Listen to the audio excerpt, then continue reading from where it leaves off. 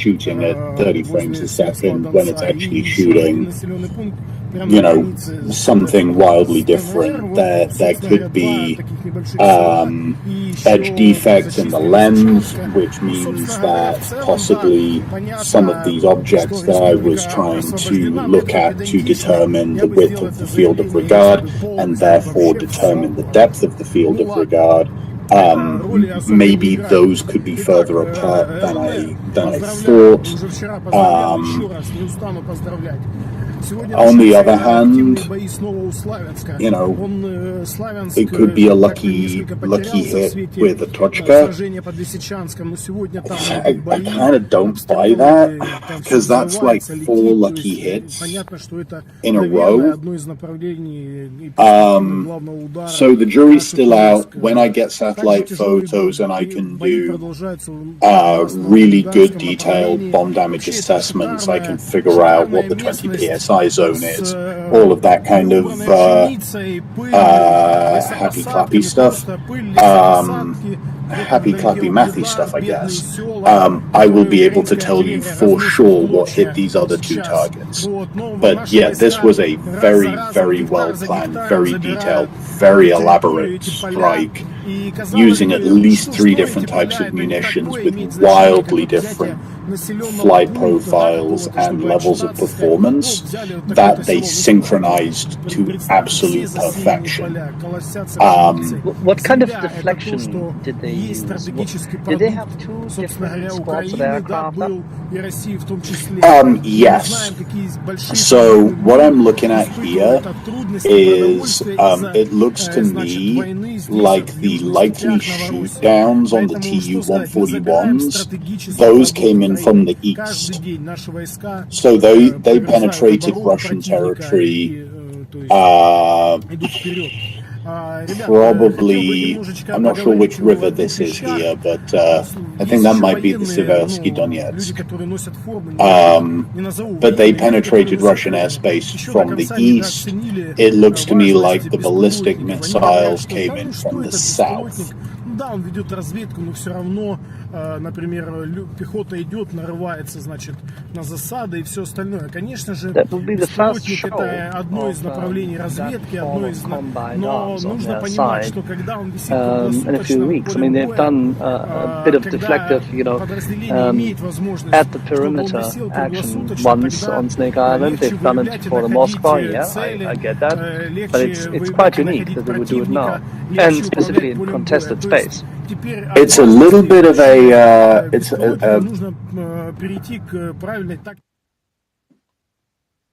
ballsy. Hang on a second. Sorry, momentary distraction.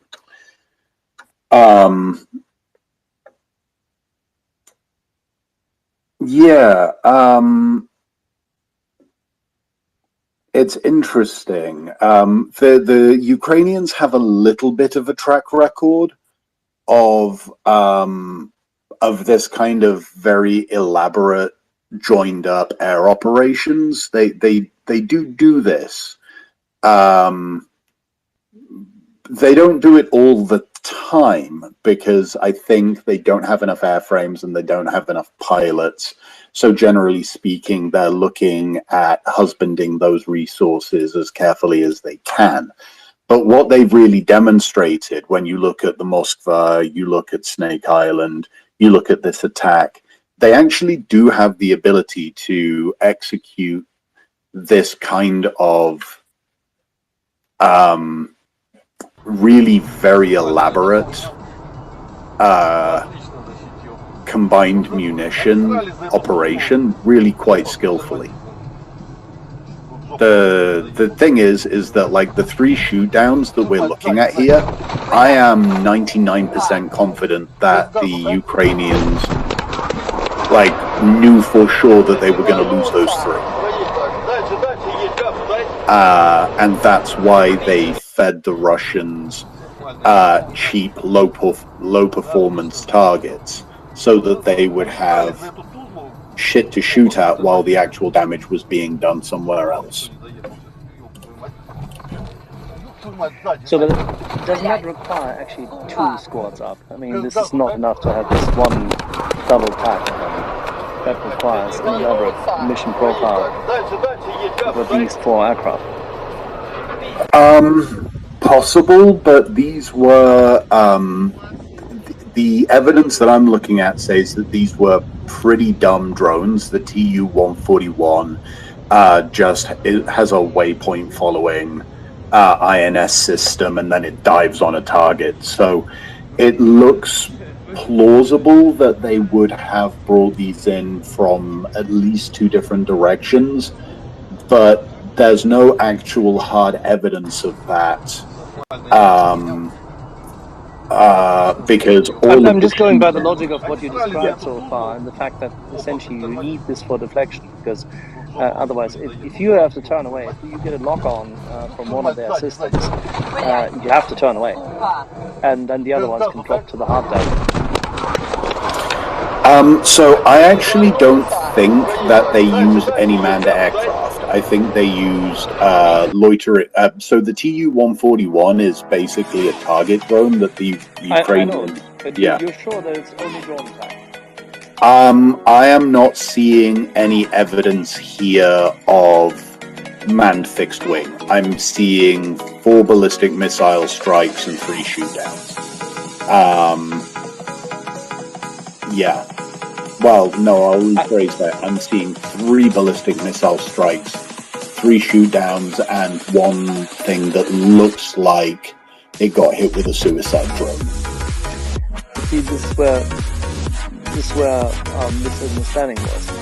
I thought, and I still believe that this is what they've done, and that in order to deflect from the missile strikes and the locations, that they would have used loitering aircraft, yet again at the perimeter, flying sorties, trying to, distract them. So on an operational level, yeah, that is something that you would want to do, but the thing about that is that if you do it well, it doesn't leave any evidence behind it. So that's something that we can presume, but we can't know for sure because, it doesn't leave anything on fire. Yeah, unless of course the air defense systems would have been all up in a more comprehensive capacity, and we would have seen more firings going on. But then, okay, I don't have any evidence. I'm just thinking about what you described, and it sounds to me that I would, in order to create such an elaborate mission, I would saturate their systems. I would make them so busy that they wouldn't even know where heads and tails are. Yeah, I mean, I agree with that. I think that is.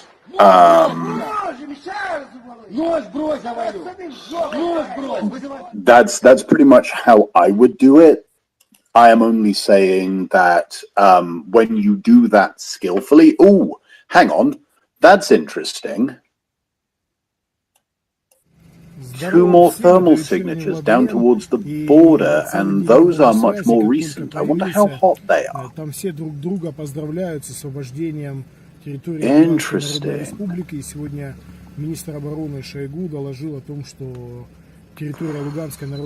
Have a look at that. I think finance is a question. Well, first I want to congratulate Portland on hassling with Russian troll. Yeah, sometimes you need a ban. It happens. I view that as a positive sign around here. I'd also like to ask, given all I've heard about the sort of revolutionary Ukrainian targeting system that allows really fast, under 5-minute counter fire for Ukrainian artillery, is it possible that Ukraine has just figured out a way to be more accurate?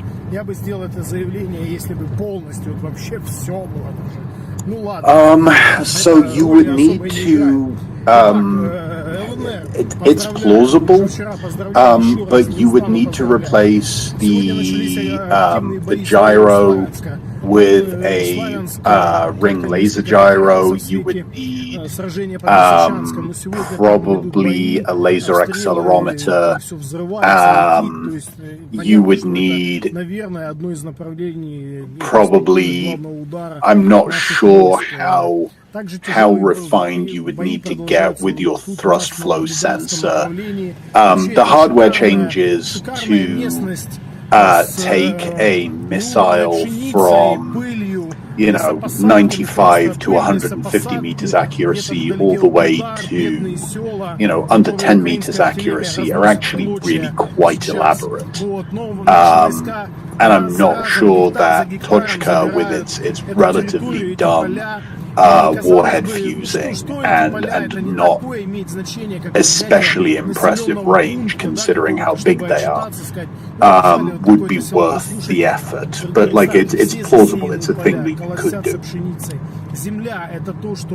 And that would certainly be a confounding variable, because I'm still looking at one of these munitions coming in that just, doesn't make any goddamn sense. Значит, войны здесь вот в южных степях Новороссии. Is that how hard or easy is that kind of hardware change? Каждый день наши войска. I mean, you're talking about basically tearing the entire missile to pieces, tearing out relatively simple mechanical components, replacing them with extremely elaborate electronic components, building new interfaces to allow the missile guidance computer to interpret data from those components, and then putting everything back together again. It would make sense to build another missile. Yeah, so this is not like just one or two parts in a better launching device. This isn't an easily feasible idea. Yeah, thank you. I mean, it's plausible. It's something that you could do, I just don't know why you would. Yeah. Importantly, it doesn't sound like something a resource-constrained military would do. Yeah, I think that is definitely fair. It doesn't sound like something that you would want to put that much time into.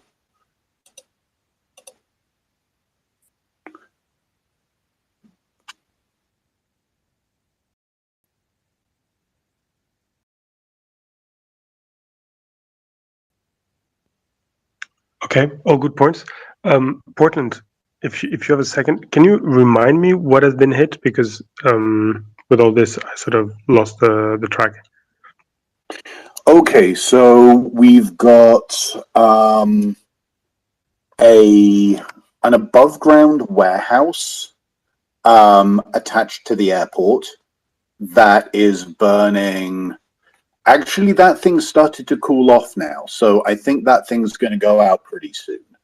That's only at brightness of about 284 or thereabouts. That's not that hot anymore. There is a fuel dump which is way the fuck on fire. That looks quite angry. That's also attached to the airport. There are 2 hits in an industrial district in the sort of the west central portion of the city, one of which appears to be an industrial solvents or something like that factory, and the other one looks like being a cement additives factory or something of that nature. I'm not totally certain. And then we've got down in the residential areas, we've got 3 more hotspots which are burning about at the temperature that you would expect a house fire to burn, and they're not overly hot. Let's just see what else I can find on here. But those appear to be the product of surface-to-air missile shoot-downs, because at least one of them was photographed with the tail of a Panzer missile sticking out of the window. So, you know, and also from the photos that I've seen, there is one house that is like utterly demolished, but the houses around it appear damaged but not flattened in the 20 psi blast wave that should flatten a civilian structure house of 1,000 pounds of high explosive is supposed to be around 122 meters. So on the basis that, you know, they didn't get absolutely flattened, I would say, you know, that's not a Tochka strike. That is heavy objects falling from altitude at speed landed on that house, and that is how you have a Tochka, the back end of a Tochka, landing near the river between these three hotspots, and the tail end of a Panzer missile sticking out of the window on one of the buildings. Now, what I have just noticed is that there are some slightly more recent hotspots down south. Really, you got to look southwest of the city. These two hotspots seem a little more recent, but their brightness indications are extremely high. So that indicates, actually, hang on, am I reading that wrong? I'm just going to go back and check. No, I'm not reading that wrong. That's really fucking bright. So it looks like we've got two more hotspots in what looks like a grass field down towards the Ukrainian border. And that would tend to indicate two more shoot downs, and something hot and flammable is sitting in the middle of those fields still burning. Because those are burning way hotter than a grass fire would burn.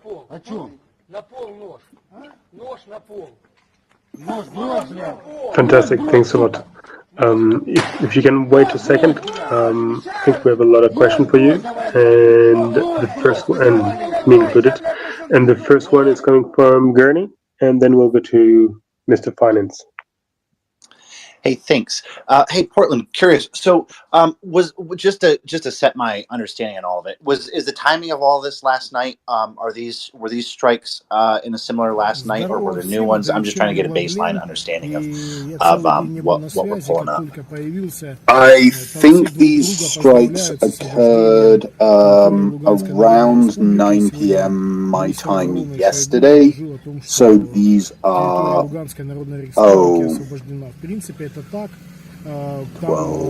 they're about 18 hours old, something like that. Oh, okay. And what do we have for photographic evidence, or what? I'm just out of the loop on it. What do you have when these things are on fire? Is it just firms data? Are there things that go along with it? So this has been a really interesting incident because there is a ton of video. There is a ton of photographic evidence from the area. We've got videos of the strikes coming in. We've got photographs of the blast zones. We've got photographs of the wreckage. We've got firms data. But I am still waiting for high-res satellite images so that I can do like a really thorough bomb damage assessment. Gotcha. Okay. Because when I searched for it, and this is just, I'm noticing this. So there's quite a bit of Russian media out there, clearly, in response to it, since it was in the middle of the night, most of these attacks, and they've since had daytime, and they've even put some local civilians on the spot. So it seems like they're forming a narrative. But I was trying to find pictures airfield or any of those fuel depots. And maybe I'm missing it or overlooking it. I remember seeing the Toshka shells in the residential civilian building, but I didn't remember if I had seen or come across any like critical infrastructure that was on fire or not. So maybe I'm overlooking. So I haven't seen any photos from the scene of the strikes that I consider most interesting yet. I've only seen the photos that this is a Russian-controlled area, so they're only putting out the photos that suit their narrative. I won't be able to do a really concrete bomb damage assessment on how badly stuff was hit until I get those high-res satellite images, which I'm still waiting for. I am just observing at this point that if you go on firms, so the first thing I did was I geolocated roughly where I expected those strikes to be, which was, respectively south of the airport and in the industrial district, based on all of the videos that we had. I was able to reasonably solidly geolocate the camera people and then get a cross-fix by looking at where those things were pointing relative to some very tall structures. I'm not actually even sure what those structures were, but there were some very strange-looking, very tall, smokestack-looking structures that were visible in both cameras. So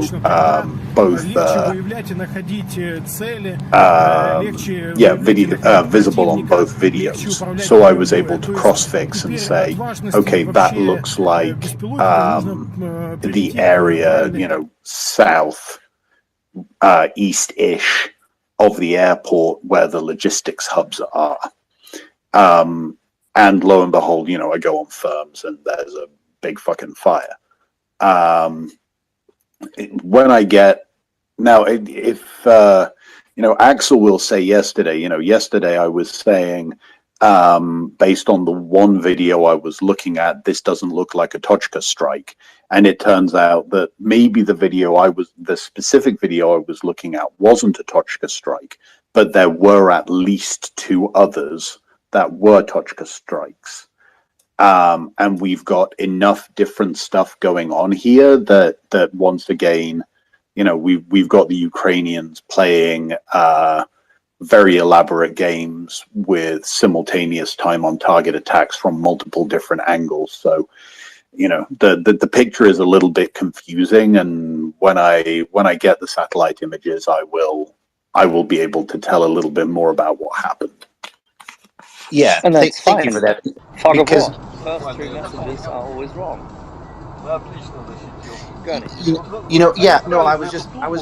So the only thing that's unusual to me isn't any of that. So if we've seen the Belgorod helicopter strikes much earlier on, I know it's in Russian-controlled territory. And they've, in terms of the daytime TV coverage, the Russians have certainly coordinated their media against it. But they don't do well at suppressing the Telegram channels and the incidents. Because if I'm also looking back at that suicide drone strike on the refinery. Now again, the Belgorod helicopter strike was at night, but we still got video of that. And then the refinery strike was daytime, the suicide drone strike. The only thing that's raising my caution flag here isn't the video we've seen. I've seen the intercept in the air, the explosions over Belgorod. My only hesitation is there's a large Russian media presence, and there's some imagery from night, but then there's nothing else. And we usually sometimes get some feedback from that. So I don't know how to interpret that. I don't know how to interpret if those are being suppressed, because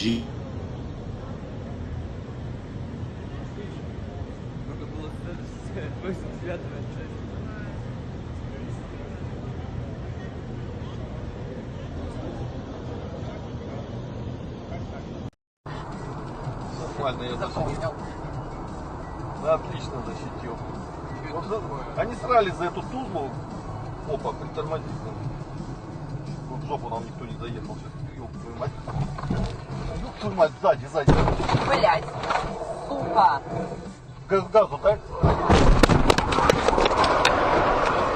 Рвануться. Проехали. Дальше, едь, газ, дай.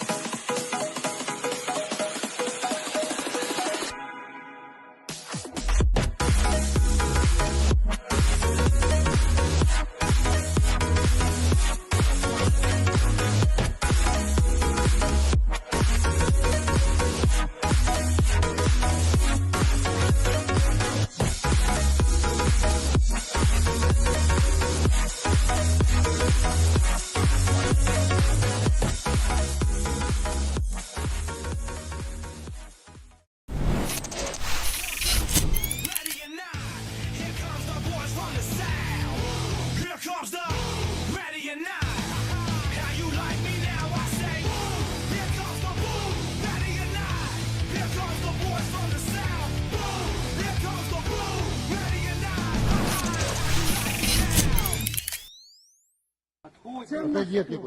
А? Отойди от КПП. От КП отходим. Отходим от КПП. Что случилось? Что за Я хуйня? не пойму, я с человеком говорю. Что вам надо? Что вы хотите? Я Надо? пришел с человеком. Что вы хотите от патрульного? Отходим от КП.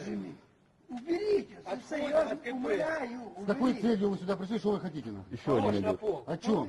На пол нож. Нож на пол. Нож брось, блядь! О! Нож брось, сука! Нож на пол. Нож брось, блядь! Боже, мешаю говорю. Нож брось, говорю! Самим в жопу. Нож брось! Вызывай!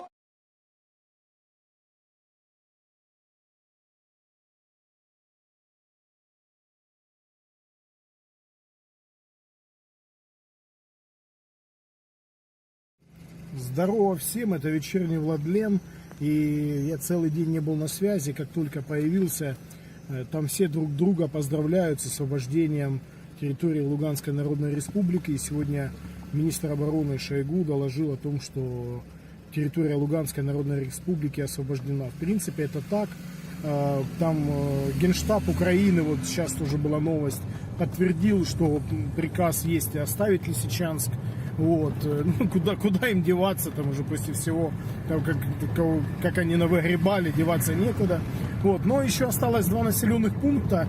Вот Белозеровка, Белогорская, это вот возле Северского Донца. И еще один населенный пункт прямо на границе с ДНР. Вот, собственно говоря, два таких небольших села.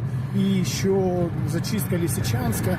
Ну, собственно говоря, в целом, да, понятно, что республика освобождена, но я такой педантичный, я бы сделал это заявление, если бы полностью, вот вообще все было даже.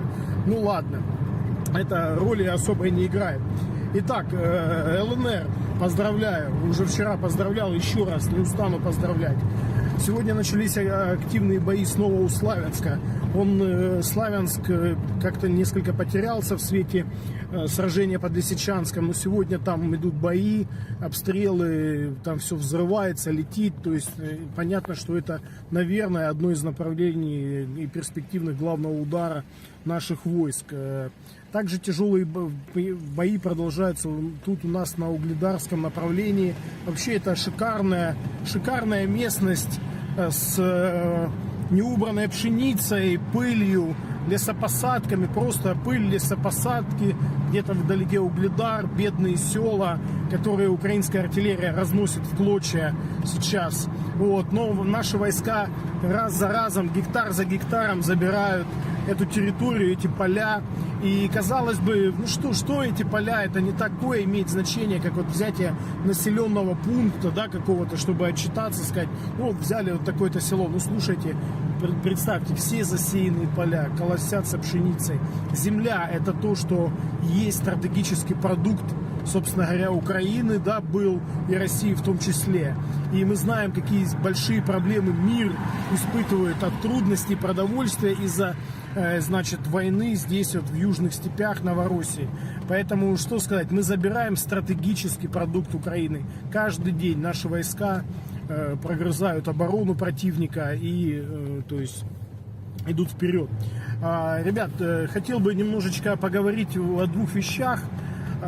Есть еще военные, ну, люди, которые носят форму, но я их не назову военные, люди, которые носят форму, еще до конца недооценили важность беспилотников. Они говорят, что да, ну что этот беспилотник, ну да, он ведет разведку, но все равно, например, пехота идет, нарывается, значит, на засады и все остальное. Конечно же, беспилотник это одно из направлений разведки, но нужно понимать, что когда он висит круглосуточно над полем боя, когда подразделение имеет возможность, чтобы он висел круглосуточно, тогда легче выявлять и находить цели, легче выявлять и находить противника, легче управлять полем боя. То есть теперь от важности вообще беспилотников нужно перейти к правильной тактике их применения. Да? То есть сейчас...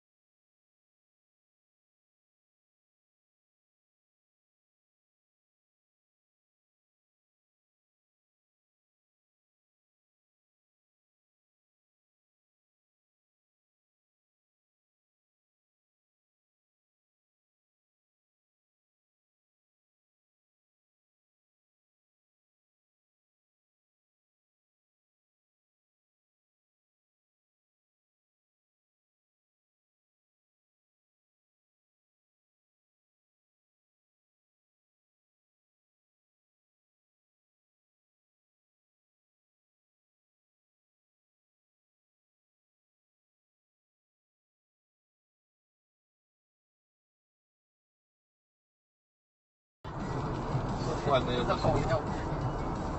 Да, отлично защитил. Вот, они срались за эту Тузлу. Опа, притормозить. В жопу нам никто не заехал. Сейчас, ёб твою мать. Ёб твою мать, сзади. Блять, сука. Газу, дай. Ебануться. Дальше, едь, газу, дай. Нормально, я защитил. Да, отлично защитил. Вот, они срались за эту Тузлу. Опа, притормозить. В жопу нам никто не заехал. Сейчас, ёб твою мать. Ёб твою мать, сзади. Блять, сука. Газу, дай. And I'm sure he has something either brilliant or very perspicacious to ask or to tell us. Yes, just a point of order and an open question, which I'm trying to crowdsource a solution to. Portland, the Tochka, if I remember correctly, there's a booster stage with a warhead, and the booster stage disattaches or ejects the warhead, and then it homes in on a terminal velocity, if I recall correctly. The train station bombing where they had written Zadieti on the bomb, you know, that didn't burn. You know, that was also not an anti-aircraft interception. The second question is more specifically about what's going on in Lysychansk, if I'm pronouncing this correctly. I'm sorry, I'm very tired. The O group, which if I remember correctly translates to Brevo Tiezhnia, is one of 10 professional full-time battle groups that Russia has had since 1996.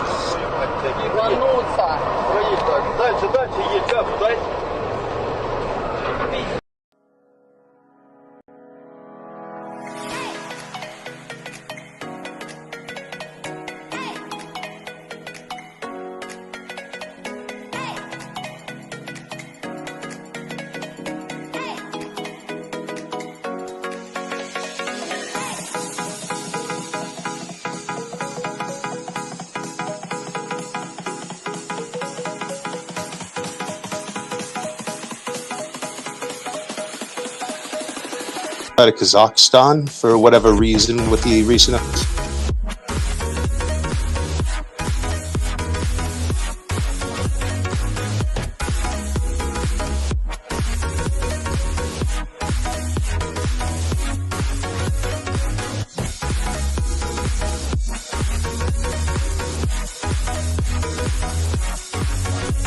Those are not Tochka interceptions. I strongly suspect that they used the Tu-141s to get the attention of the air defenses, and then they put Tochka in after the air defenses were already activated. I've not seen anything that gives me any specific reason to believe that any of the Tochkas were actually intercepted by Russian air defenses at all. Yeah, no, it's complicated and it's easy to misunderstand, but there is the remains of a booster lying in the middle of a field, is in one of the photos. So, as you correctly say, the warhead separates from the final booster stage and does the remainder of the trajectory on its own. I don't know why they went to that additional level of complexity, but okay, fine, that's for them to figure out. What was the other question? Location of, or I'm sorry, if anybody in Kherson had seen any military vehicles with the marking O as opposed to the V or the Z. No, there's no such marking in that southern military district, and the groups which were involved, I mean, the staging of the operation going to the north of Kazakhstan have not been actually in Belarus, where the O marking came from. Okay, thank you very much. I'm still trying to put this puzzle together. There's 5 battle groups that are unaccounted for. No, actually, there's no such thing. I don't know where you got your list from. I think we have a pretty comprehensive list. If you want to share something, please DM us to me and we can have a chat about it.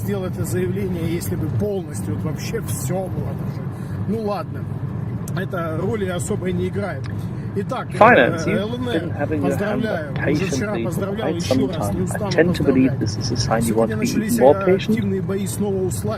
I'm just a patient man. Resilience is everything. Please, oh, I was just very excited to hear on the list of targets was a Russian industrial lubricants plant. I'm probably the only person in the world who gets excited by hearing a Russian industrial lubricants plant gets hit. One of the things that Russia is having issues with in their economy is, in fact, industrial lubricants. It's one of the many bottlenecks they have, since they don't have the kind of imports they have from the West anymore that they used to. So while they have many petrol products and all the base things you need to make refined industrial products like industrial lubricants, they don't have as many factories that make those kinds of things. So while it isn't going to win the war by itself, it is the kind of thing that will really throw a nice wrench into their war machine, and that brings a smile to my face. So I hope it was a big important one. I really don't have any good way of knowing or how they can replace it, but at the very least it will cause them some serious problems in their industrial war machine, and that makes me happy.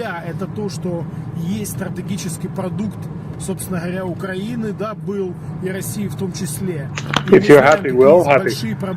And given the fact that they can't have any of the German industrial lubricant companies who normally supply them with anything and everything, support them any further, because none of them are willing to work with them, isn't that even better? Yeah, exactly. That's the big strain, is that they're used to getting a bunch of these kinds of a huge percentage of their refined products and parts for their industrial machine and war machine imported, like industrial lubricants. Again, one of the big things in World War II was ball bearings. They're the little circle wheels that go in your wheels, and without ball bearings, you don't have wheels that work, whether they be in your car or on a tank road, right? So ball bearing factories were like the thing that both the Allies and Axis were targeting when they tried to target industrial factories. Well, industrial lubricants aren't quite ball bearings, but they're sort of the same idea. Doesn't sound very exciting, but if you don't have them, it's kind of like not having oil in your car. You're going to be dead in the water pretty quick. As I said, it's not like their only thing. You won't break everything down, but everything that you can destroy that's a bottleneck in your industrial machine, especially when they can't get it from their old suppliers, that's always excellent news. Absolutely right. Thank you very much for that, and I commend you for it. Gurney. Yeah, thanks, Axel. Portland, sorry if I didn't make sort of a plausible narrative earlier. I wasn't trying to talk about the analysis side, but I just thought it was interesting to me to note the quick Russian response to Belgorod and bringing in front of the cameras the usual, three women crying hysterically, sobbing. What will we do? We're so unsure. We're so terrified.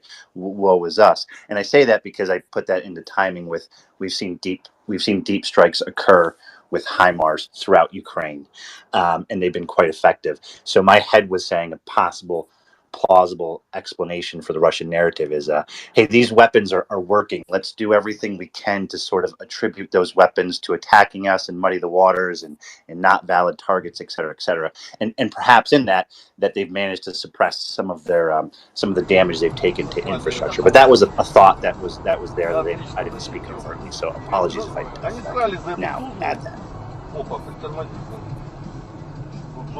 Yeah, I think that's a factor that makes a lot of sense to me. I've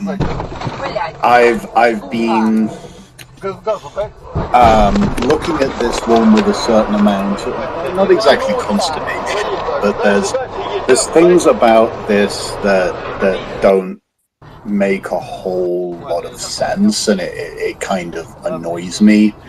And factoring in the fact that, the Russians are really just monotonously good at playing the woe is me. Look at the evil Ukraine, or the evil whoever is being mean to me today because I'm trying to genocide them. How unreasonable are they? What terrible people are they? And it's all boring bullshit. And I tend to tune it out, because I'm kind of obsessively focused on what I can see and what I can know.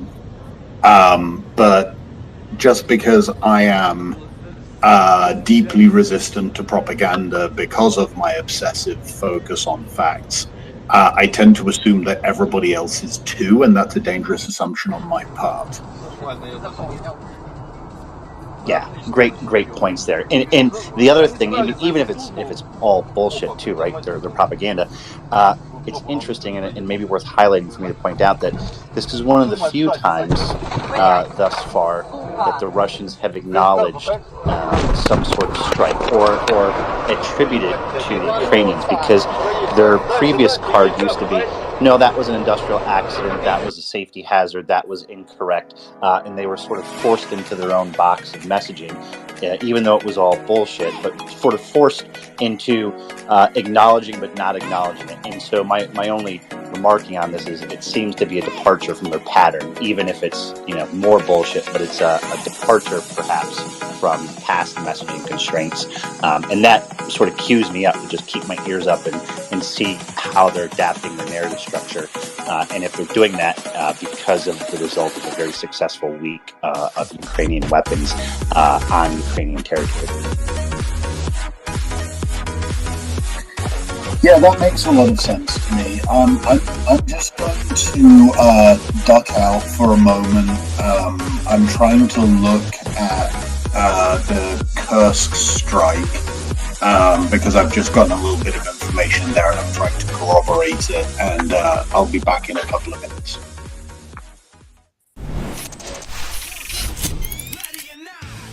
Well, so long, Portland. Nick, did you have a question?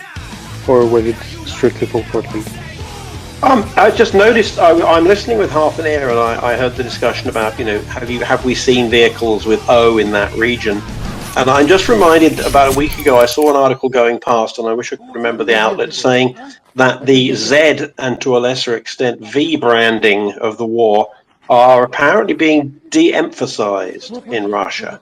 I don't know whether that's been discussed. So this would be a derail, I think, of the rather technical discussion that's going on at the moment. But did that get discussed? If not, I can go and look up.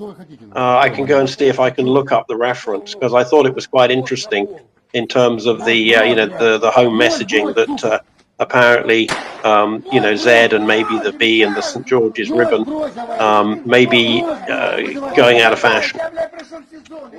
Yeah, we haven't seen any sign of this in Russian media, which we're monitoring very closely. What we have seen is that Madame Zakharova is now playing with strawberries, if that is any help. If you want to derail a discussion, just Google Miss Zakharova and her newest strawberry movie, and you'll have some fun. She is definitely the most alcoholic ever press secretary. Zakharova strawberries. Yep, I can send you a link if you want. It'll make you nuts. No, okay, I'll find it. I'll find the video. Yeah. Righty-ho. Meanwhile, User Brain has joined us, and please use our brains. Okay, hi. I had a question for Portland. These two 141 loitering drones. I'm not sure Portland is here. I'm not sure he can hear you. Oh no, I'm back. I can answer. Okay, sorry. So these Tu-141 loitering drones, how maneuverable are they? What is there? I know that they can reach really long. They can travel really long distances, because at the beginning of the war in March, one random drone got lost and hit all the way to Croatia. But I'm wondering, how maneuverable are they? Were they able to just? That's all that I wanted to ask. Yeah. So their wing loading is actually very low. So in theory, they should be highly agile, even though they have delta wings, which generally speaking is not ideal for maneuverability. But the thing is that they're just INS guided drones. So if you want them to maneuver, you've got to program the maneuver before you have them take off. So while they are theoretically highly maneuverable, I don't see a way for that maneuverability to be leveraged in a way that is tactically useful.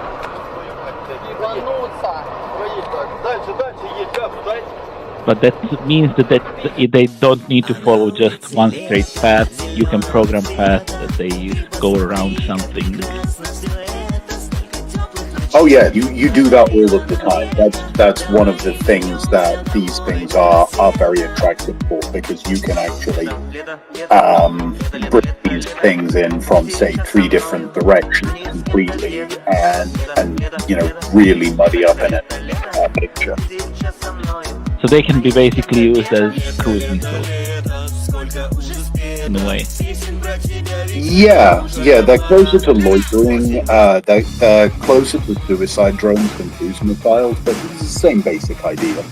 Okay, thank you.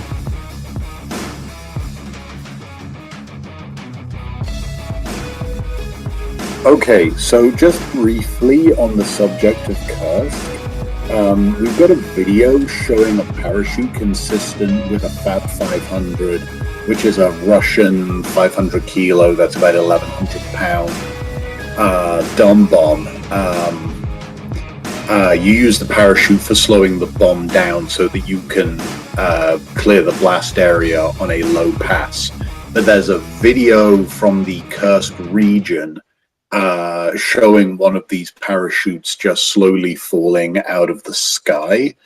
But the interesting thing is that there are no thermal signatures in the vicinity of Kursk on firms.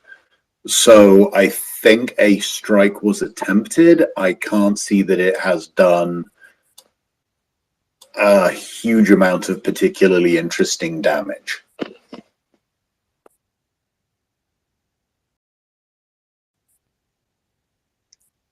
Sorry, did you say it's a Russian bomb? Do the Ukrainians have some of these? Oh yeah. This is the bulk of their airdropped munition inventory. Portal, can you also talk about the fact that the Russians launched a missile, which they then had to chase because it went awry? They had to chase with their own missile defense system? I haven't seen that confirmed as a fact yet, but if you show me what you've got on that one, I can see what I can determine from the videos. I only have a radio.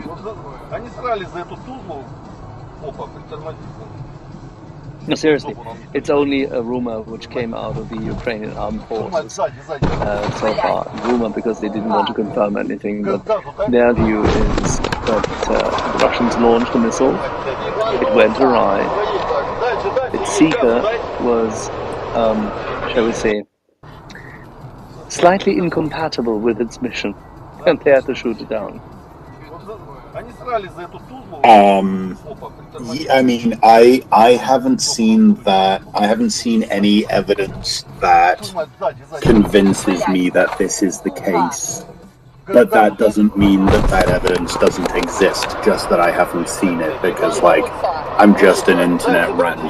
Like, I only get the videos that people send me. So, like, if there is a video showing this, or a series of videos that I can interpret together, I would love to see that, because if that's true, that's fucking hilarious, and I will go and bully the Russian ambassador. Ask a question, and then Axel, I've got a question for you. Hi, good afternoon, everyone. My question, I have two questions. One is about what is known about sort of the terrain to the west of Lysychansk. My understanding, it's like a valley with a river, small river, and then another ridge. And then the second question is about the bonus round, which I just learned about the other day. And my question is, how effective are they? They seem like they'd be very.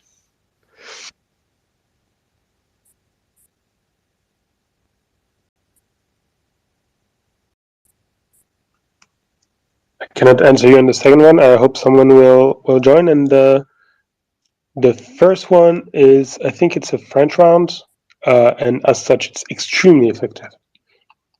No, the bonus round, I think, has been used in northern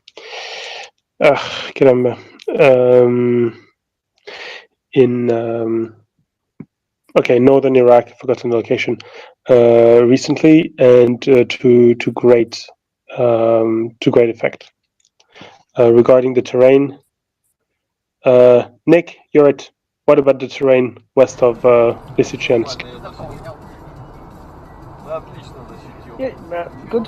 You described it well, but what are you leading at with that? The Ukrainians are running a delay, so they're moving out from there. They've moved out their troops into different positions in order to be able to force the Russian troops to move by themselves, therefore stretching their lines, therefore stretching the line towards their munitions depots, in order to see more truck movement to then be able to hit those munitions depots, especially those well entrenched, get their other support forces, including tanks, out of the revetments which they've had. So if you get a moving picture, you can hit them harder. That's the whole point. I guess my question is, it would make sense perhaps that they get to the other side of that river rather than hug the line. so that we might see even more sort of short-term advances that would still make a lot of sense tactically for the Ukrainians? That was my underlying question. Yeah, I agree with you. That is actually the key thing. Thank you, everyone. Always welcome. Axel, do you know someone called Zhibek Joly?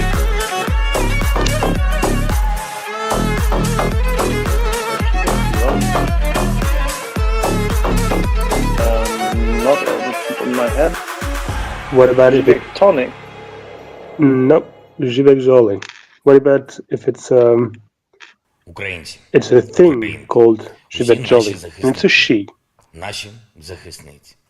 Сьогодні в нашій державі відзначаються два важливих професійних свята. День військово-морських сил України, Kommersant, the economics focus Russian newspaper is saying that the Zhibek Joly, a ship transporting Ukrainian grain under Russian flag. Oh God, yeah, okay. І вашій хоробрості врятовані тисячі життів наших людей. Російські окупанти понесли дуже значні втрати і на морі, і в небі. So yeah, it's a ship that has been that was taking its unlawful bounty to the Mediterranean and has been stopped by the Turkish authorities, and apparently this has been confirmed by the Ukrainian ambassador in Turkey. So maybe just a fluke, or it can be something important. Our friends in Ankara may have found their sanity and maybe a brand new set of balls. They found some spare parts for the F-16s, another 24 of the F-16s en route, and they thought it's a good idea that they're now being allowed to use more of their tank ammunition on the Kurds without being impaired. Who knows? I don't know. It may just be a ploy. They've been playing both sides against the middle since the beginning of the NATO membership. They are the NATO member of convenience since Erdogan managed to impound 5,000 of his finest military officers, NCOs, and their families. So that's not even a discussion worth. I mean, if you are anywhere near, let's put it this way: many very good officers who were in the NFIUs. In Europe, and all across Europe, and of Turkish descent at that point in time when this happened, were called back, actually simply didn't go back to Turkey. And some of them just had to, because they were pressured, because their families were already being incarcerated in that push. It's an absolute abomination. And decapitating his own, the cadre of the quality of his armed forces was just the start of it. Despicable man, that. Это однозначно здесь присутствовали. Без их вот этот конфликт не обошелся. Однозначно будут доказательства для трибунала, доказательства для Совбеза ООН. Negative, it's unrelated. It's walking backwards.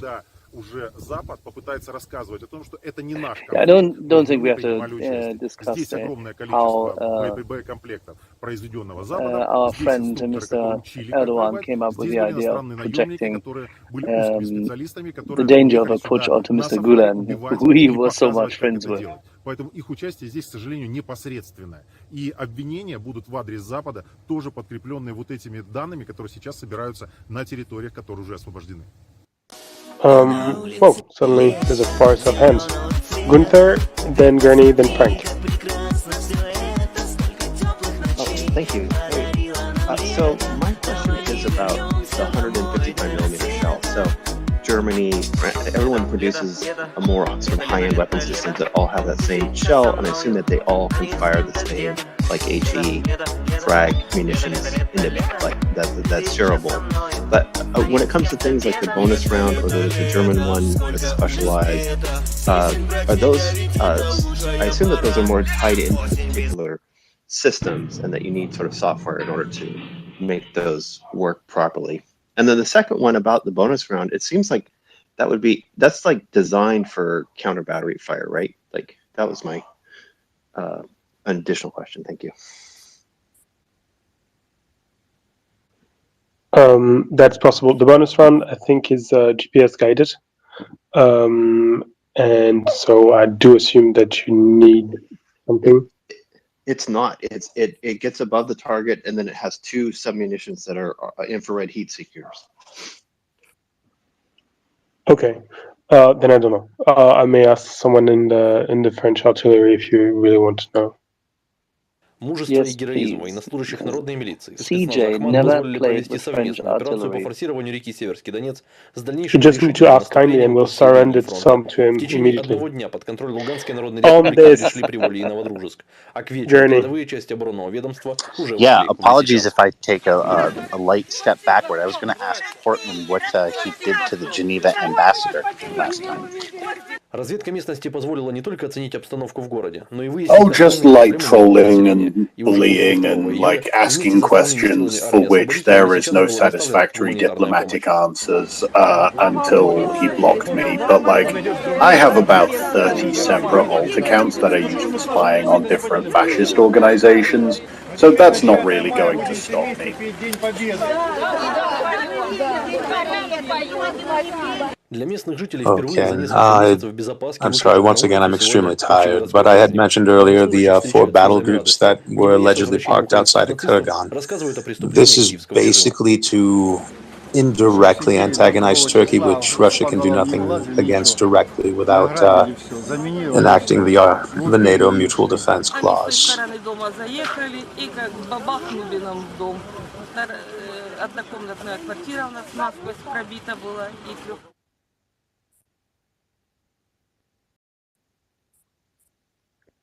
I'm sorry, I completely missed it. Can you repeat this? Okay, sorry. Due to Turkey finally stepping up, the Russian position has been to antagonize the allies that Turkey has in Central Asia. Kazakhstan is one of the biggest recipients of Turkish aid and largesse. So since Russia cannot antagonize Turkey directly, I've heard rumors that there are 4 full professional battle groups outside of Kazakhstan to dissuade them from further nationalist sentiment. You may have heard some news about them renaming airports, etc., etc. They're trying to show some independence and make some independent action, but this is precisely what precipitated the invasion of Czechoslovakia in 1968, and plus it will be a thorn in Turkey's side.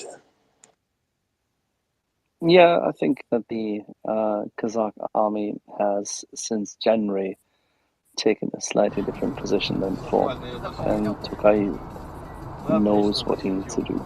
He also knows whom to call by now. Maddie? Yes, exactly. Where's Manny when you need him? No one's gonna say Ghostbusters?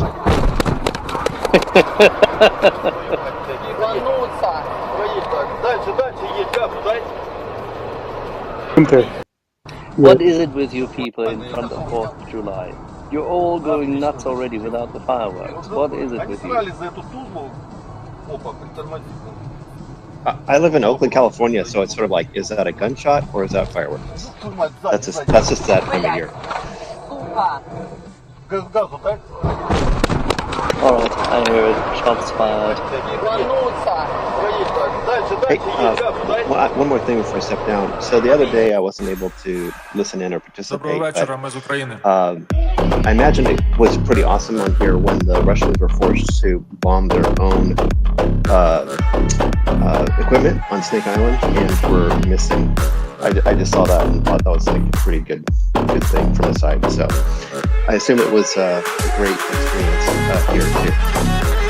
Portland, let's comment upon the emotional moment the Russians had for 3 days straight.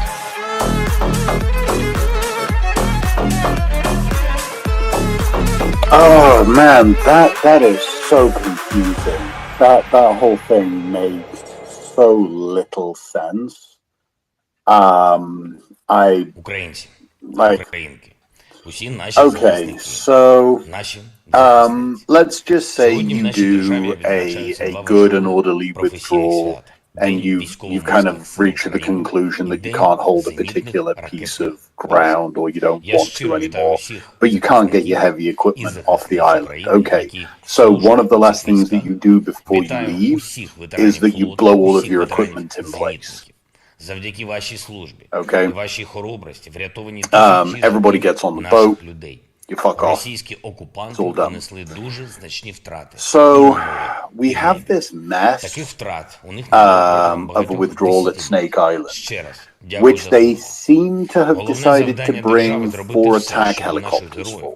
у наших Okay, воїнів, but those з усіх attack бойових helicopters were not було a threat. все. They Все weren't необхідне для захисту держави, covering. що була найсучасніша зброя. Це не просто. Це вартує багатьох зусиль, це потребує численних переговорів, але ми забезпечимо таке постачання. Україна вийде на рівень, коли буде зневільована вогнева перевага окупантів. Ми не втрачаємо жодного дня, переконуємо наших партнерів, налагоджуємо нові зв'язки, використовуємо можливості політичні, дипломатичні, інформаційні. Сьогодні російська армія вкотре жорстоко обстріляла Слов'янськ, Краматорськ, Харків. Yeah, well, he's got pure German lines, believe it or not. His parents were show dogs. His mother was direct from, first generation from Germany, and his father was in the States when they were bred. Yeah, it looks like Росія має достатньо when they have смерчів, these ураганів, very градів, wide щоб знищувати mouths, в Україні місто за містом. that's pretty Вони зібрали на hefty. Донбасі Pretty cool. зараз найбільшу свою Well, I'll tell you, вогневу he has a потужність. Вони tail. можуть It's European використовувати style, so you десятки should be тисяч proud. артилерійських снарядів Good dog, щодобово good dog. на одній Yeah. ділянці фронту. Question or Це comment? реальність. Ukraine Тому being ми invaded by знищуємо Russia, потенціал how do we win? окупантів день за днем. Yes. Don't have the answer yet, but I've been working on it. І Change the topic a little bit, something that's been on my mind. Early, prior to this phase of the war, I read an article stating that Kharkiv would never be taken. At the time, I had no idea where Kharkiv was.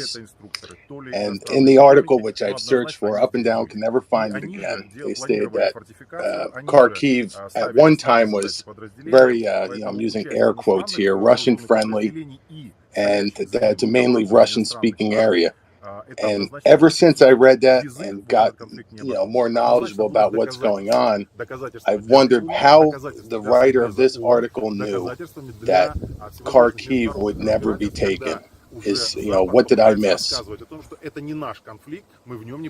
That's very straightforward and simple. Kharkiv has had a very, very solid, independent political culture for as long as the city actually exists. It has a significant commitment by its civil society to the city itself. It was one of the most, shall we say, technologically advanced due to its wonderful university and its engineering college and the spirit of the city.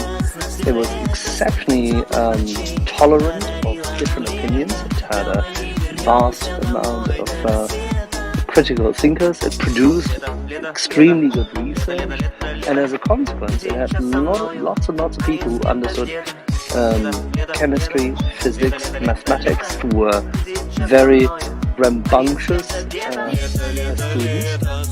It has a very good, actually now it has had, because the laboratory has been bombed to bits and smithereens, but some of the guys who actually did their doctoral thesis, friends of mine, created the basis for the IT revolution in the country, because they like to do real research and then go immediately, typically Ukrainian style, into real application. So Kharkiv has this pragmatic, but also esoteric and very deep research kind of breathing style in its overall culture. At the same time, food's great, the people are funky, different cultures. Kharkiv can never be taken because it transcends time, and it has civil defense. People are resilient. They speak Russian predominantly because it's the language which was printed upon them, but they also speak Ukrainian, and they feel Ukrainian. They feel free. They have benefited from Ukraine being a more open society, more than anyone else with the university in Ukraine. And that's why Kharkiv can never be taken. Well, I will say that's an excellent answer, and I appreciate your guys' time. I'll step back down. Always welcome. Bring the Rottweiler to bark. He's at home. I'm at work, unfortunately. But if he was, I'd have him bark for you. Thanks, Axel. Cheers, mate. My app is glitchy, so I cannot see who was speaking. But regarding Kharkiv, I really would advise you to read the book by Daria Platonovna called The Donbass Conflict in Ukraine, Elites, Protest and Partition, published in Routledge, by Routledge in 2021. And it makes a comparison between the power structure in the Donbass and that's in Kharkiv before 2014. And the argument is basically that the Kharkiv elites were self-standing and very much independent in a way that the Donbass elites were not. And that's basically what completely immunized them against any Russian interference and allowed them to completely expel any attempt by the Russian services to foment something similar to what was happening, to what they didn't manage to make happen in Donbass. So it's a very good book by Daria Platonovna. If you don't really fall in love with Kharkiv and with the spirit of the city by reading this book, I'll give you your money back. Excellent, Ben. Could you send me a DM with the author and the name of that book, please? I can, but only if you send me a DM first, because I don't see you. I don't know who you are. Okay. Ben, I'm Ben also, so I'll do that right now. Thank you.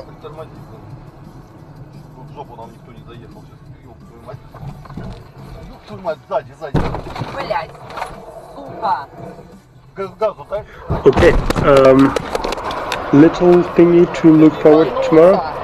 A very small finance news. I would have hoped for finance to join us to talk about it, but he can't at the moment. So I'll share it with the whole of you directly. Tomorrow, Rosbank, the Russian bank, will begin charging 0.5% a month as a fee for any account held in euros or dollars. So 0.5%. That's the equivalent of nearly 6% fee on holding foreign denominated accounts. This is very, very interesting. I'm not sure to fully understand what's going on, and why they would want to do this. Maybe Axel will manage to tell me that, to explain this to me.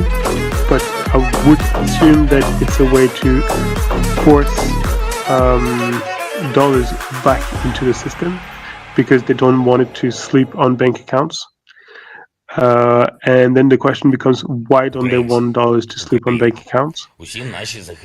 And I don't know, maybe they just don't have enough in the country to make the dollar and euro denominated economy that is apparently happening in Russia at the moment. This economy needs more liquidity. And one way of increasing liquidity is to increase the turnover of money. And to increase the turnover of money, you just prevent people from, you give them a strong incentive not to keep dollars on their bank account. Alternatively, it's yet another way of propping up the ruble, but I wouldn't think that they needed that. But yeah, so it's something to look forward for, and as well as an explanation by someone who has a better understanding of the situation than me. Frank? Please don't ask a question about Kazakhstan again, because our Kazakhstani elite troops have not arrived yet, so they won't be able to help you, but do go ahead. I believe Alex was first. Georgians to the front. Сьогодні російська армія вкотре жорстоко обстріляла Слов'янськ, Краматорськ, Харків з реактивної системи «Смерч». Тільки в Слов'янську у списку загиблих вже 6 людей, близько 20 поранених. Загинула дівчина, звали її Єва. У серпні цього року їй виповнилося 10 років. Росія має достатньо смерчів, ураганів, градів, щоб знищувати в Україні місто за містом. Вони зібрали на Донбасі зараз найбільшу свою вогневу потугу. І вони можуть використовувати десятки тисяч артилерійських снарядів щодобово на одній ділянці фронту. Це реально. Тому ми знищуємо потенціал окупантів. День за днем. Прораховано, потужно. All their prospect is to go conscript, like as soon as you are 18, anybody between 18 and 64, go and die for Putin. Putin's crazy war that he can't win, just kill all his people. So that's clear choice. Especially in the beginning, there were some voices, oh, why wouldn't Ukraine just surrender? There is no choice. If you surrender, it will be much worse. You will get Donbass. If you fight, you have a chance. That's just, I think it's a very clear example of when a dilemma like that is. They hope that now that kind of free world knows what it's going to do and has a pretty much path to victory. Those questions won't be asked anymore, but like they were, and it wasn't that long ago.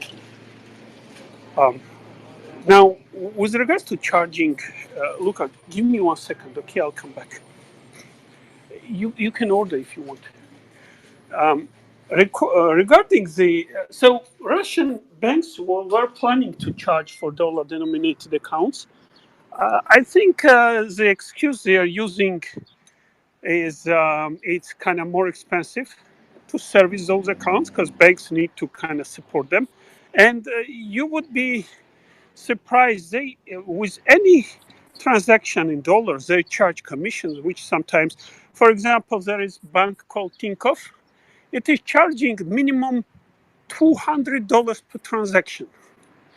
So there were curious situations where people were trying to send $150 and they owe to the bank $50, because of transactions.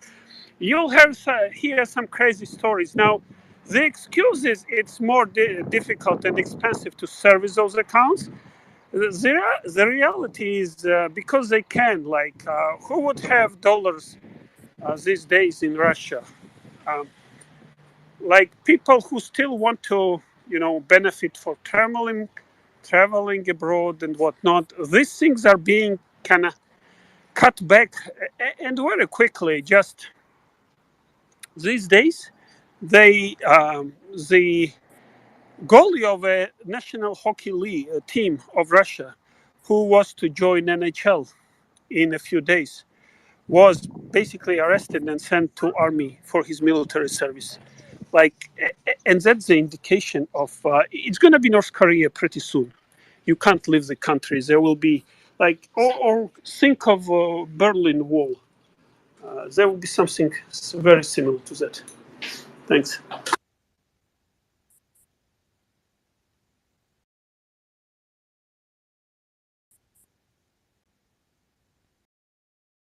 I wanted to just briefly hypothesize about the nature of the fee for the dollar accounts.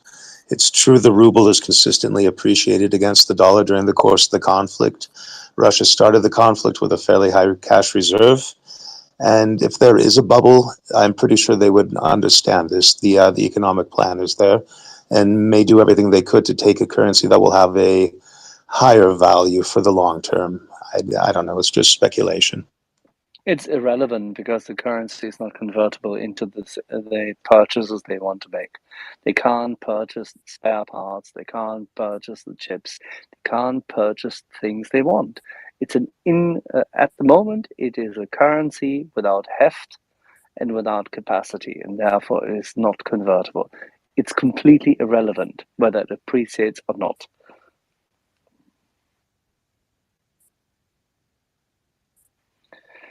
And with that, let's go to Nick. Nick, how's Magaluf?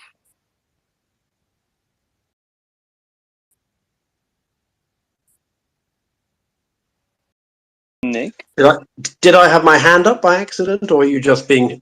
No. I dinged you because you were talking to me before, and I thought it's a good idea to pinch your brain, and because at the moment we are dealing with the fact that we are in the run-up to something which will happen in about 1.5 hours. As you know, those colonials, those dang colonials, are having their little event at the moment. They're all preparing for fireworks and the likes, and we love them to bits and pieces because they've saved Europe and civilization at least twice, if not more, and they continue to do so. But as they do so, there is a little special military operation coming up. And what do you think would really annoy Putin more than anything else? I mean, psychologically. You're being rather enigmatic here, Axel. I rather suspect that Putin isn't listening on the channel, although who knows? We have Russian trolls here all the time, trust me. Male, female, android, they are there. I would just I don't know. Maybe his girlfriend can get arrested in Switzerland. I would just like to put in, Axel, you still owe me troll blood. I'm just saying, I haven't forgotten, you still owe me troll blood. I shall owe you troll blood. Let me think about it. Trust me, if you stay on for the next, say, hour or so, there's a high likelihood of amazing streams of troll blood. Because we're doing something. Just because you said that, I'm going to stick around. No, seriously, this is actually worthwhile. It is the 4th. And it is the 4th of July of a nation which has been willing to commit to freedom without actually having to have to do so. That's why the isolationists in America often have the upper hand. You know, why would we have to sacrifice something? No. Freedom doesn't come for free. Freedom must be defended. It must be argued for. It must be fought for. And often enough it happens far beyond і вашій хоробрості врятовані тисячі життів наших людей. Російські окупанти понесли дуже значні втрати. Two great quotes from two great Americans, Thomas Jefferson and Martin Luther King. The price of freedom is eternal vigilance. That's Thomas Jefferson. And from Martin Luther King, injustice anywhere is a threat to justice everywhere. Державу, що була найсучасніша зброя. Це не просто, це вартує багатьох зусиль, це потребує численних переговорів, але ми забезпечимо таке постачання. Україна вийде на рівень, коли буде знівельована вогнева перевага окупантів. Ми не втрачаємо жодного дня, переконуємо наших партнерів, налагоджуємо нові зв'язки, використовуємо всі можливості політичні, дипломатичні, інформаційні. Сьогодні російська армія вкотре жорстоко обстріляла Слов'янськ, Краматорськ, Харків з реактивної артилерії, системи «Смерч». Тільки в Слов'янську у списку загинули вже 6 людей, близько 20 поранені. Загинула дівчинка. Funnily enough, my cat's actually named after їй виповнилося 10 років. That is a piece of Росія має history near and достатньо close to my смерчів, heart. ураганів, градів, щоб знищувати в Україні місто за містом. we Вони had the зібрали на discussion a Донбасі little зараз earlier with our найбільшу свою artillery вогневу crew, потугу. because Вони можуть it's today, використовувати don't forget. десятки We're тисяч talking about артилерійських снарядів Pickett Charge and щодобово likes, на одній ділянці Gettysburg. фронту. Це реальність. Тому If ми the Union знищуємо artillery потенціал hadn't been окупантів as день за effective, днем. Прораховано, we'd be потужно. living in a different І, world. звичайно, отримані нами системи. This is why I am absolutely solidly of the opinion that Fort Bragg should be renamed Fort Sherman. Actually, Fort Benning, that would be funnier because it's in Georgia.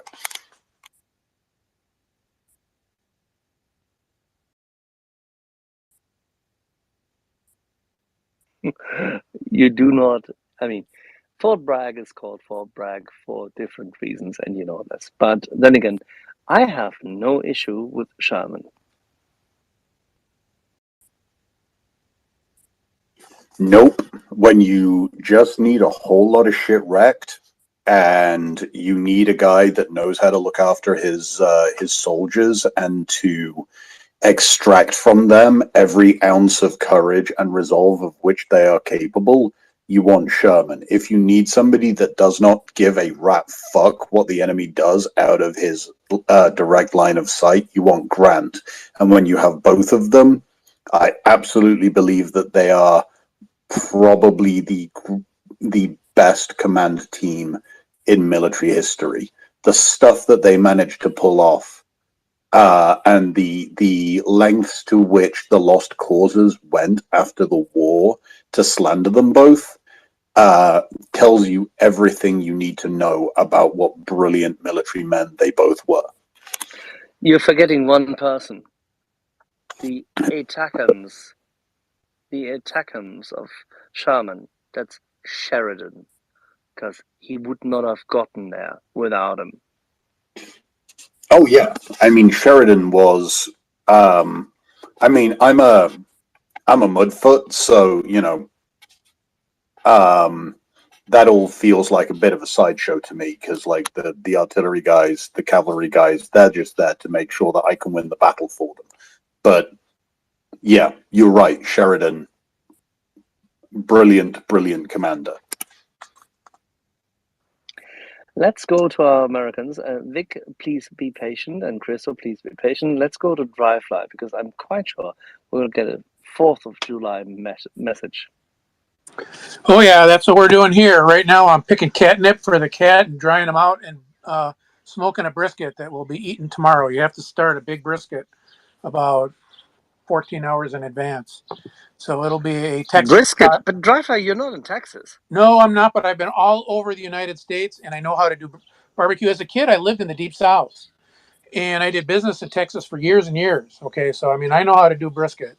And I actually am better at pulled pork because I lived outside of Memphis.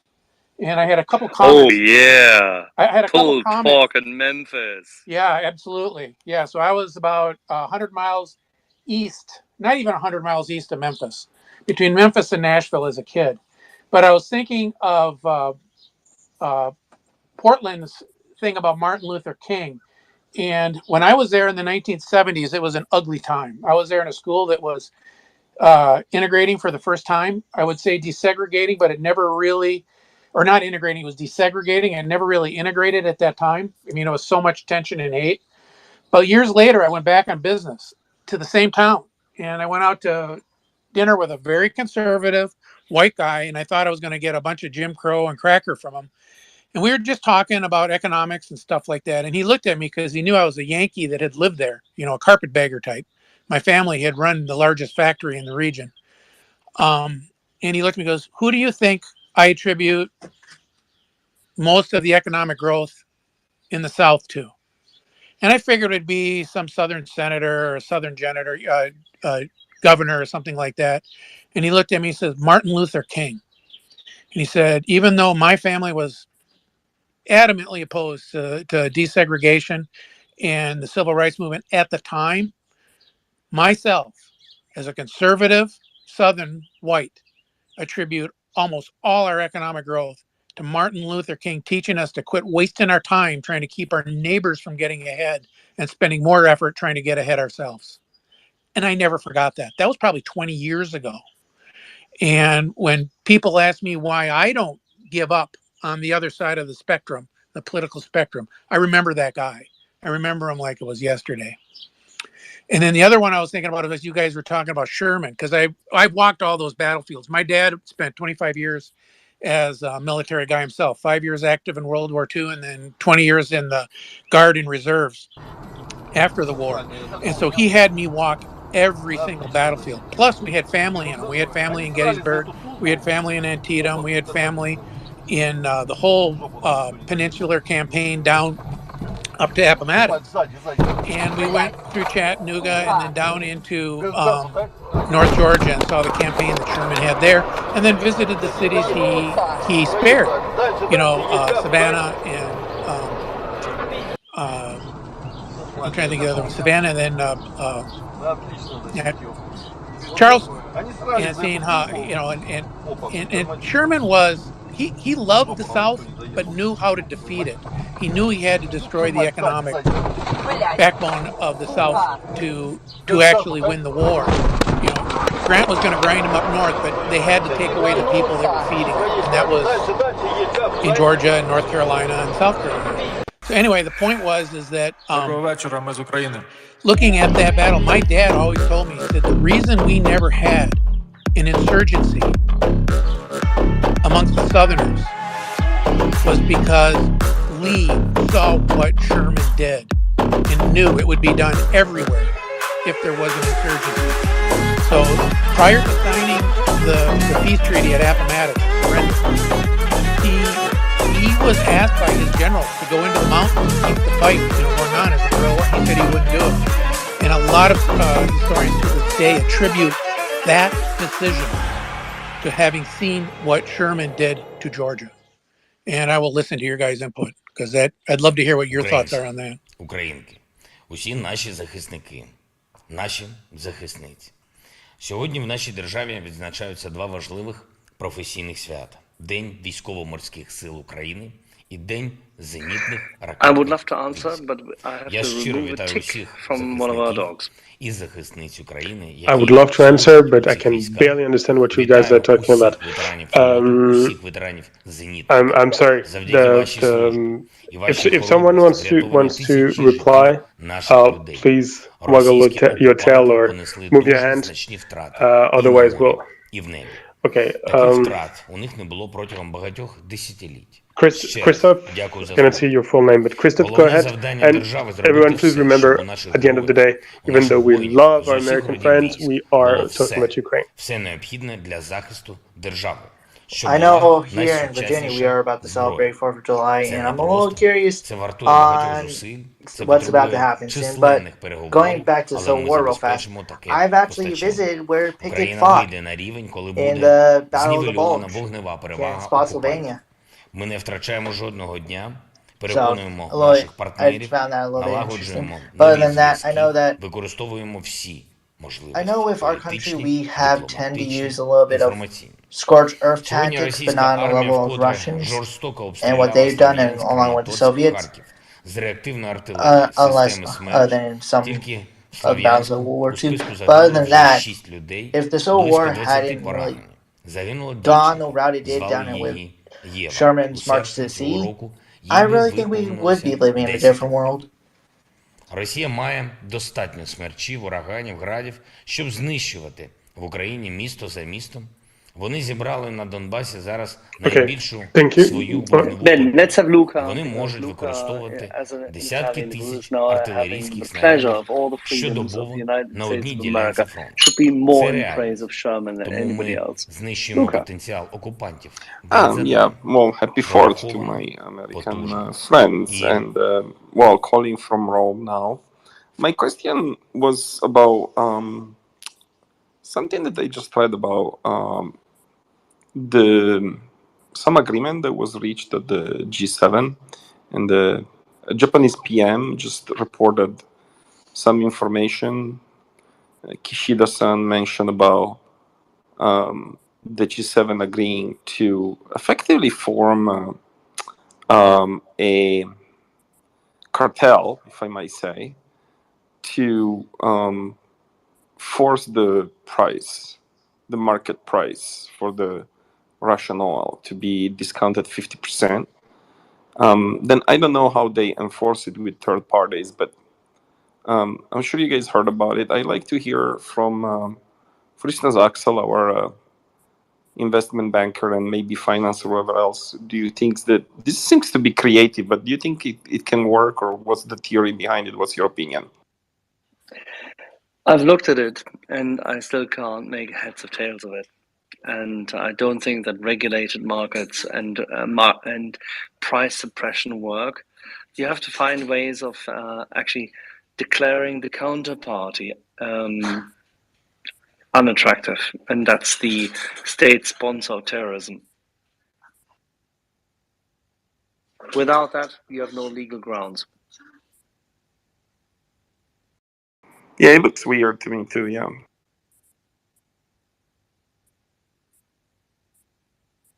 Thank you. Okay, so Luca, you're sure you don't want to spend 10 minutes talking about the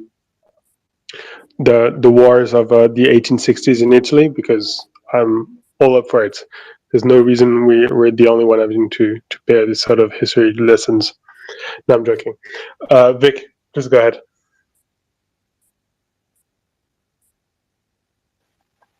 Yeah, hi everyone. I have one point, and I haven't heard it being mentioned the last 2 days.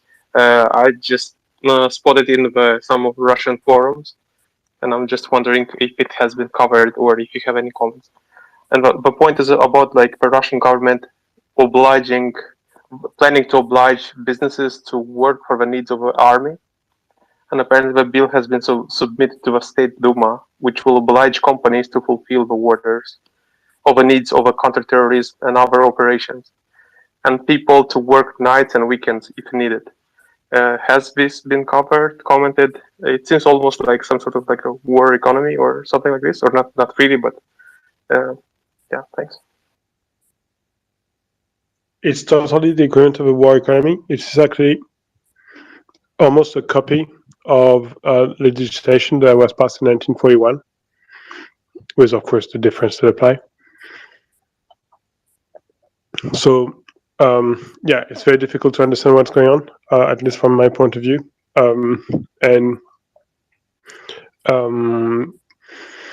It fits the pattern of a government that is slowly realizing that it has bit more than can chew, and that is trying to overcome the barriers of budgeting.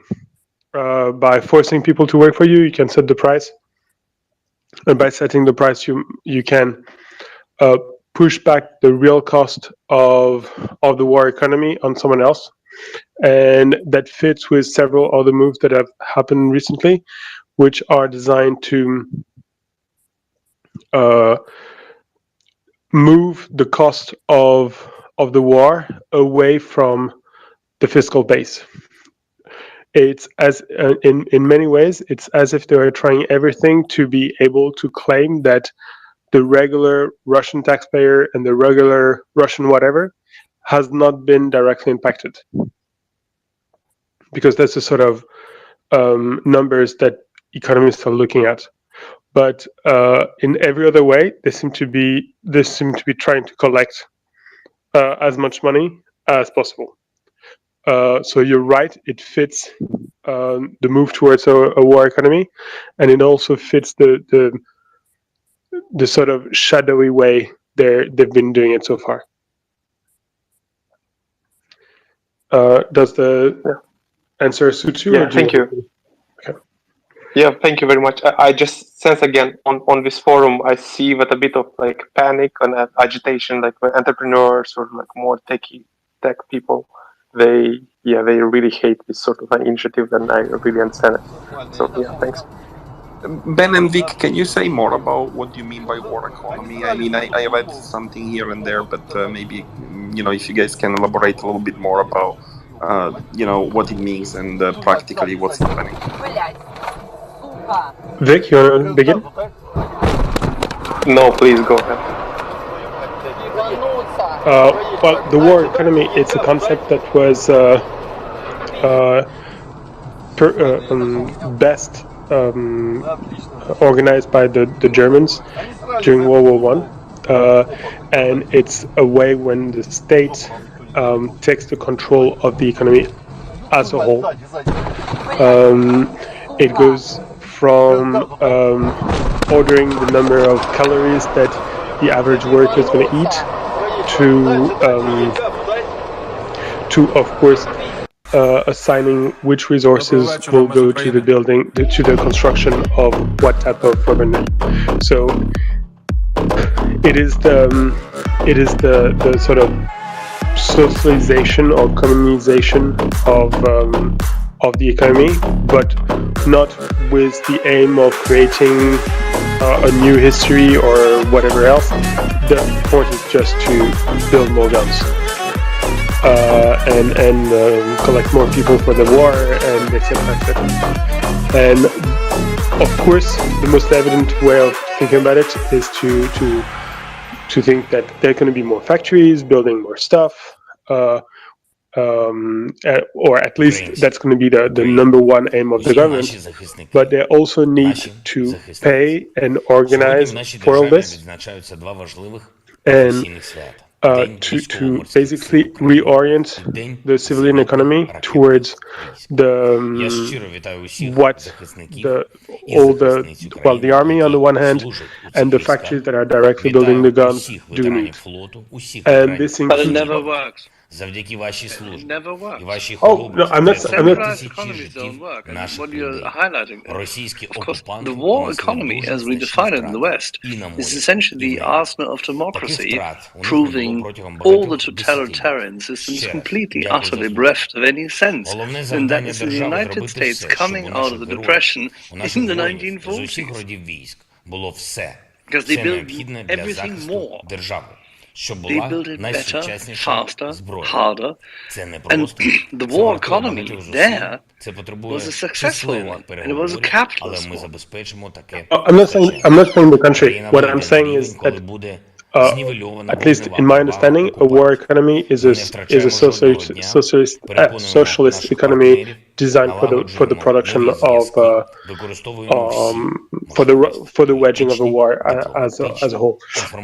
Quick point of order: if you don't have a question, please drop down for a second. We have a number of people who would like to join and can't because we have a full house. So thanks a lot. And what was I saying? Yeah, no, the German example of World War I is very interesting because it is actually the one that there was one person paying a lot of attention to it, and it was Lenin, because Lenin was in Zurich, right next to it, and he really took note, and what he took away from it is this can be done. So the USSR and the Soviet economy was actually designed as a copy of the German war economy. Got a little bit lost there. I hope I answered the question. There's many hands. I don't remember who was first. Michael W, please go first, and then we'll go to. Then we'll go to Gunther, Phil, Leonard, and I hope I haven't forgotten anyone. No problem. Well, thanks, and happy 4th, everybody. I think it's a universal holiday where what it means, because we founded a nation based on self-government and ideas, not on blood and soil, and I think that's very important. The thing, just to back a little bit to some of the talk about the Civil War. I live about a half a mile away from Gettysburg, and I used to live in Atlanta near Kennesaw Mountain, and I can tell you, there's a lot of memorials to people who fought to liberate people. I will say it's a very important day, the 4th of July, for us.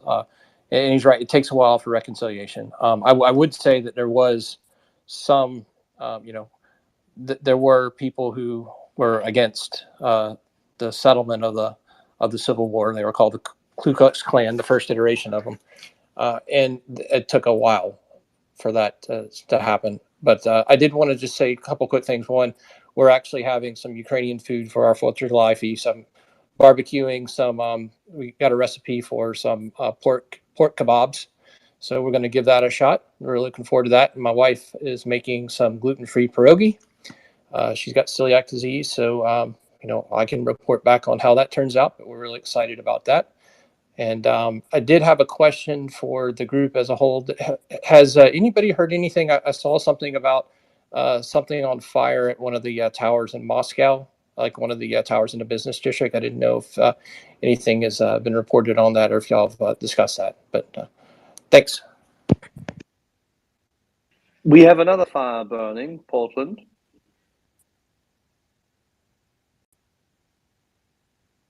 Yeah, looks like another ammo depot went up at Snizhny, which is in occupied Donetsk Oblast.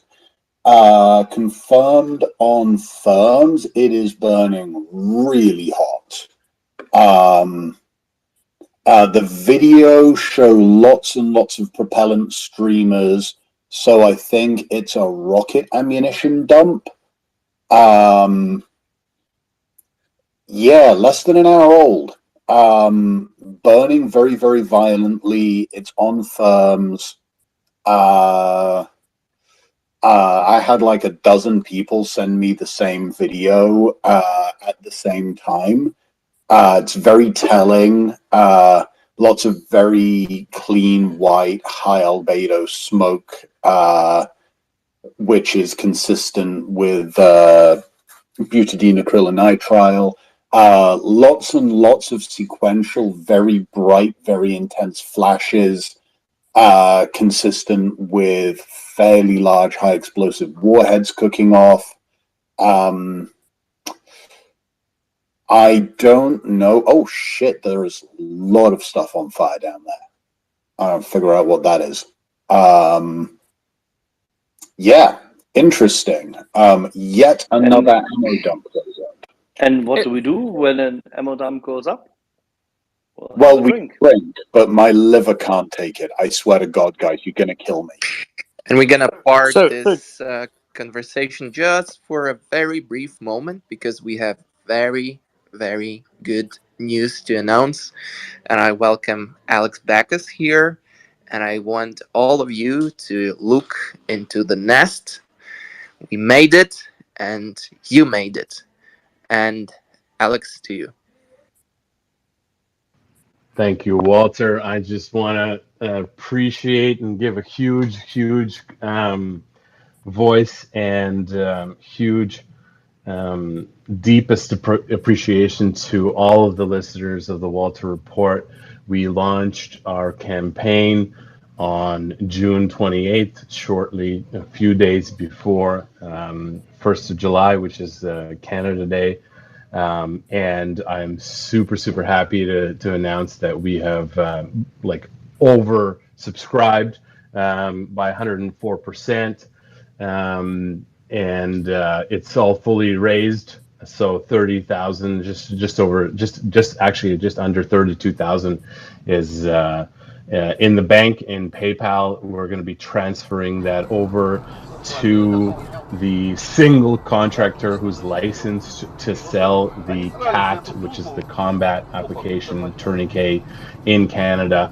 And it's getting shipped to Poland for further distribution into Ukraine. Just a little sort of trivia towards the campaign. Funnily enough, we actually had equal 300 amount of donors, with the average donation of $104. The maximum donation was $3,300 by an awesome lady, and the median donation was $51. So this is all based on the amazing small drives and the constant support that you guys and gals and everyone has been sort of sharing and supporting Maria Aid and supporting the Walter Report. So huge thanks. 300 donors even is a very sort of coincidental and funny metric, because it's 1,000 tourniquets at 30,000, so it all works out and it's meant to be. So thank you again.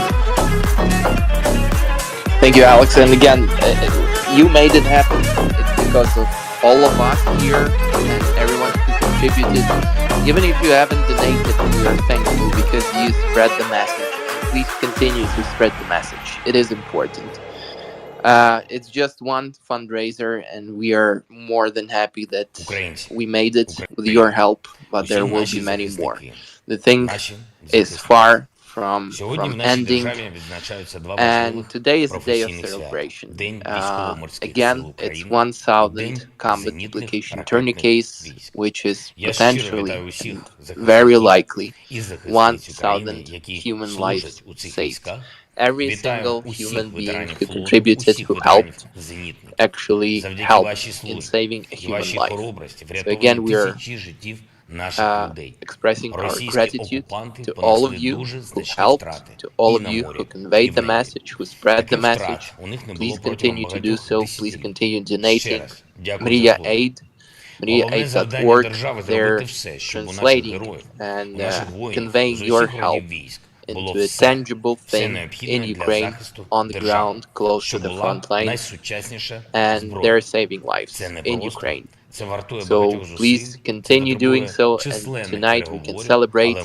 And further on tonight, we're going to have a very special event. We're going to start at 8:30, special military operation, so please stay put. But for now, it's a time for celebration and time to basically acknowledge all the contribution that you made here at Walter Report and everyone who helped in one way or another. So thank you. Yes, and thank you again. I wanted to just even outline that we recently delivered 1,175 individual first aid kits, and it's already deployed to the front line in Kharkiv, in Mykolaiv, and next to Kherson area. So those are already in play, and we're excited to be able to do this again and send another batch. Yeah, this time it's going to be CAT tourniquets. The previous time it was SOF. Both are stellar products, highly coveted, highly needed in Ukraine. And in many cases, again, as we emphasize, it's a difference between life and death. When someone receives a wound, a shrapnel wound, and is hemorrhaging from his extremity, good, reliable tourniquet like SOF tourniquet or CAT or CAT tourniquet is crucial. It's important to stem the bleeding and transport the casualty to the hospital, to the next stage where professional specialized help is delivered. But to essentially to save the life, the thing has to be present. And today we made it possible. These tourniquets will be delivered to Ukraine and will save lives. So again, thank you to everyone who contributed. Spread the message. Share and retweet the link, which is in the nest, and continue supporting Maria Aid. Again, thank you to all of you. Keep pushing, people. There's more things coming. And remember that he who saves one life saves humanity. And On which day of the week do we have that message? Monday morning. Exactly.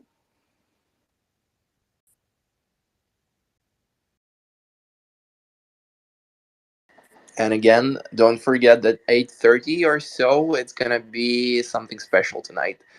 Cannot drop the cover yet, but it's worth waiting.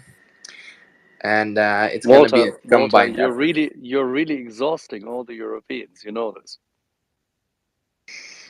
Well, there's so much I can do at this point. Yeah, that's what we have to. That's the price we have to pay. This is going to cost us 0.5 point of GDP. Half of Europe is going to be sleepy tomorrow morning.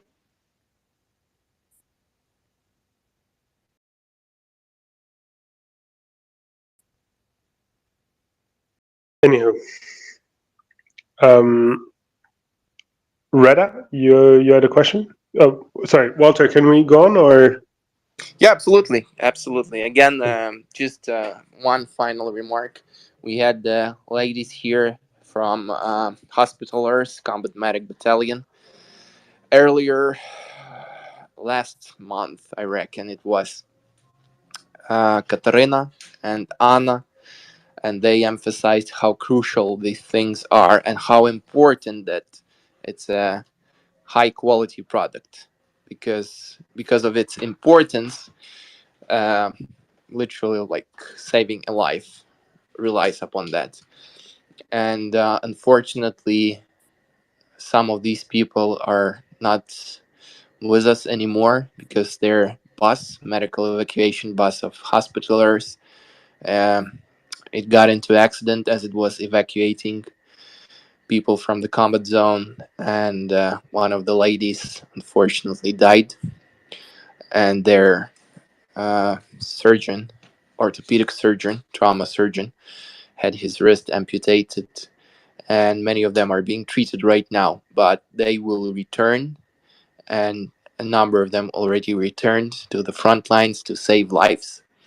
And with little donations, with things like we managed to pull off today, finished today, 1,000 combat application tourniquets, we make their work easier, and we increase the chances of survivals for everyone who is basically wounded on the front line, or even in a city or a town when a Russian rocket lands and hits. So let's keep pushing it. Let's keep contributing. We are in the long run, but today is a moment to celebrate. It's a testament to a little effort and a testament to how little things accrete and become something bigger. And this bigger makes a difference on the ground and save lives. Thank you.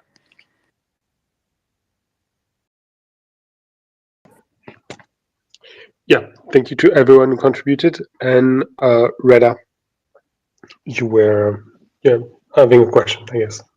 Hi, can you hear me? Loud and clear. Excellent. Well, first of all, congratulations on the fundraiser for the tourniquets. That's really great.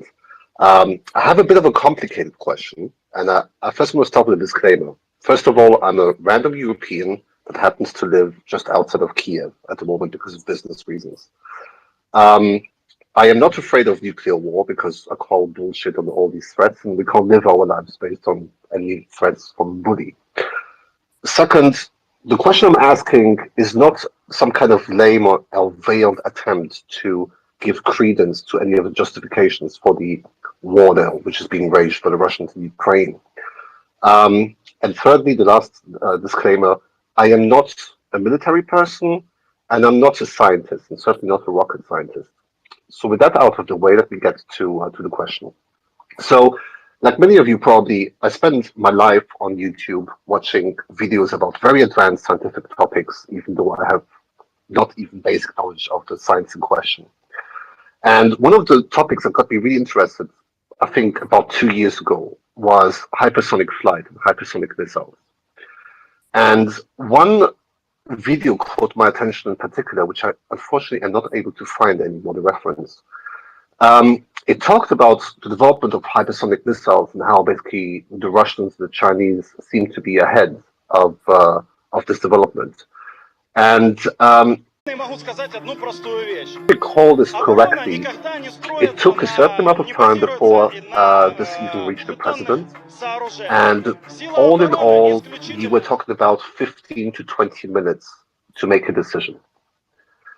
And the video was talking about the fact that the problem with hypersonic missiles is that the time that you are allowed to make a decision as a country breaks all existing processes, because it takes so little time to make a decision that in doubt, you have to assume that the missile is actually directed towards you, because of now you can't tell exactly at what point it's going to come down and what trajectory it's going to follow.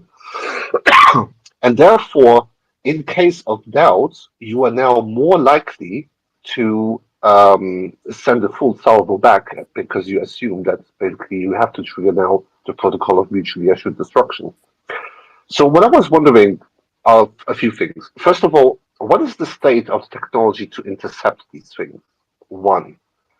2, are there, and I'm sure they are, but I'm just not in that domain, are there any discussions at the international level of how in the future we can assure security protocols and agreements that are not going to increase the likelihood of a response to a false positive? I hope my question is making any sense. Can I attempt an initial reply here, or start some discussion about this? Look, you're always welcome to speak, especially when I'm drunk after drinking 2 glasses to celebrate. Large people. Okay, so we'll talk about the technology later. Let's start from these. I read about these. These are called game theoretics. Approaches about responses. I don't buy it very much for hypersonic, and I'll tell you why. You know, a full primary retaliatory strike, okay, which means when you send out, you know, your missiles, only makes sense when you see lots of missiles flying at you. If you see 1 or 2 missiles flying at you, they might hit some important military bases and cities, and that might suck. But it's not going to disable your full ability to counter-strike. So you don't really have to decide right away, right? And it's only when you're seeing 20, 50, 100 missiles coming at you. And, you know, as we stand with hypersonics, now we're going to the technology, right? This is something more to do with the future. It's questionable whether anybody has one functioning, deployable hypersonic missile. Like China and Russia are making lots of noise about it, because, well, they like to brag about how powerful their technology is. I think there might be some strategy behind that, and the West kind of they have nothing. Exactly. I mean, they might have some testing device, right? But like, that doesn't mean that, you know, it's deployable. And even if they have 1 or 2 deployable, the game theoretic thing only happens to work if you think that they have hundreds of those deployable, and then they all are flying at you. And even in that case, the game theoretic thing, which means, okay, now they disable all our missiles, so we need to shoot them before they disable it, doesn't take into account the so-called, and this is very dark stuff, by the way, but game theorists, they study like this, like formula.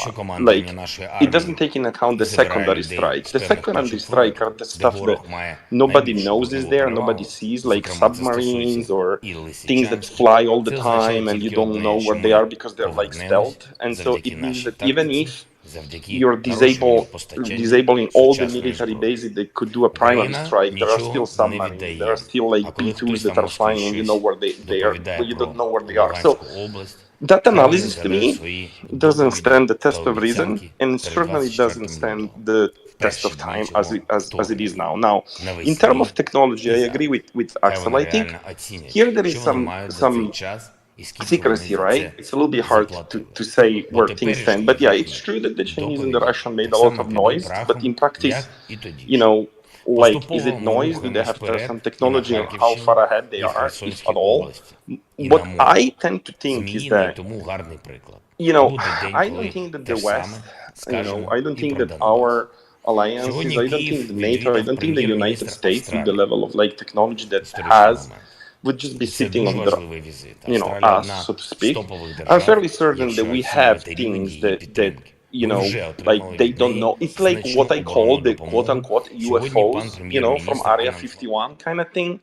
It's kind of like a provocation the way I say it, but like I'm fairly certain that we have things, right, that we don't need to go out and brag about it, because we shouldn't. We can keep them secret. I mean, if you think about it, and what this never shut up, is that, you know, in 1943, I think, the Japanese had like some research like program, and all their top scientists, they kind of like were asked, you know, can a nuclear weapon, you know, be built? And they basically said, yeah, whatever, in 50 years, right? And or something like that, right? Something ridiculous, right?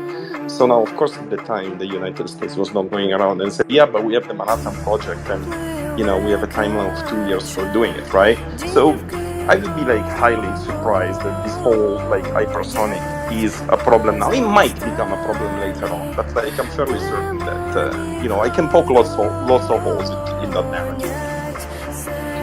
Every single hypersonic test run by the orcs and by the Han Chinese so far has faltered, even in the lift stage or in the guidance stage. Initial guidance stage. That's what it is. Most hypersonic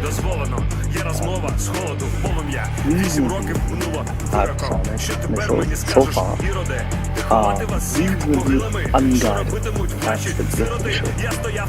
If Thanos, one of our friends, were to be here, we could talk about it and reminisce about the tests that the United States Navy did at a very early stage in that regard.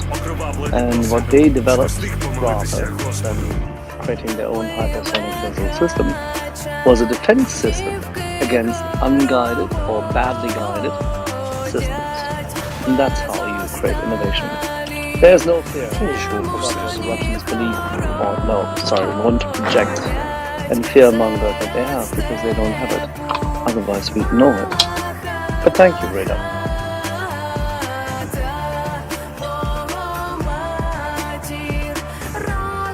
Can I just add to that? Reda, if you don't mind, there's a lot of hands. We'll come back to you. We'll go back to you. Don't go anywhere. We'll come back to you. Markus. Hi, is my audio okay? It's perfect. You sound quite finished, but otherwise it's quite okay. Yes, I am. So, actually, this might be a topic where I could actually offer something about these hypersonics. So, I'm not very well versed with the game theory aspect of this, but, well, let's first, let's say the usual caveats that actually we obviously have hypersonic weapons and have had like since the 60s, because basically ICBMs are hypersonic. But what anyone ever means when they say hypersonic is guided hypersonic, which is not in space, so in atmosphere and guided. And the use case, as I have understood in aerospace industry, is that what kind of motivates major military players like USA is that when you play these highly advanced and, in my opinion, highly speculative war games, let's say USA against China, and if you assume that basically everything China claims they have is true, then they would have these hypersonic as assets, then you have these layered air defense and missile defense systems, and basically they function so that to execute air operations, you have to take out the air defense. You take the air defense out with missiles, but for missiles there is the missile defense, and for that there is like ballistic missile defense, and you have these layers upon layers of defenses, and then the hypersonic is something that actually could peel off the first layer off, and then something else can peel the second layer off. So they in some very esoteric war games, they actually changed the outcome of those war games quite a bit, because you can freely take the most advanced missile defense off because of some flight characteristics of these hypersonic missiles, if you can actually maneuver them in atmospheric conditions. But that's like way up there. It's like we can destroy the world without hypersonic missiles, and we have had the ability for a long time. I also have seen the video which presents this option of this scenario that the decision time is lowered significantly with hypersonics, but I don't think that's a realistic issue. And one thing I should add is that, in fact, if one would want to have a very, very fast conventional strike capability, one could also use ICBMs with conventional warheads. Why nobody does that is because of kind of this gentleman's agreement that ICBMs are not used for that, so we don't trigger each other's ICBM defenses.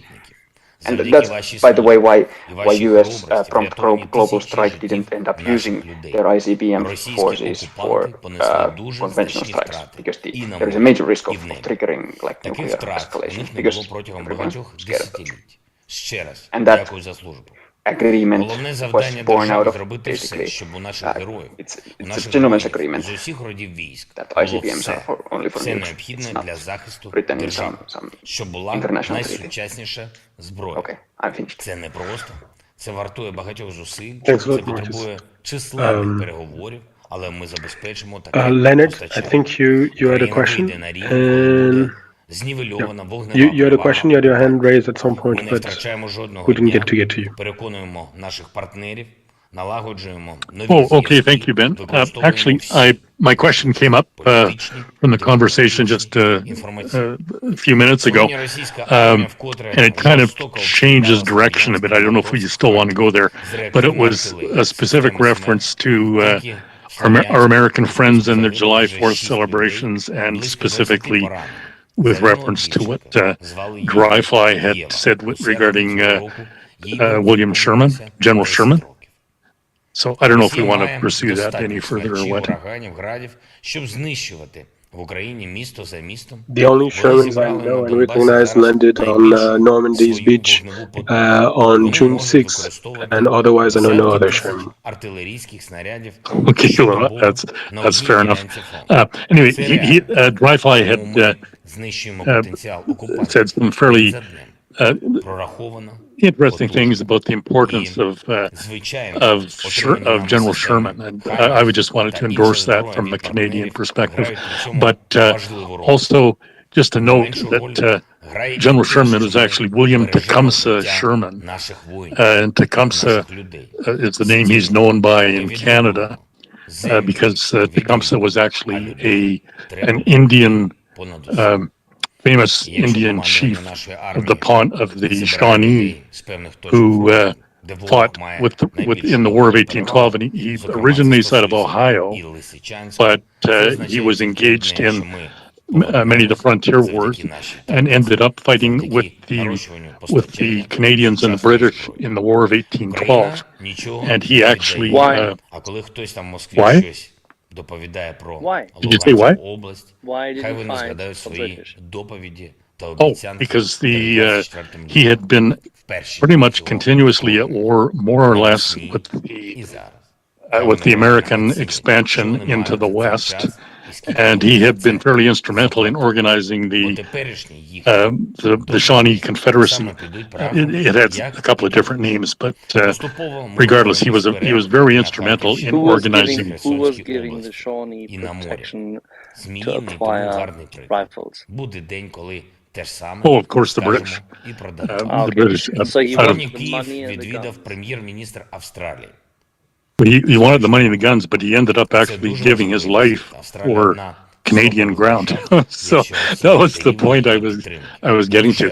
He actually participated actively in when the British captured Detroit in the War of 1812, and then the various battlefields moved back and forth, etc. And he finally. So the Detroit Lions are still fighting Canadians today? I'm sorry, the Detroit. Detroit Lions are still playing Canadian football today. No, not yet. They're not. Although I do have significant family in Detroit. And I'm just asking because if they were so successful in Detroit, have they continued to capture it, or did they? No, really. Right. Oh, they did. Yes, they did. The British did capture Detroit for the best part of a year, I believe. I'd have to look up the exact time in game, but 9.5 months. Yes. Yes, 9.5 months. Correct. Thank you, Axel. I'm amazed. That's excellent grasp on North American history, there, my friend. He was there. You're not going to manage to. He fought in the War of 1812. Okay, that's hilarious. Provocative statement after we had Canadian Day, and we're now going into the 4th of July. Yes, indeed, and we certainly, I fully celebrate the 4th of July along with our American friends, and as I mentioned, I have some fairly significant family connections throughout Michigan and in Detroit. So. Of course you do. Of course you do. Will you be donating beer? They finally have something to drink. Well, Moosehead and probably Schooner as well. Sleeman Schooner out of Nova Scotia. That's another excellent brew from my standpoint in any event. But just to close out on Tecumseh, he did end up dying fighting with the British in what is now London, Ontario, Upper Canada at that time. And there's still many geographical sites in London, that's London, Ontario, of course, that honor Tecumseh. And I just thought that would be maybe of some interest to our American friends. I'll leave it at that. Given the fact that you just highlighted one of the biggest ever heroes of freeing America from sedition, actually follows in the footsteps of someone who fought it. That's interesting. Yes, indeed, and thank you for your insight, Axel. I'm just sitting here, Don't forget, I've been traipsing around Gettysburg, Chattanooga, Cheatham, and all those wonderful battles, which were not wonderful at all because they were the foreboding of whatever came then in the trenches of 1914 and onwards. If only David was here to remind me of the deep heart of the American soul. Oh, I just had one. That brings up one further brief thought here, Axel. If you want to explore Gettysburg for one more minute. Sure. Okay, and given that today is the anniversary of the Battle of Little Round Top, and Pickett's, as you mentioned, Pickett's Church, critically important events. But I just wanted to mention the great philosopher. General or philosopher warrior out of Maine, Colonel Joshua Chamberlain, who led the 20th Maine Regiment at Little Round Top, and effectively in the defense, changed the war, changed the entire war, and changed the entire Battle of Gettysburg as well. And just a tremendous American hero that I just can't give enough reference to the great Colonel Joshua Chamberlain, and a philosopher and scholar at Baudouin College in Maine as well. So he's also very near and dear to the hearts of many Canadians. So and very, very, very dear to the hearts of those who are here on this panel. Definitely, 100%. Thank you, Axel. I'm a lucky man. At 2:22 in the morning, waiting for the special operation in North America. Українки, усі наші захисники, наші захисниці. Сьогодні в нашій державі відзначаються два важливих I професійні want our свята. listeners to know that at Військово-морських least сил I don't know what it is either. I really want to know what it is. І захисниць I hope it's going to be України, good. які служать у цих військах. I've worked up a few people to tell them to listen, ветеранів флоту, and they will have my head if it's not завдяки вашій half as good as I службі, promised. вашій хоробрості, So, врятовані тисячі життів but I'm наших sure людей. Walter will deliver. Російські Walter окупанти always понесли delivers. дуже значні втрати і на морі, і в небі. Таких втрат у них не було Don't протягом hesitate to багатьох come and десятиліть. join us Дякую to за talk службу. about Головне hopefully not завдання Gettysburg, держави but at this зробити point I will все, take щоб even у наших Gettysburg. героїв, у наших воїнів з усіх родів військ And було все необхідне для захисту держави, yeah, щоб please come була along. найсучасніша зброя. Oh my Це God. не просто, це вартує багатьох зусиль, це потребує численних переговорів, але ми забезпечимо Please get your hands together постачання. for the one and only, Країна вийде на рівень, коли the буде rabbi of the space, знівельована вогнева перевага the окупантів. Canadian, Ми не втрачаємо жодного дня, переконуємо I наших just one and only called him, dude. налагоджуємо but he нові preceded it. зв'язки, використовуємо всі Yehuda. політичні, дипломатичні, інформаційні.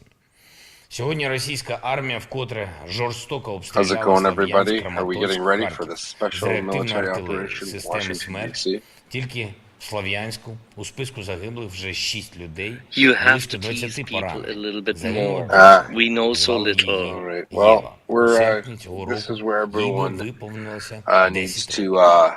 save the Росія date має and time. A достатньо couple hours from свідчів now, ураганів, now's градів, the time щоб to знищувати retweet, в Україні місто click. за містом. We have a Вони very, зібрали на very Донбасі зараз interesting найбільшу episode today on the свою Walter вогневу Report, and I потугу. apologize. Вони можуть використовувати I have десятки tested тисяч positive for COVID, артилерійських and снарядів strangely, I have lost щодобово all на my одній ділянці taste фронту. and Це реально. smell. So I'm now Тому in the ми car знищуємо because I потенціал went into окупантів the день за днем. to my wife's cabinet and I started spraying. Потужно. You had taste? І, I started spraying звичайно, my arm отримуваними with системи different Хаймарс та perfumes and інша зброя colognes, від and now партнерів apparently I stink, but I грають can't при smell цьому it. And I think it's важливу роль. hilarious. So I'm Не in меншу роль I'm грає і те, що quarantine in ми the car right now. бережемо життя наших So I воїнів, apologize if I sound bad. наших людей. This is what's going Стіни on. ми відбудуємо, Our friends землю who are відвоюємо, а людей longtime треба listeners of берегти Walter понад Report, усе. you might know Якщо them. командування нашої армії і забирає Alexander людей Vindman, з певних Ben точок Wittes. фронту, де ворог These має are pretty найбільшу popular вогневу people in the перевагу, United States for зокрема, many це reasons. стосується Very і educated, Лисичанську. very Це означає sophisticated. тільки одне, що ми And повернемо very shortly, завдяки нашій we are going to be тактиці, having a Walter завдяки Report live нарощуванню on the ground, постачання сучасної being зброї. transmitted Україна through YouTube нічого live не stream. віддає. А And коли this хтось на Twitter, Москві щось this Twitter доповідає account right про here, this Twitter Луганську space область, is хай going вони to be згадають voiced свої over. It's going to be доповіді projected та along with обіцянки перед pictures of 24 Ukraine лютого, onto the перші Russian дні цього embassy. вторгнення.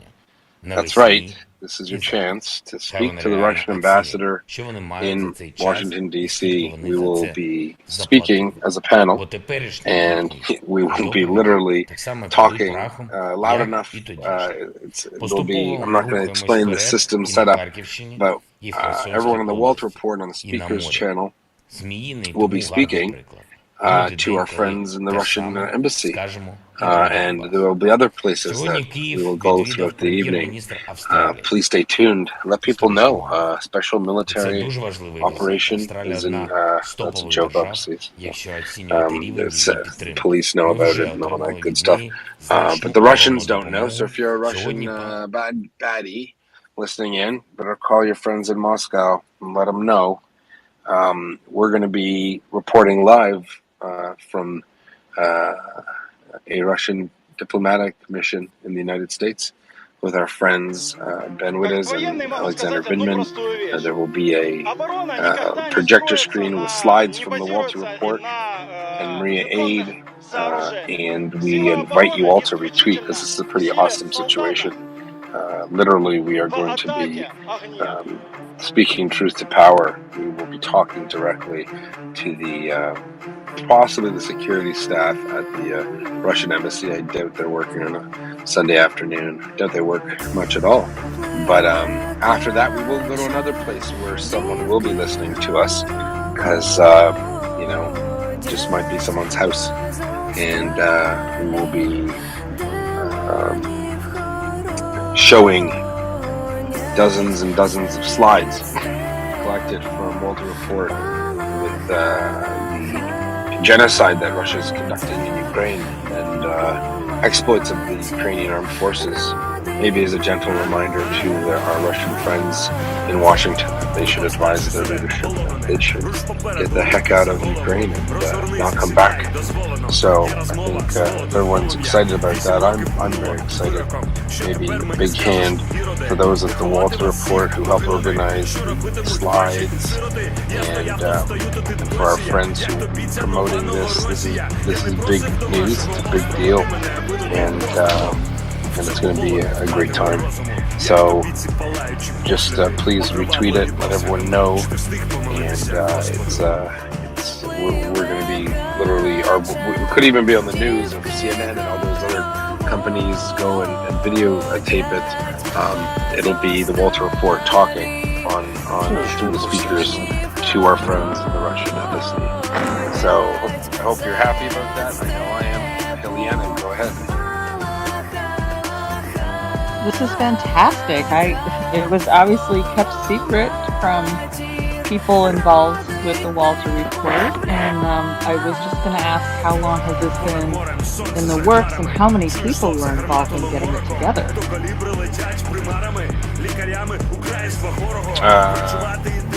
It is, I don't want to say how many people, but it's been in the works. We just kept it under our hats. We're going to kick off very shortly, but it would be great to let people know so that we can get people on board and promote it. So this space should be popping. Everyone should be heading over here, but I'll message you Helena offline about that. But if there are any other questions, feel free to come on up. The special military operation, I think if you know the organizer doing it on the ground, then this is not the first time it's been done. So someone asked me, is it too early? I don't think it's too early. I think it's fine. And if anyone has anything to say, please feel free to step up. Let us know. What will we talk about at the embassy? Anyone? Nick, Donnie, David, what could we discuss? You're talking about what can we discuss in terms of slides? No, if we're going to be having our regular Walter Report talking about the factors, the effects of what's going on, and we're going to be doing it in front of the Russian embassy now. So I think symbolically we should maybe talk about international law, right? And the lack of...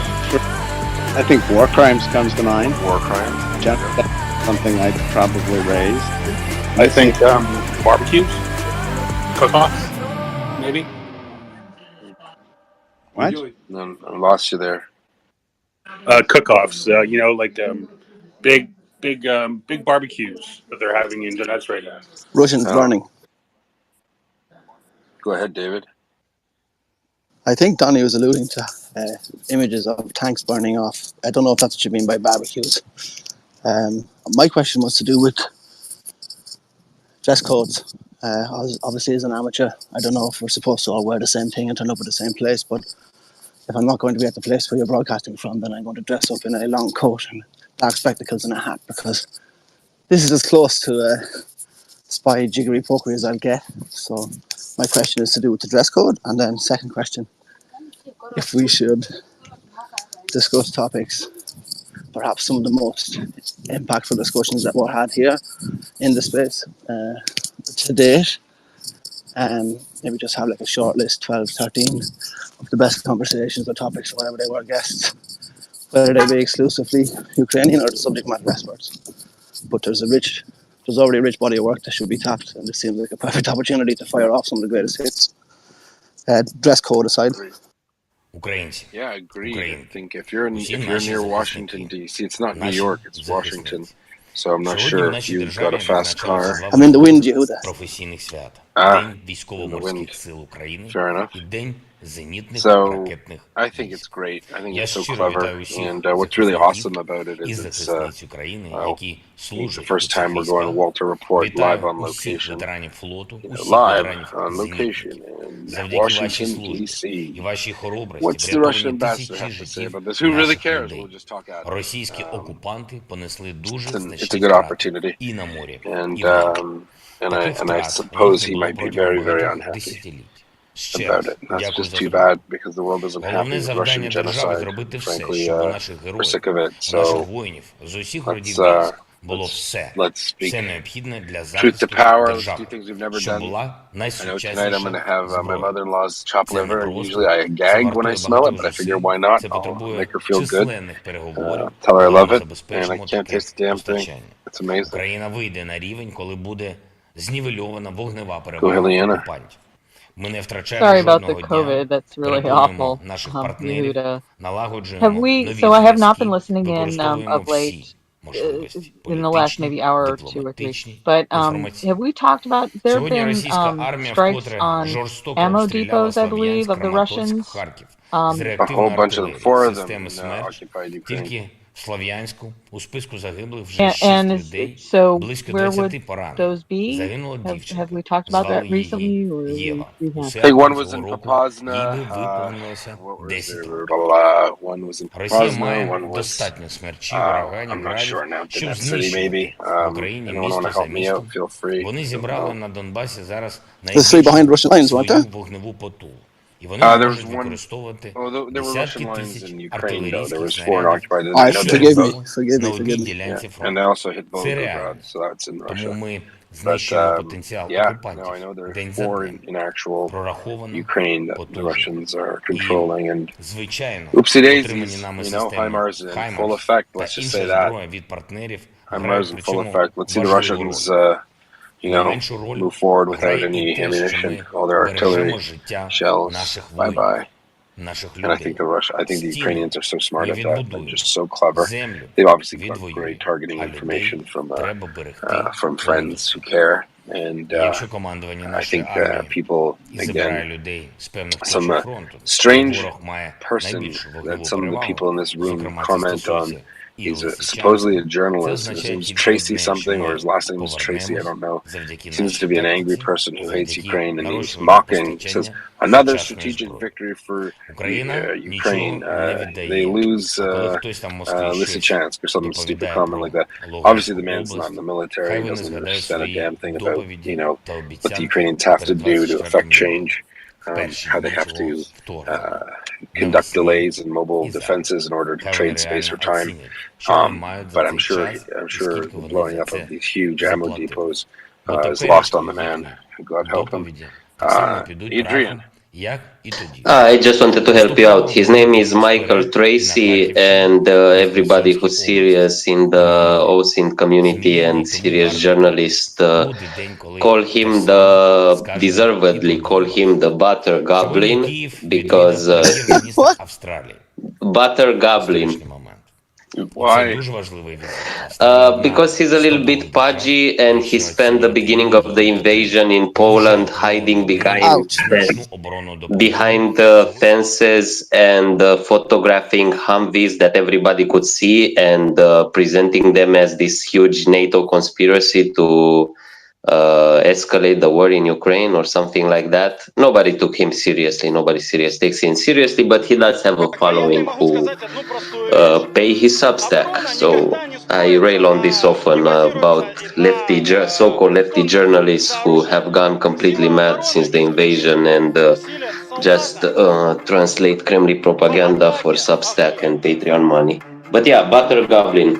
That's his name. Amazing. Well, there you go. So I didn't even know who he was, but I think people in the room, I saw them they commented on something he said. Obviously, it wasn't positive. They were making fun of him in a way. And then I should see his comments, and I thought, is this guy just nuts? Just doesn't know what he's talking about. A story for that. He said something so clueless the other day.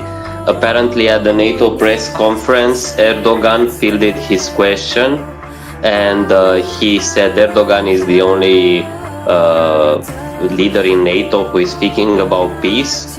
So he doesn't really seem to realize that much, and he also rails about press freedom, this Butter Goblin guy. And he doesn't seem to be informed that much that Turkey imprisons more journalists than China actually does. So, that's the level. So he's very well You should talk to Mitty. Just to find out who actually invented iSolve. Well, everyone said they're actually my head. Let's go to Princess. Hey Yehuda, I'm sorry to hear about your COVID, but if you lost your taste, how would you know? Did you ever really have any? Yeah, Axel made that joke already. I already heard that. Probably not. I'm here with Axel, so that says a lot. Well, you know, he was at the War of 1812, for what I just heard earlier. The couple questions I had, actually one question, one comment. Is this going to be live streamed somewhere for like people with multiple devices where they could, you know, YouTube stream it on their big, huge flat screen TV and listen to the Walter Report at the same time? Yeah, so I'm not going to get into those details yet because that's the only thing that's a little iffy right now, and the Russians have the ability to do jerks and block things, right? So we'll find out soon enough. Another little bit, we'll be good to go. But you will be. Okay. We will be posting the link for everyone's listening pleasure. Come on in, join the line. Yeah, it'll be great. Perfect. And then the other comment I had actually is, you know, I'm sure there are still some people who are on here who listened this afternoon to the gentleman who escaped with his family from Kherson. Is it Kherson? Yes. Sorry, I'm tired. And his story was very, very impactful. And I, you know, if you want to talk about something while that's going on, I think that, you know, sharing a little bit about what we heard today about him and his family escaping and some of the horrors and things that he described to us would be a good thing. But at the same time, it would be, you know, just as valid to talk about the horrors that we witnessed in Utah and Irpin and many other places. So, you know, I just that time today was very, very special with him, and I think it's fresh in my heart and in my mind. So it was just something that came up as far as a topic for what we could discuss on the panel while that's happening.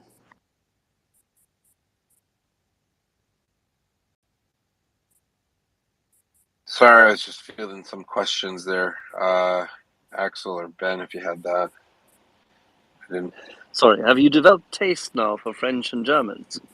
Me? No, never. See, there you go. Look at that. Ben, allons-y. Just the only thing I can contribute is the fact that the gentleman who talked this afternoon was named Sergei. Thank you.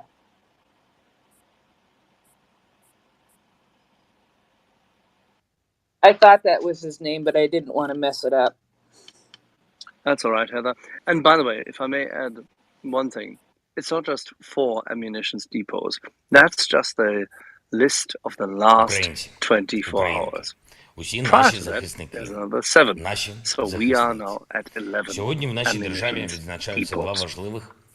That's beautiful. And Misfit made a very beautiful post about the rockets, red glare, the bombs bursting in air, and the orcs going bye-bye, losing their lair. That was it. Вітаю усіх ветеранів флоту, усіх ветеранів-зенітників. Завдяки вашій службі, вашій хоробрості врятовані тисячі життів наших людей. Російські окупанти понесли дуже значні втрати і на морі, і в небі. Yeah, that qualifies as a weekend. Протягом багатьох десятиліть. Ще раз дякую за службу. Головне завдання держави зробити все, щоб у наших воїнів з усіх родів військ було все необхідне для захисту держави, щоб була найсучасніша зброя. Actually, we're working really hard sometimes. It's a 4-day weekend for me. I have dual Canadian and U.S. citizenship, so I can celebrate Canada Day on Friday and the 4th tomorrow. So that's good. Fantastic. It's a long July weekend. There, you have it. Wrap it. Some people have joined the stage. Well, Yuda is polishing his special operation. Who wants to take the mic? David, maybe? You have a wonderful smile on your picture. I was just going to, if nobody has their hand up, amplify what Prince said about the amazing conversation today with the family from Ukraine who escaped, and to let people know that we are, my understanding is that we're trying to cut together that that audio and put it up on our YouTube channel as soon as possible, like going ahead of the queue of other speakers that we've had, is my understanding, because it was very, very moving and very important for people to hear more of what people have been experiencing at the hands of the Russian invaders. And I just wanted to insert that. So people, please put your hand up if you'd like to say something. Ben, did I hear you call me before? Sorry. I did. I was saying that you had a wonderful smile and probably a lot of things to share with her. Well, you know, these avatars always lie. I haven't smiled in years. I'm just kidding. David, he's a French tease. I know. I got that. No, I just, I think tonight's event is really quite critical. You know, we, meaning the collective, we have a tendency to set aside in our minds the most horrible things that happen, and it's easy to sort of push that off. But we all know, and it's discussed in this space, to this space, enormous credit. The death, the murder, the rape, the pillaging of children, of women, of men. It's just incredible incredibly horrific what these Russian invaders are doing. And tonight is an attempt, I think, to re-emphasize that this is really about human beings. Of course, it's about Ukraine and its sovereignty and the illegal invasion of a peaceful sovereign nation there's all kinds of horrific words I could sum up, but we can all just use our own adjectives. The Russians, and you know, it's a moment to sit back and say, look, this is what it's all about. We cannot allow this kind of criminality and genocide and war criminality to continue anymore in this world. So I'm very proud of this space for standing up for what's right, and showing and speaking truth to power tonight. I think that's what's really critical. So if everyone who's listening can take a few minutes, or seconds I should say, and tweet out the space, tweet out that it's a special event tonight, that we will be educating the world and imposing the truth on the Russians. I think that's kind of the way I look at it. So that's really, Ben, I think all that comes to mind at the moment. I'm looking forward to this evening and waiting with bated breath to see how this goes. Thank you, Dan. Ben, how annoyed would you be if you sit there as whoever the attaché the cultural attaché, as they call them, in that embassy, and someone,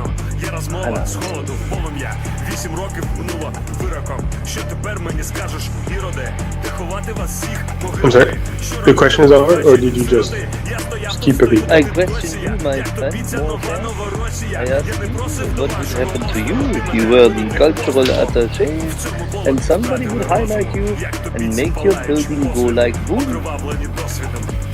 Well, first of all, I'd be very glad because, if you want to be honest, I'm a Russian civil servant, and life is pretty boring for me. So anything that breaks the pattern is good. Secondly, I count that as free electricity, and that's always good. Third, it gets me to see some of the handsome guys from the Walter Report, because I'm sure they're very handsome.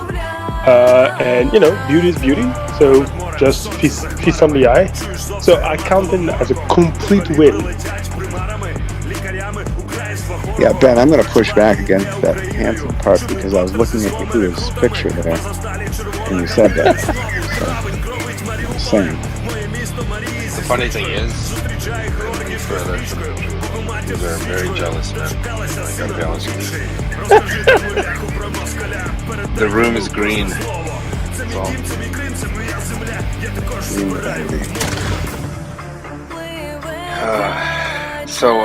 I hope people are excited for tonight. It's a big deal.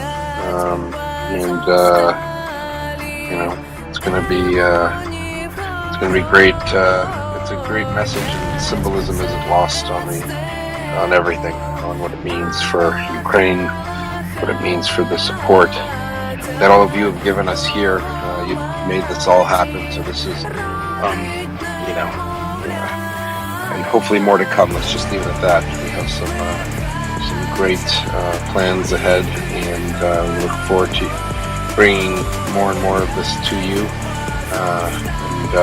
And I think it's time. The information war is real, and it has its proper effects, and things will turn.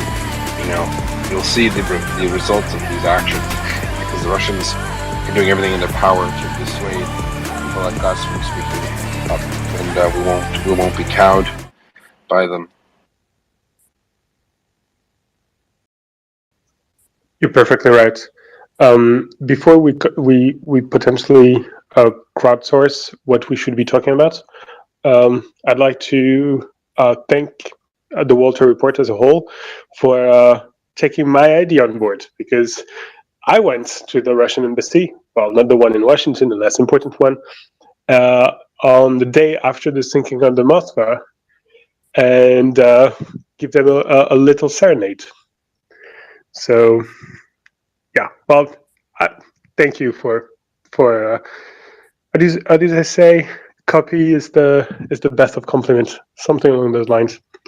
So, people, what should we talk about? Adrian, you're an artist. You start. Oh, I start with me. Okay, I have a thought. I think it's important. If you call out the acts of genocide, Russia doesn't care about that, obviously, but it's important to call them out, and maybe people who are listening and not watching to understand that Russia doesn't care about that. But Russia cares about respect a lot and fear a lot. It likes to be feared, especially in the West, and respected by the West. And I think it should be pointed out that in the last almost 4 months, it has completely lost the respect of the world. And this is a new reality that will persist 100 years. And it's basically because they chose to pursue a war. They could have had fear and respect. I mean, they already had it somewhat before the invasion, except in Ukraine and Eastern Europe, of course. But in the West, they had an image, and that image has completely crumbled. And I think that's something that kind of hurts them if you remind them. What would be the best way to remind them of this? We can have a laugh. What would be the best would be to have 100 Ukrainians just laughing at them non-stop for an hour, but short of this, what would you recommend? I think there are guys more clever than me here who would come up with better. I just threw the start of the idea.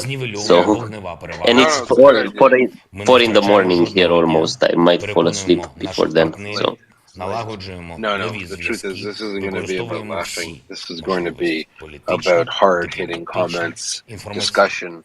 There will be a crowd listening to us, right? So we're not, the best thing to do would be to take this opportunity to show what all of these, people from around the world that come to Walter Report every day, all of the intelligent conversation the dissection of the facts, the analysis, and so we're not a rabble-rousing group of sophomores. We want the Russians to know that we are truck drivers, farmers, doctors, lawyers, right-wing, left-wing, everyone in between, good people, average people, French people even. We have everyone here. Sorry about that, Ben. We have everyone here who represent a cross-section of humanity, and we're not a cookie cutter. You know, we're not one monolith of people. We are disparate people, geographically, but culturally, economically, politically, religiously. We have all of these different people, but one thing unites us, one common thread: justice for Ukraine, freedom and territorial integrity restored for Ukraine and her people. And that's something that's more scary to the Russians than anything else. If this was a meme war, and those little dogs, they see these little, I don't know what even dogs they are, these little terriers or something, with snouts, they're popping up all over my timelines. I don't even care for it. And, you know, this isn't what that's about. You know, leave the meme wars for the meme lords. Let's show them that they haven't fooled anyone. And we're a pretty unique group of people because we are different. This isn't a rally for a political leader. This is a group of amazing people with different perspectives, all on board to say enough's enough. Enough to Russian aggression. We do not want to see a new Russian empire threaten world peace. And it's over. And we come with an open heart and mind. For those of us who aren't as knowledgeable about certain topics, we learn, we share, we teach, and they can't accuse us of being sycophants or mindless automatons. We are quite a diverse and sophisticated crowd, and I think that fact in itself is what makes the Walter Report, Maria Aid, all of us. It makes us so powerful because they can't just dismiss us. Well, it's just a bunch of lefties. Well, it's just a bunch of righties. Well, it's just a bunch of centrists. It's a bunch of everyone, and we're done. Adrian. You made an excellent point, Yehuda. I believe, although I enjoy myself some nice trolling, sometimes I believe this is the kind of occasion where the discussion should be at the highest level that we are accustomed here at the Walter Report space, and we should keep it that way. And exactly, I think political divisiveness is a thing that is a difficult topic in the US and in other places, and it should be highly emphasized that we are lefties and conservatives, as you said, from many different spectrums and many walks of life, that simply understand one simple fact: no matter what we believe in, and if in real life we might disagree on many things, we just see genocide happening in Ukraine. And we abhor it, and we believe that any decent human being, no matter if they're upset about spending or about what their country is doing, should morally be against genocide. And Russia is committing genocide, and they should be made very clear to the crowd. Yeah, it's not a hard sell. I mean, there's very few people that are on the fence with genocide. It's maybe no one's on the fence with genocide. The only people on the fence with genocide are people denying it's even happening, and that's pretty much Russia and her supporters. Let's go to Ricardo and David.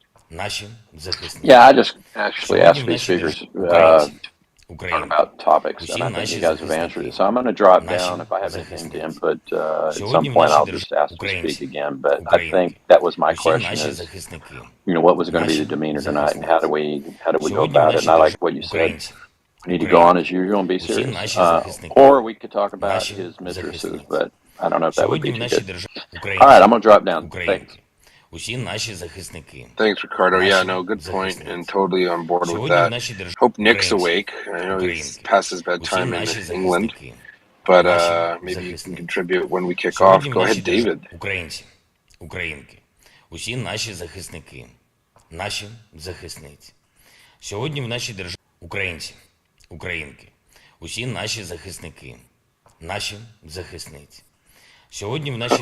відзначається чимало важливих професійних свят. I'm here.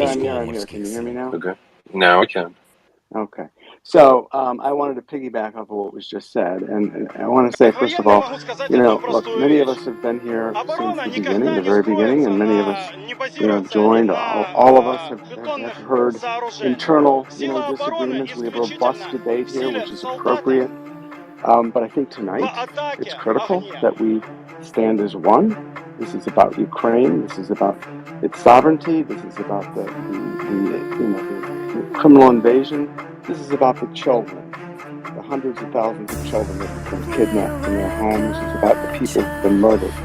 And I think, when folks look at the projections tonight, to see what's being projected, they'll see how serious this is. I mean, that's a reminder to the Russians in my head. I've gone through the projections myself, and it is a reminder to the Russians that once this war is over, what they've done is not over.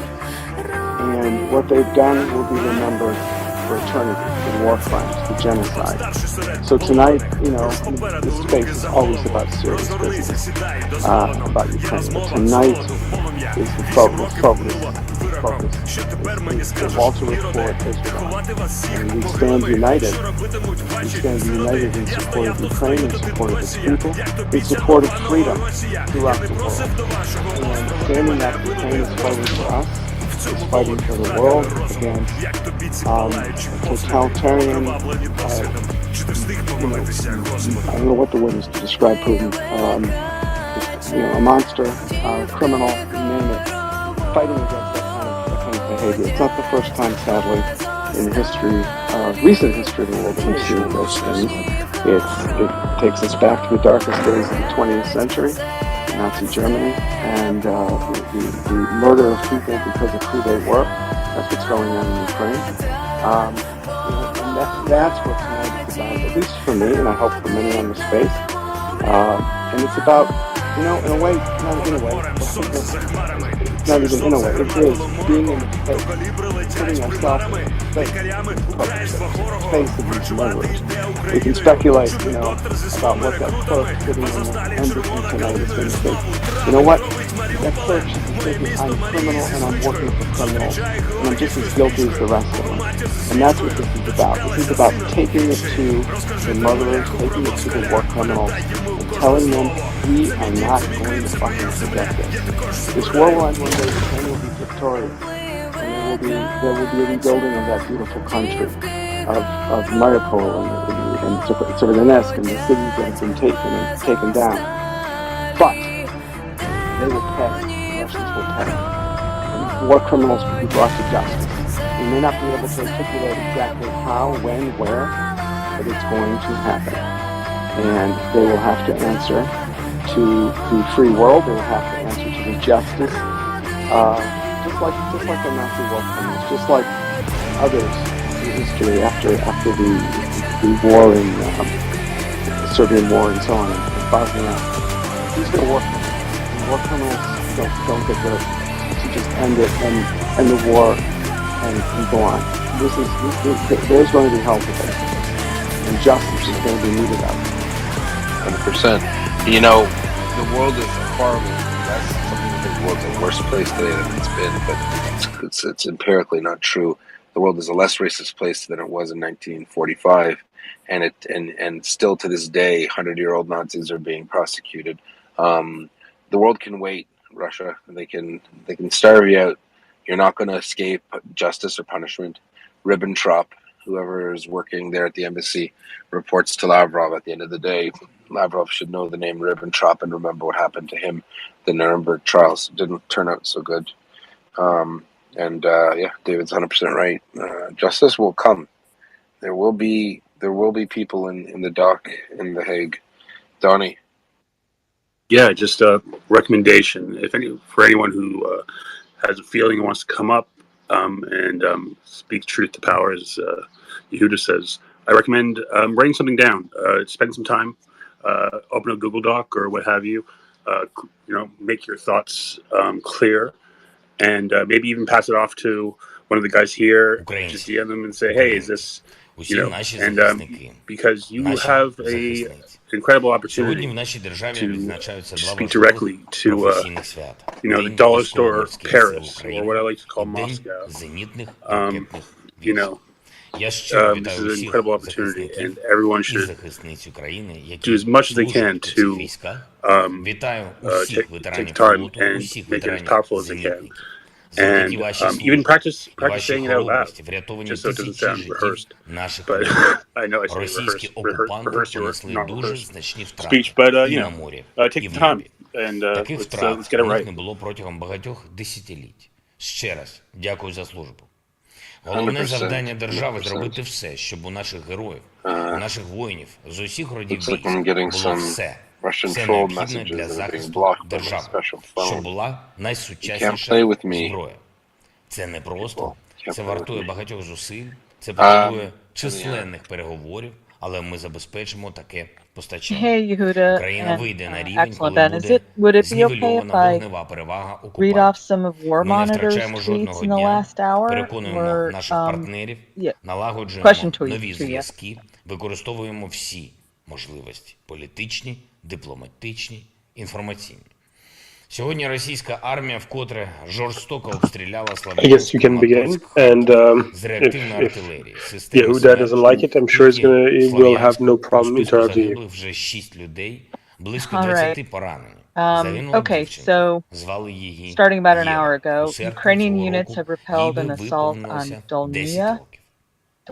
Росія має достатньо смерчів, ураганів, градів, щоб знищувати в Україні місто за містом.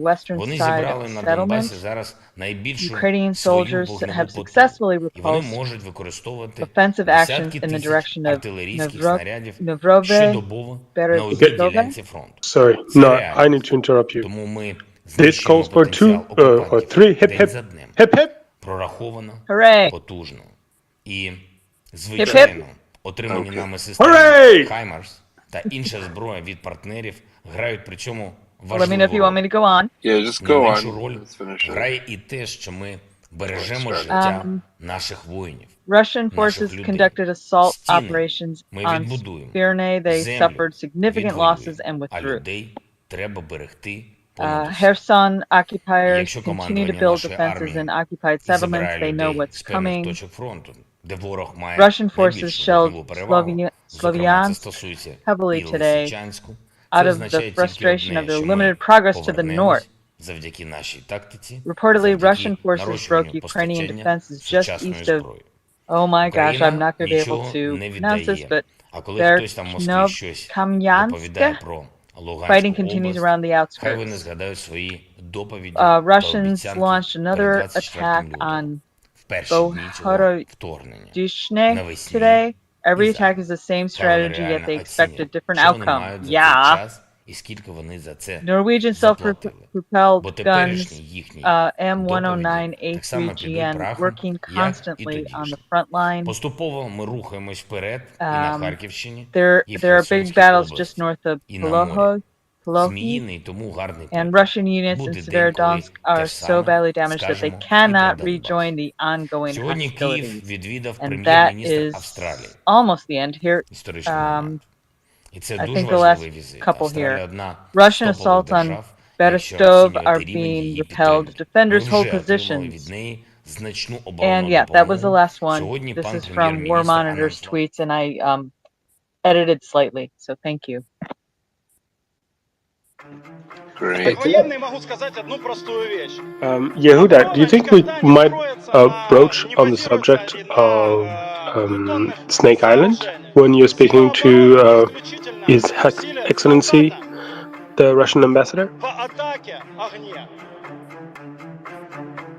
Sorry, can you repeat that? Can we broach on Snake Island when we're talking to the Russian ambassador? Sure, yeah, not a problem. We can, hold on a sec here. We can do that for sure. Just give me a minute. Take about 5 minutes here. We have a situation. We can make sure everything's good to go for tonight. Of course. So, let's proceed. if you want to join and if you want to contribute any thought or ideas to the ongoing special military operation, you are more than welcome. I'm especially talking to our American friends who always amaze me with their level of articulateness, well, how articulate they are. And yeah, you do talking like no one else. So please come contribute. Maddie, I'm happy to see you here. I was told to extend an apology to you, so I will do that. Right, just that. Mistook Kazakhstani for Kazakh, and I was told it was every bit as bad as mistaking Azeri and Azerbaijani. So there you are. My excuses to you. And if you want to come up and contribute to something actually smart to say, you're more than welcome. Adrian, are you still here? Yep. Okay. Can I get your second best idea? My second best idea. I was thinking. I think maybe so many put it so eloquently. So I'm sure there'll be someone around who will able to do this. But I think just like a short description of the behavior of the ordinary Russian soldier, of his incessant need to loot and take everything, his immense surprise that Ukrainians actually have toilets in their houses, the fact that because he doesn't have a toilet in his house back home in Russia, he exerts his bodily needs in the homes of Ukrainians and smears this outcome on the walls with the letter Z. There's pictures of that online. I remembered it recently. Fun with Syria and Eritrea, but yeah, it gets lonely quickly. So, again, any idea? Oh, here is Maddie and Battle Moose.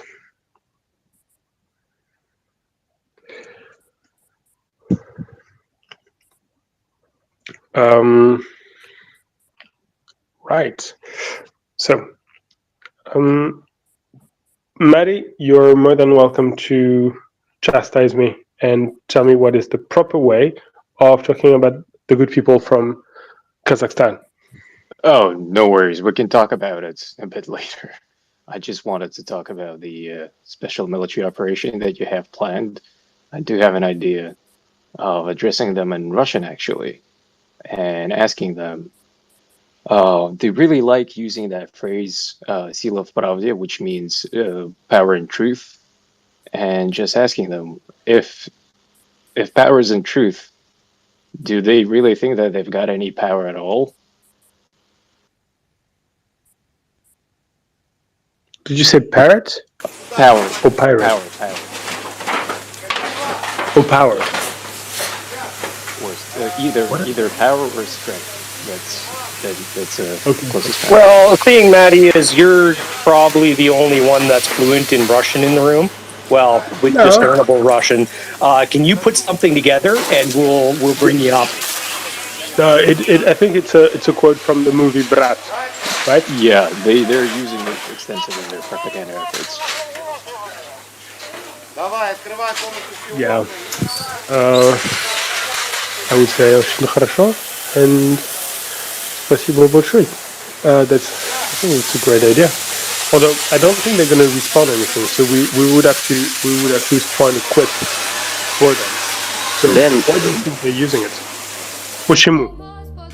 Oh, then we can just say, if power is in truth, then they've got no power. Okay, I want 10,000 bumper stickers printed with this. If power is in truth, then they have no power. That's beautiful. I might cry about it. And I'm drunk enough to cry. Ben and Maddie, thanks for sharing that. I didn't know I know the phrase, but I didn't know they used it in propaganda. Can I just point out and express my eternal amazement at the Russians' ability to use double speak and actually say the exact opposite of what they actually represent.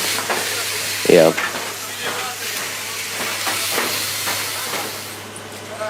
Is it Russian, or is it something that's common to any dictatorship? You know, the good old powers. No, what was it? Lies, truth, and freedom is slavery, or something like that. Yeah, 1984. 1984, exactly. That's what I was thinking about. Yeah, but it was actually a question. Is it Russian or is it dictatorship?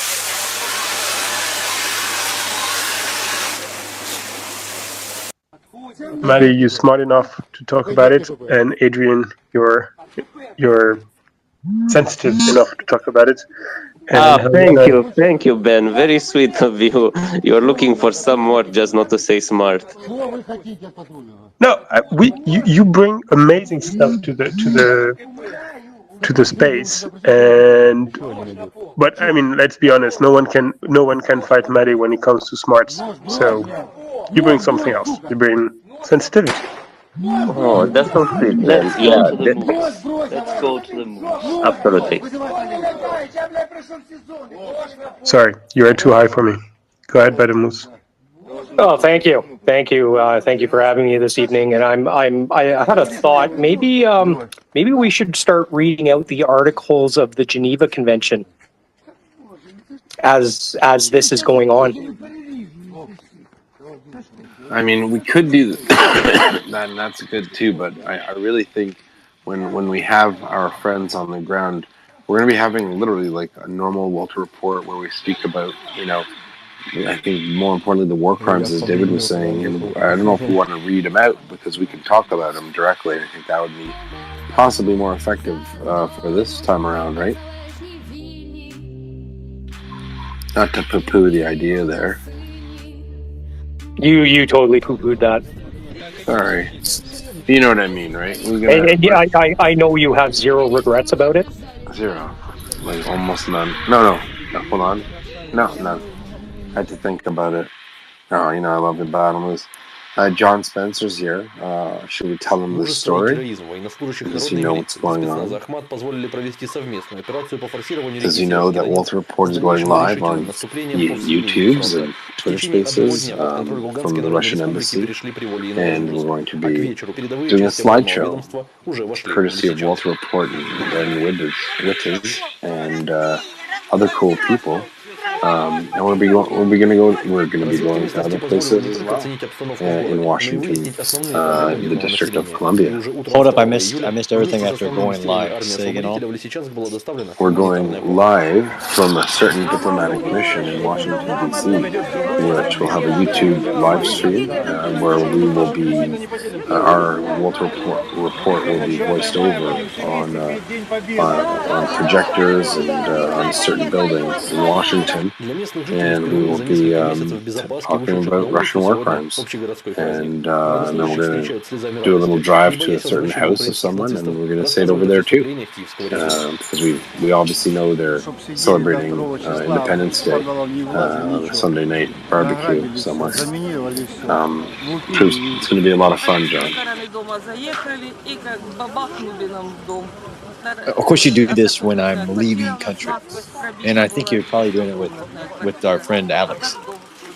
Alex Vindman and Benjamin Wittes, yeah. It's gonna be a regular party, and it's going to be a whole lot of fun. And we are going to speak truth to power, literally. We will be letting the staff that is there know exactly what this wide variety of people in the Walter Report. We have farmers and truck drivers and clerks and doctors and lawyers and military and everyone in between, and left and right and center. The one thing that unites us is our support for Ukraine and for the support of the defense of freedom, for the support of Ukraine's territorial integrity. We're gonna show them that we're not a rabble-rouser group of cookie-cutter individuals. We're all diverse and unique people who see Russia for what it is, and that is terrorist state that is bent on destroying the lives of Ukrainian people and with it the hope of freedom. And we can't let that go unnoticed, and we're not going to let that pass. So we were just talking about what we could say while we're being projected live onto the embassy and other places in Washington. We want the world to know, and we will let the Russians know that if they thought their information war was really good, they were wrong, because our information war, an information war of the willing, of the educated, of the open-minded, we will win, because we will continuously speak the truth. We will find the facts. We will analyze them, and all they can do is spread misinformation and doublespeak. At the end of the day, the truth will prevail. Sounds like a plan. All I heard was poo-poo when I got on, though. Yes, sorry. Or we could just read the Geneva Conventions. That's what Battle Moose wanted to do. I don't know. Just kidding, Battle Moose. I say read the Bucha victim's name, but say Bucha in front of every name, and just put that on stream. You know what? That's a great idea, to be honest with you. Or other places like Mariupol, Bucha, and just say the name and the location.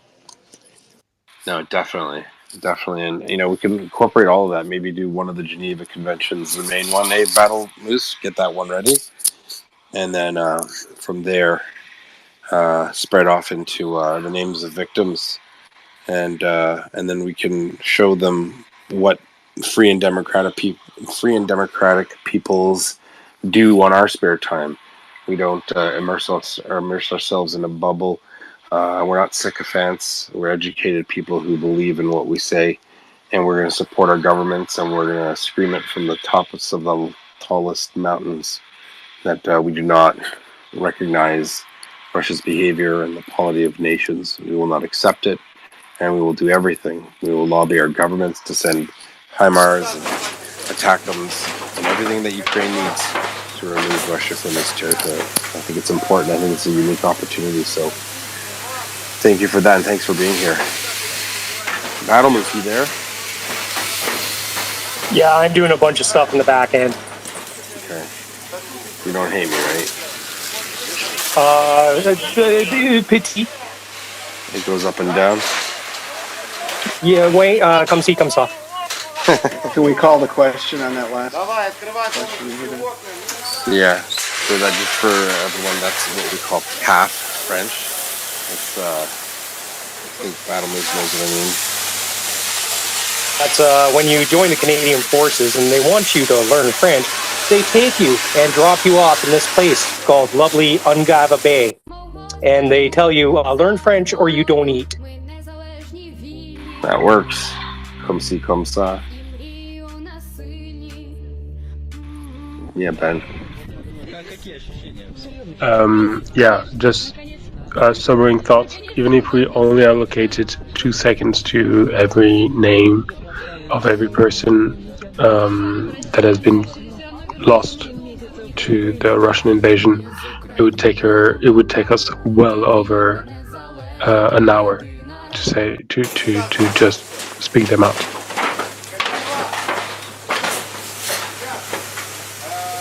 Start with the children.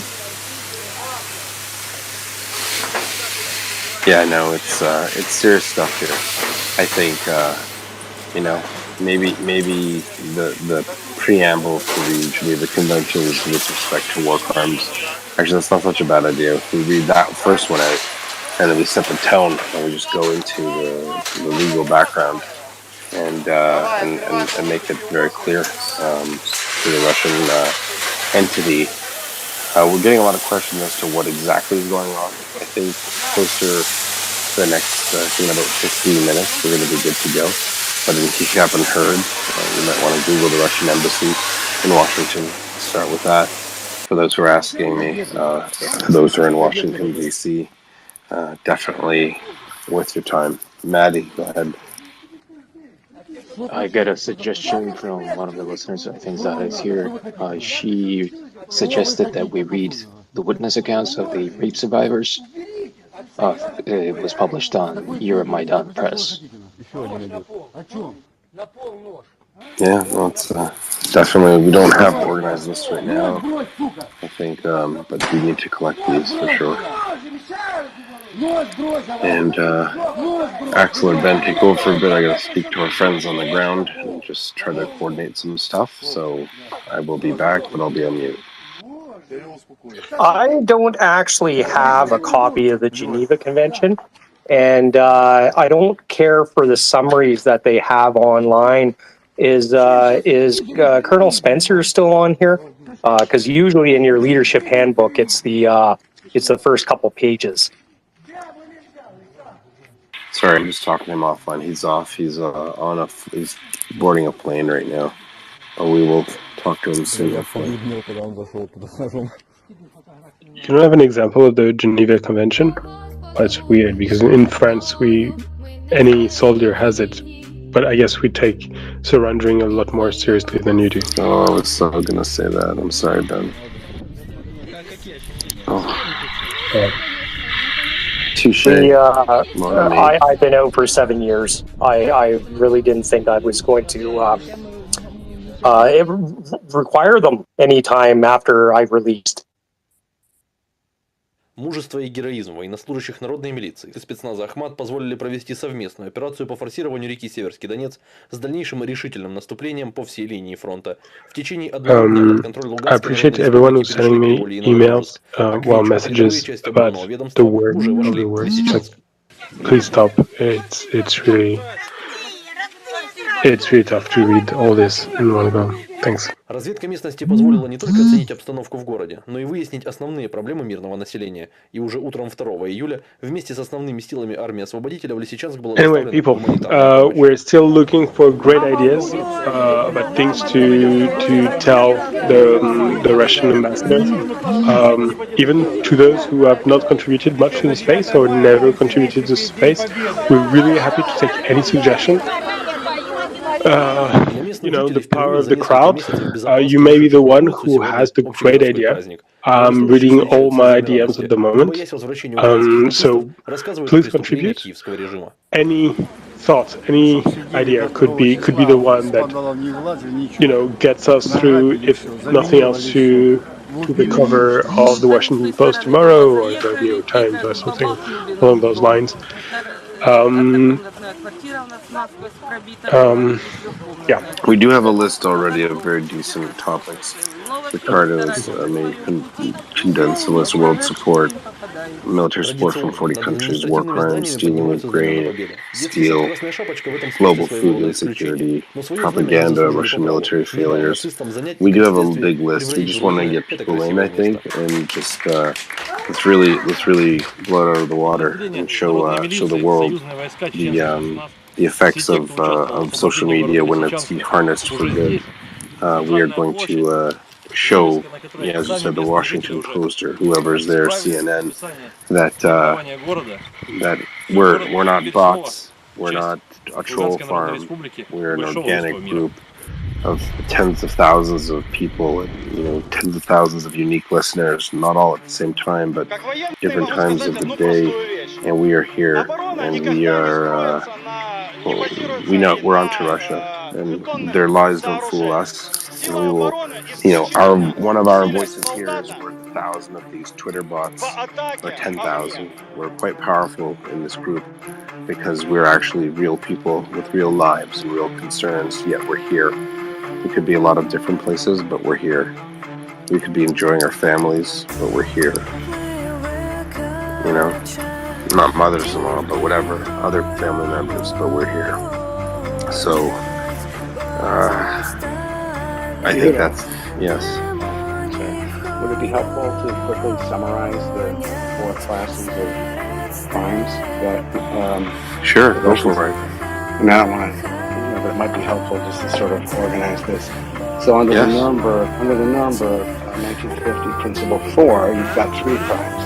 crimes of aggression, crimes against peace, war crimes, crimes against humanity, and then there's the Rome Statute, 1998, which added the crime of genocide. So quickly summarizing, crimes of aggression and crimes against peace. And so many of these apply. So planning, this is the way it reads. Planning, preparation, initiation, execution by a person in a position effectively to exercise control or to direct political or military action of the state, an act of aggression which by its character, gravity, and scale constitutes a manifest violation of the Charter of the United Nations.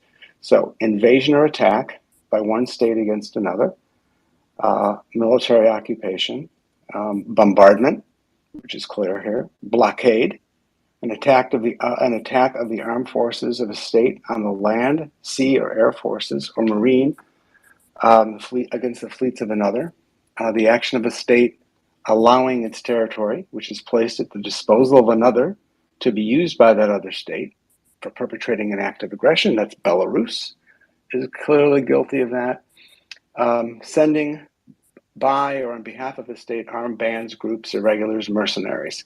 So we think of the mercenaries that were sent in early to exterminate President Zelensky and the other mercenaries that have been fighting. So those are crimes of aggression. Genocide, crimes of genocide. Any of the following that I'm going to read now, following acts committed with the intent to destroy in whole or in part a national, ethnical, racial, or religious group, such as the following: killing members of the group, causing serious bodily or mental harm to members of the group, deliberately inflicting on the group conditions of life calculated to bring about physical destruction in whole or in part, forcibly transferring children of the group to another group. So reading these, it's chilling because these are all applicable. Crimes against humanity.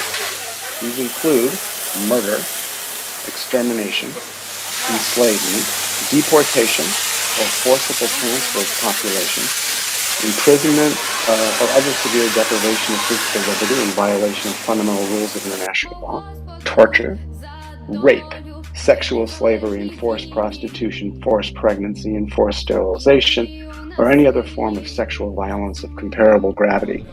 Persecution against any identifiable group, collectively, political, racial, national, ethnic, cultural, religious, gender is defined in, I'm not going to get into the technicalities, or other grounds that are universally recognized as impermissible under international law in connection with any of the referenced acts that I've just gone over, or any crime within the jurisdiction of the International Court.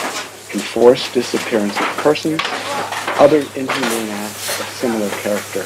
So just going over these, and then war crimes. We've got 23 of the 26 listed war crimes that we have Russia has committed.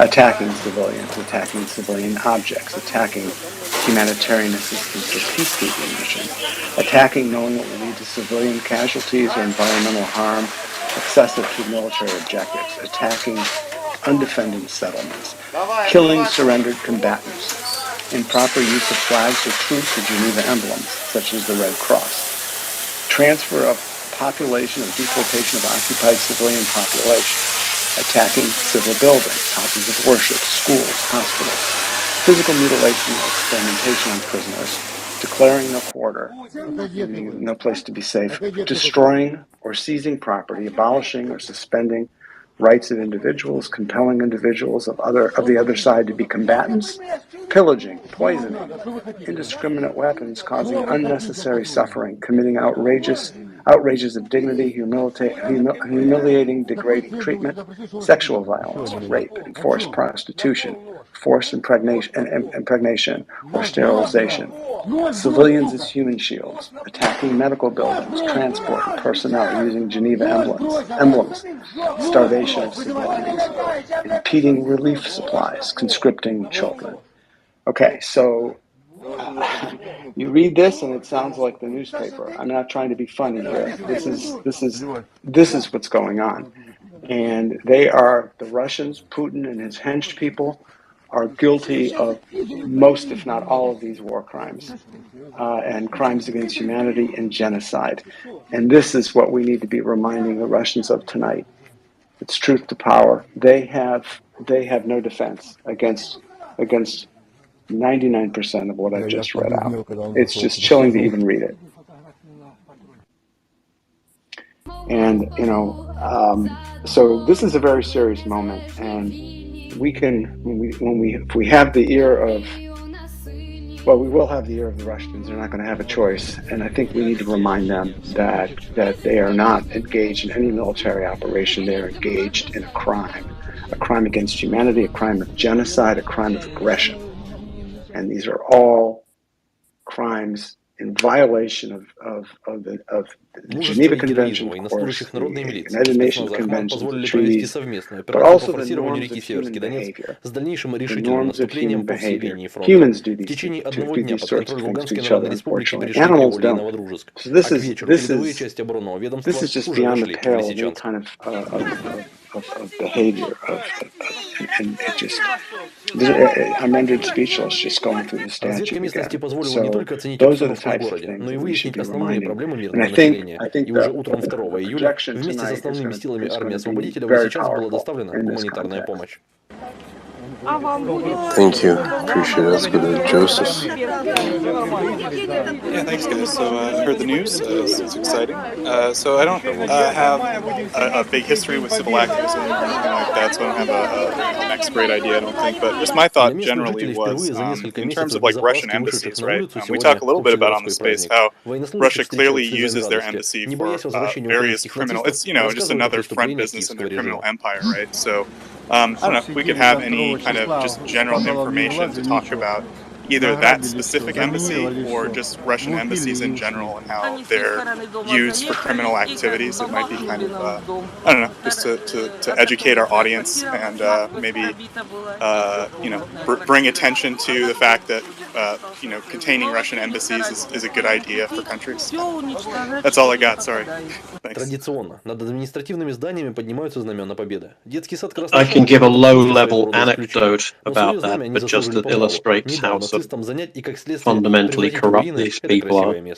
I used to work for an international organization, the Council of Europe, and Russia was a member until it got kicked out this year, and they had a representation in the French town of Strasbourg, and they were right next to to our building. They presumably had some kind of parabolic listening device, listening in on committee rooms or whatever, and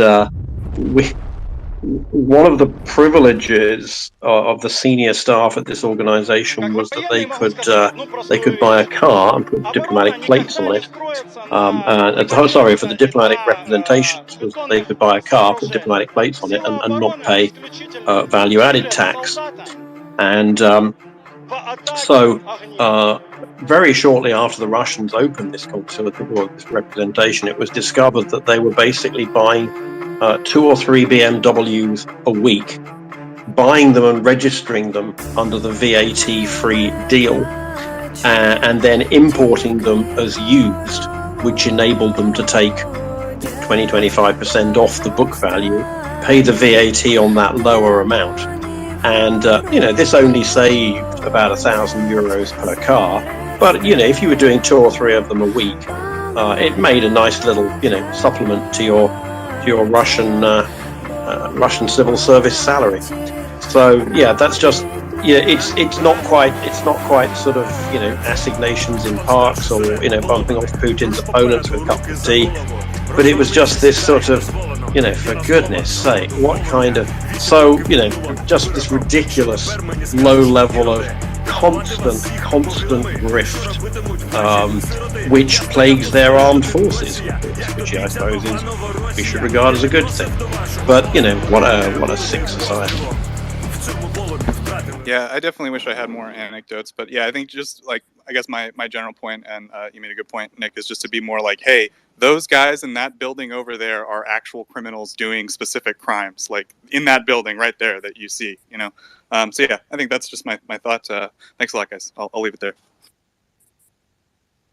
Thank you for that. Yeah, no, the Russians are actually on the top of the delinquent list in New York City for fines. I mean, last time I looked at it, it was really high. I mean, it was something like, so Canadians, when Canadians are told and they go to diplomatic postings, especially if they're in the military. Like, you will be, on your best behavior at all times. You will not get parking tickets. You will not, because the parking tickets aren't really enforceable, and the vehicles are considered sovereign territory of whatever country.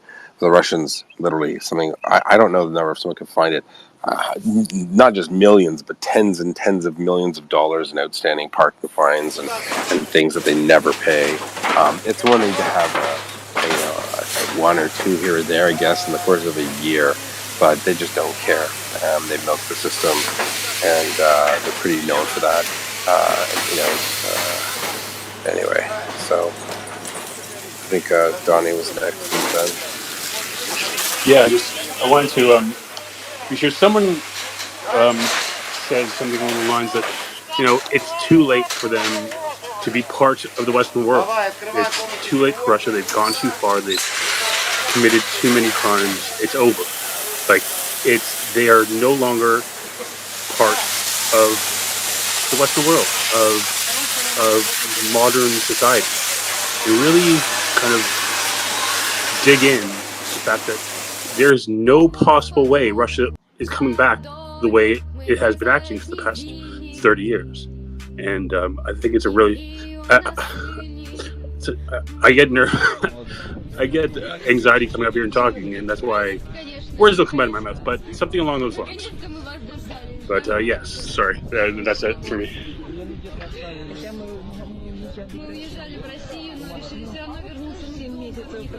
Thanks, sir. Sorry, go ahead, Ben or David or. Yeah, I think that was a really good point of what was just said, and nobody should be nervous to come up here because everybody has something to contribute. Everybody who's listening has something to contribute, clearly. So thanks for coming up and saying that. And I think I didn't get his name, but I think he made a really good point. I mean, I don't know that Russia and Russians will never, ever, ever in the history of in the future ever be able to earn their way. But I think Axel has been very eloquent at this point over the months. They have to reconcile what they've done, and I guess not just what they've done in Ukraine, but what they've done to the culture throughout history. Come to terms with the evil of their crime, and maybe at that point, I don't know. It's not for me to say.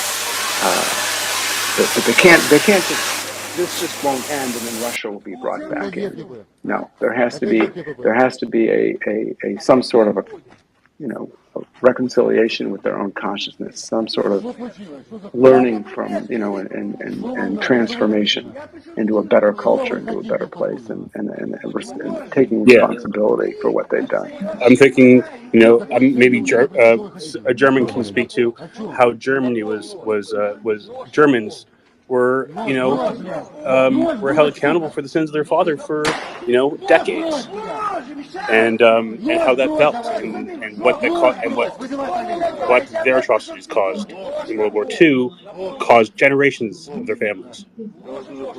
Yeah, but Germany went under a specific process of denazification, right? That's something that the Soviets never did. The Russians never went through desovietization. You'd think that in the mid to late 90s, that would have been enough to say, hey, you went really low, you went really bad, and now you need to fix yourself. Don't just switch leaders, switch mentalities, switch cultural perspectives. You're not better than other people. In fact, your country's a shambles. Why? Because you don't have the necessary that necessary civil society in place. This is where you build it. This is where you learn from the past, not reinforce the past with someone else who promises in a roundabout way to deliver, to reignite your imperial designs. But unfortunately, that's the way the Russian culture went. Russian culture. I used to laugh and say, Russia's one of those weird places where, Air siren alert update. Mykolaiv. Full alert. This message has been generated with municipal data. Battered wife syndrome. It's gross and it's sad. But this is what they brought on themselves. And this is the whole country, whether we like it or not, will suffer as a result. But we can't sit here and just humor Russia for 30 years more. They're literally upending global peace. They are causing food insecurity for hundreds of millions of people, all because Vladimir Putin believes Ukraine isn't a country. He believes they're little Russians. It's really sick. So a lot of people say, well, what about the farmer? I'm sorry. What about the hundreds of millions and a billion other people in the world that are affected by Putin's crazy policies? We just can't ignore it, and we can't wait for it to be another Holocaust. We can't wait for it to be 6 years of war and tens of millions of people dead. Some groups of people targeted specifically for their nationality and ethnicity. Give it time; it'll get there. We just don't want to let it happen, and if we can stop it, we will. Ben. I wanted to thank everyone who sent me ideas for things to tell the ambassador and to shout out loud to the world. In particular, those who said that the number of the children kidnapped should be used as a mantra. 200,000, 200,000, 200,000. It's powerful. 300,000. The name of the weapons, just listing the name of the weapons that have been brought by the world to fight off Russia, the ATACMS, the Caesars, whatever else, the T-72s from Slovakia, that would be grand. Maybe ask the ambassador, if you have an opportunity, directly the question, what has Russia done to condemn those who have pillaged and raped and killed in the name of that country? And finally, maybe begin every paragraph by "we hold those truths to be self-evident," because it matches with the theme of the day. So keep the ideas coming. They're brilliant. I'm passing them on. You've all been great. Thanks. All right, everyone. Thank you, Ben. We're going to spill the beans. A lot of people are coming in and asking what's going on. So in 15 minutes, Walter Report, Come Rain or Shine, will be reporting live from in front of the Russian embassy in Washington, D.C. If all things work out properly with our audio-visual, and there might be a hiccup, so we will hopefully keep your fingers crossed,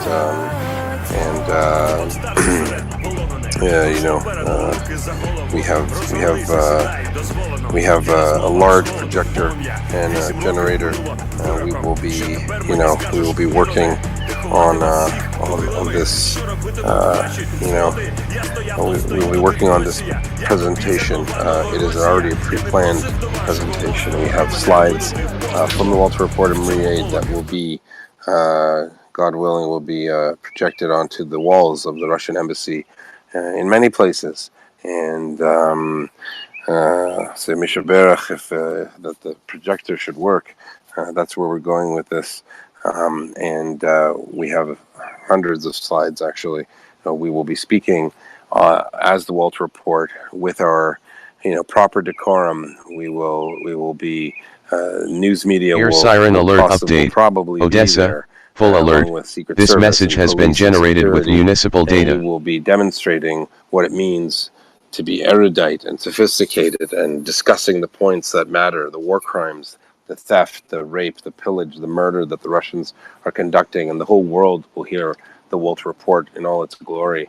A group of disparate people from all over the world, from the left, from the right, different religions, no religion at all, people who have nothing in common other than common decency, the love for humanity, and the belief that Ukrainians have a right to live free and independent in their own borders, with their territorial integrity protected, defined, protected by human rights, by the international rule of law.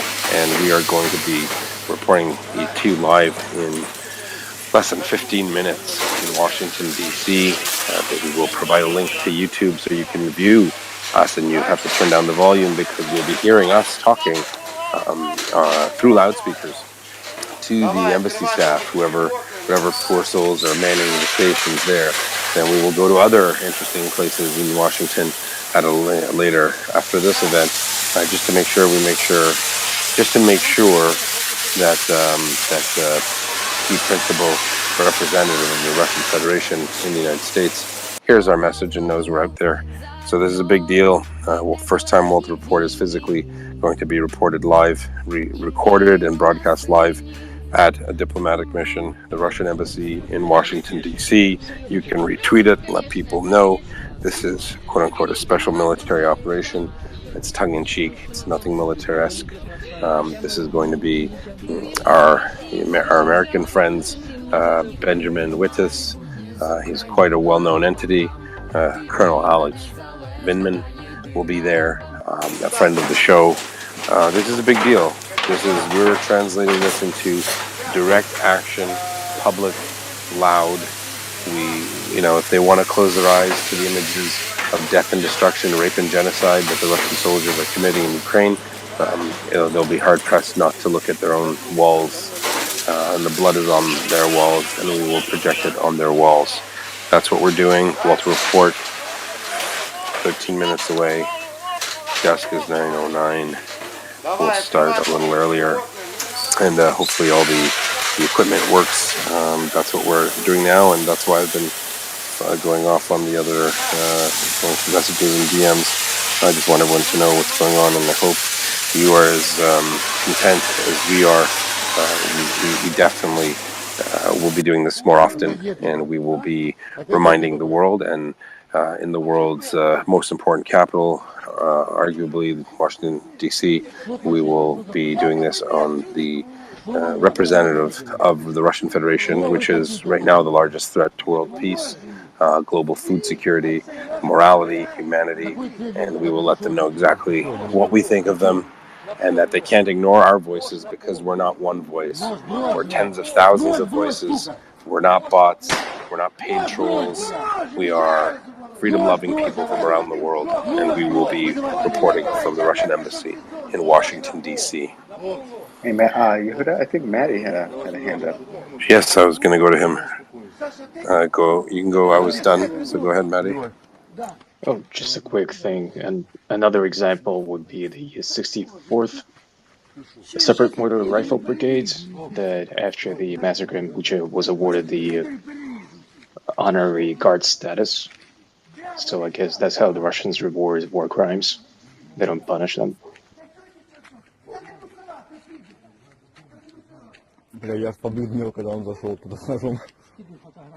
Yes, that's correct. Yeah, no, and we can bring all of these topics up right on that blood-soaked wall of the Russian embassy. So here we go. There are 100 slides, and we will have a live stream, and you can listen on Twitter. I'm just getting from our audio-visual team, our IT people, and a back channel here telling me I do have the link. I think the main account should post it, and they have that information. So we'll post it quite shortly. And yes, and thank you for your suggestions. When we're asking for suggestions, it's more of what we can speak about. The actual technical aspect of this, the video and the slideshow has already been prepared, so we're not going to be able to add to that or put new things on that for now. But we can definitely take suggestions for a future event in order to do that. So the suggestions for what we speak about are welcome, because we're going to have a bit of time on the embassy walls to talk about different things. But the data that we have that we will project onto the embassy is currently set. So I hope you understand we can't make those changes right now. It's just not logistically possible. Ben.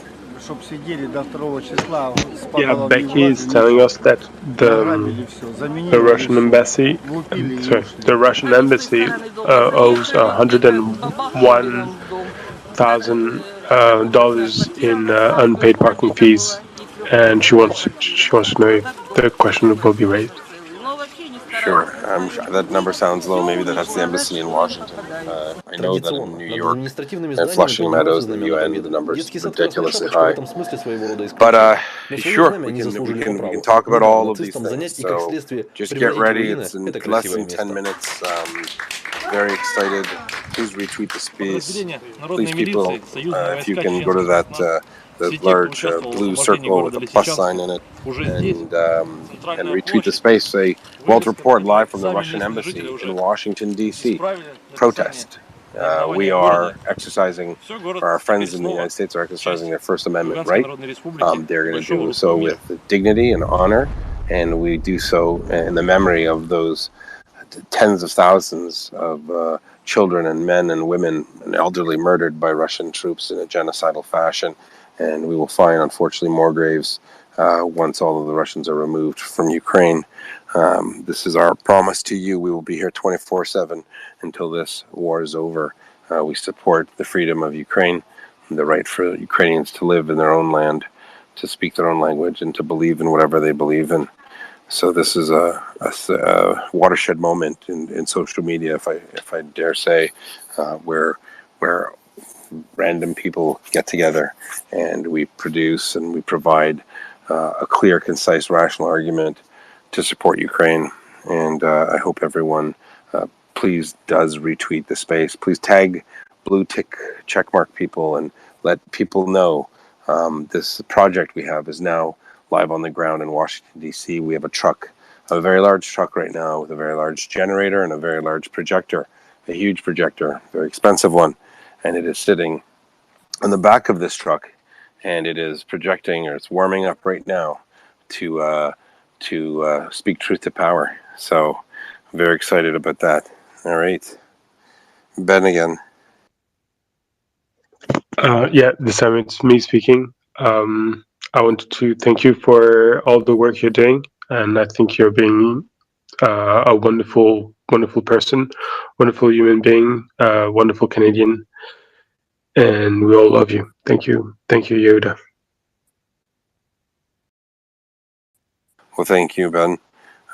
We are all part of this team, and honestly, it's one of those things that anyone can say, but I really mean it when I say the only reason why this works is because of everyone who volunteers and everyone who listens and volunteers their time to be in this space. And I want to thank everyone, because if it wasn't for this would just be me and Walter talking about the war in Ukraine. But now one becomes two becomes 1,000, and that's the way we can affect change. It starts somewhere. I once said at the beginning of this conflict that we are doing God's work here. We're doing really wonderful things by assisting the Ukrainian people in telling their story. And some people said, I don't know if I can do anything. I'm just me. I'm just a dad. I'm just a mom. I'm just a postal worker. I'm just a homemaker. How can I do something special? How can I change the world? Well, in order to do extraordinary things, the first requirement is to be ordinary. We are all ordinary in our own way, some more so than others. But as a collective group, as an aggregate, we have done a lot. We have raised tens of hundreds of thousands, millions of dollars actually, initially to come back alive. And then through Maria Aid, we've delivered millions of dollars of hundreds of, at least $700,000 of medical supply.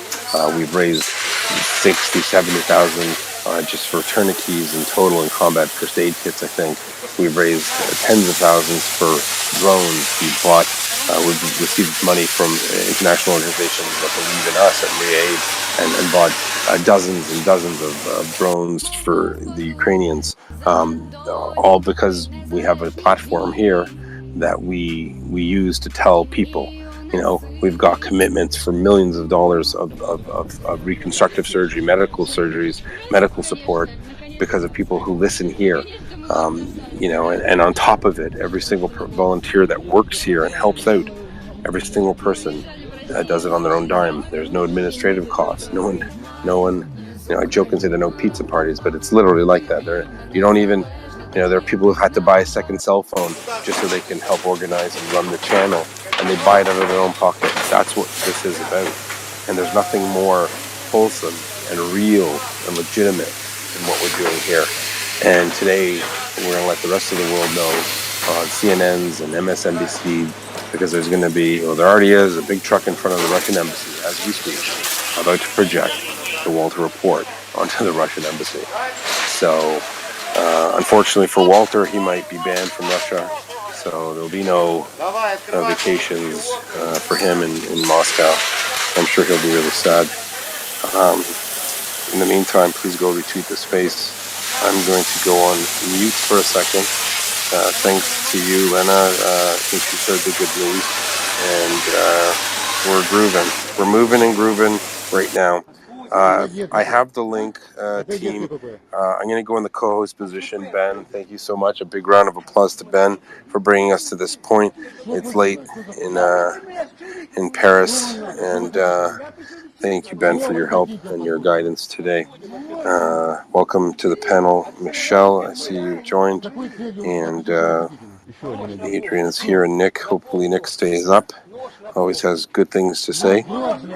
And here we go. Yep, I'm here. Don't worry. Great. And to be honest, however late it is in Paris, it is 1 hour later in Bucharest. Thank you, Adrian, for still being with us. Do you have something to share? And if you fall asleep, it's okay as well. No, I didn't. I'm actually quite awake now. It's almost 4 o'clock, and I'm patiently waiting, looking forward to it. And I'm glad to be with all of you here. So I've got a very real question to ask you. I'm sorry to do it online, but how's your friend? She sent me, she's okay today, but she just can tell me she's okay because she's in a very difficult part of the front. So in the last couple of days, she was just telling me in the morning and in the evening a little plus sign, and I'm okay. So I don't know more than that. But if she could speak tonight, she would have some definite choice words for the Russians. I guess the things that breaks my heart is that she is a very loving person that had never a bad word to say about anyone, and I hate the Russians. Tell the room who doesn't know who Ben was referring to, who your friend is and what she does, and don't tell us where she is, but what she is and what she does. Yes, she's my partner, my life partner, and she's Ukrainian, and she's decided to volunteer as a combat medic in the National Guard, and is somewhere in the east, close to the line. And what I wanted to say is that she's the kind, loving person, never had a bad word to say about anyone, not even about Russians. And I hated the Russians for putting hate in her heart.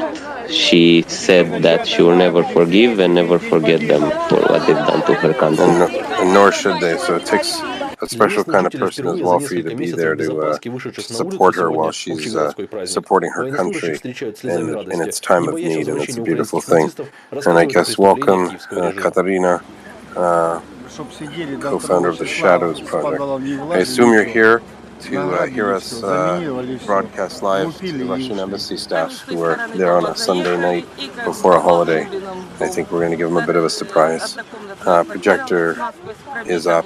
Let me find out here and go ahead. I just got to get the co-host on. Welcome, Katarina. Hello, thank you for having us. We're getting set up over here at the embassy, so we'll be ready to start very soon, I think. Amen. We'll tell Ben I did say the Misha Bera, so that projector better work.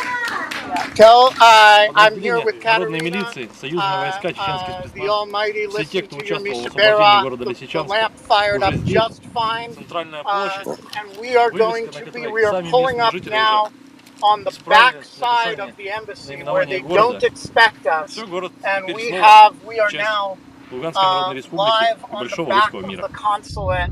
I'm going to find a good spot, and then we are going to start our live stream in a moment, and I will call in on my own account in a little while.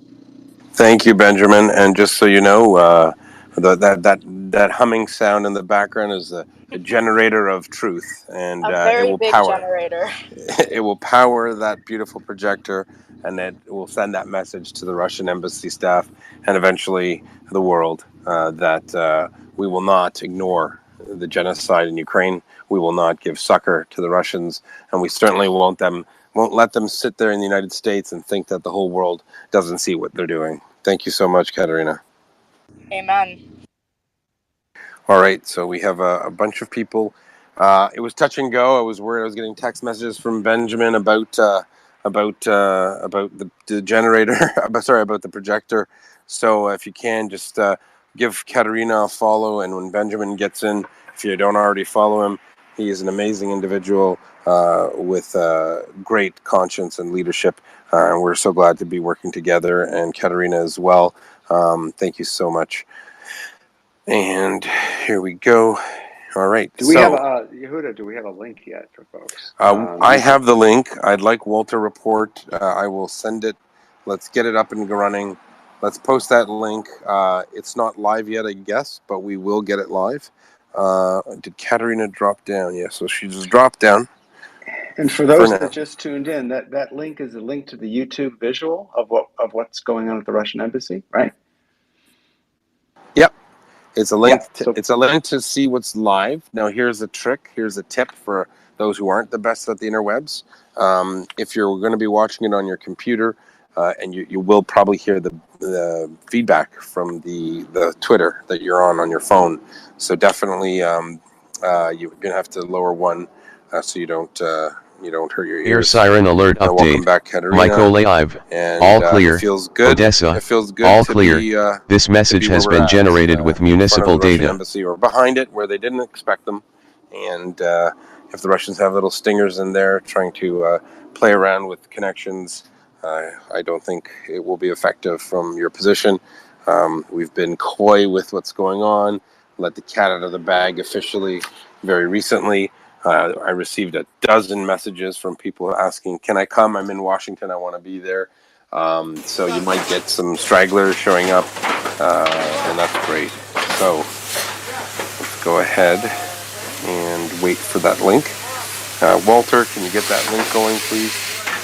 From the Walter Report main line. Yeah, absolutely. It would be a pleasure. And again, welcome Katerina.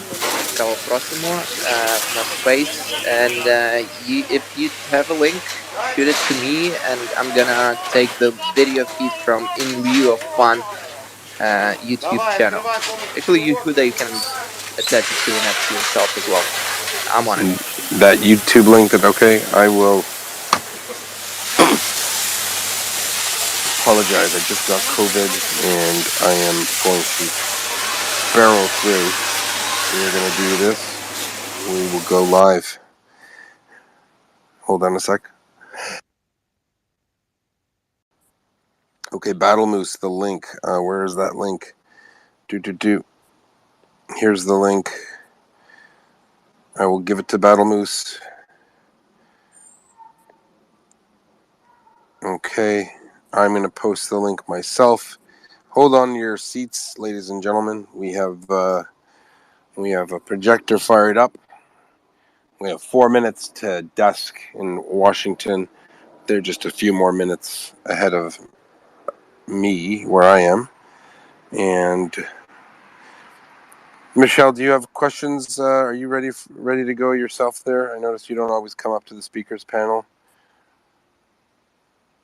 Yeah, I'm ready to go. I'm just waiting for you guys to start. Okay, great. Supposed to be led by someone else, is it? Like a narration or something?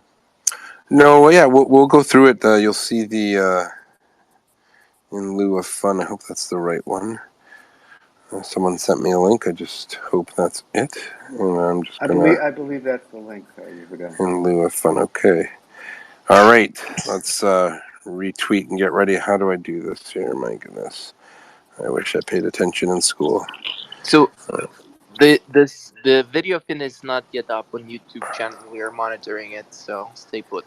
As soon as it begins, we'll just attach it, tweet it out, and attach it to the nest. I've attached it.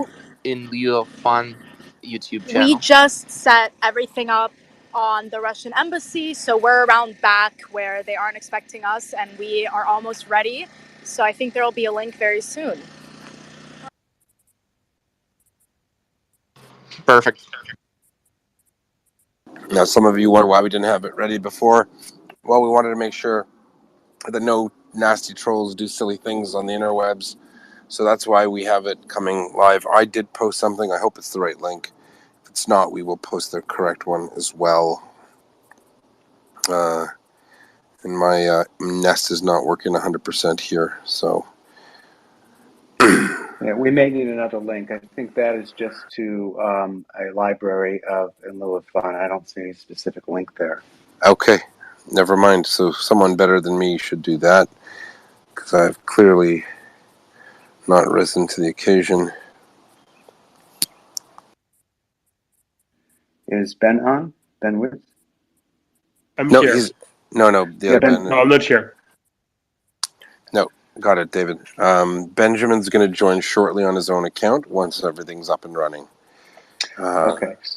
So I'm wondering if there's somebody else who can send us a different link. Yeah, no, but Benjamin will send it to Walter. Walter's going to be responsible for that. Yeah, Okay. don't worry about that. Also, there's some people who I don't recognize who'd like to speak, but it says human rights in your name there. You're going to have to send me a message in order to come up to the panel what your question is, because if I don't know you, you're not known to the Walter Report. We want to utilize the time we have. So that's who's that? Yeah, I have a couple of those as well, so I'll need those. You'll have to message because it's not a free-for-all today. It's a very moderated and curated event. I wonder, Katerina, is there a crowd there? Can you tell us a bit about what's on the ground? Yeah. Give us a teaser. Absolutely. So we have gotten a bit of attention being on the side of the road with a giant projector in front of the Russian embassy. So we did have a bit of a crowd gathering at the front of the Russian embassy. We have some of the regular fans of the projection operation that have showed up to watch, and we had to go around back because I think the Russians were better prepared for us this time around. They are back with more Z spotlights than ever, and so their front side of the embassy is very well equipped. So we went around back to try and catch them by surprise. So we're setting up for that now. Amazing. So there are Russians manning the stations there. It's not just one clerk and security. No. They have. I think they had at least 6 different spotlights being manned, and as soon as we pulled up to the embassy, within minutes there were quite a few cars that started arriving and going into the embassy. So I think that they are getting word of what's happening, and some embassy staff is arriving. No, I feel bad mentioning it 45 minutes ago. Maybe they have friends listening. Who knows? Who really cares? Because we're doing it on the backside anyway, which is kind of poignant, right? It's where they do most of their talking from. Would you say, Katerina? Oh, absolutely. Yeah.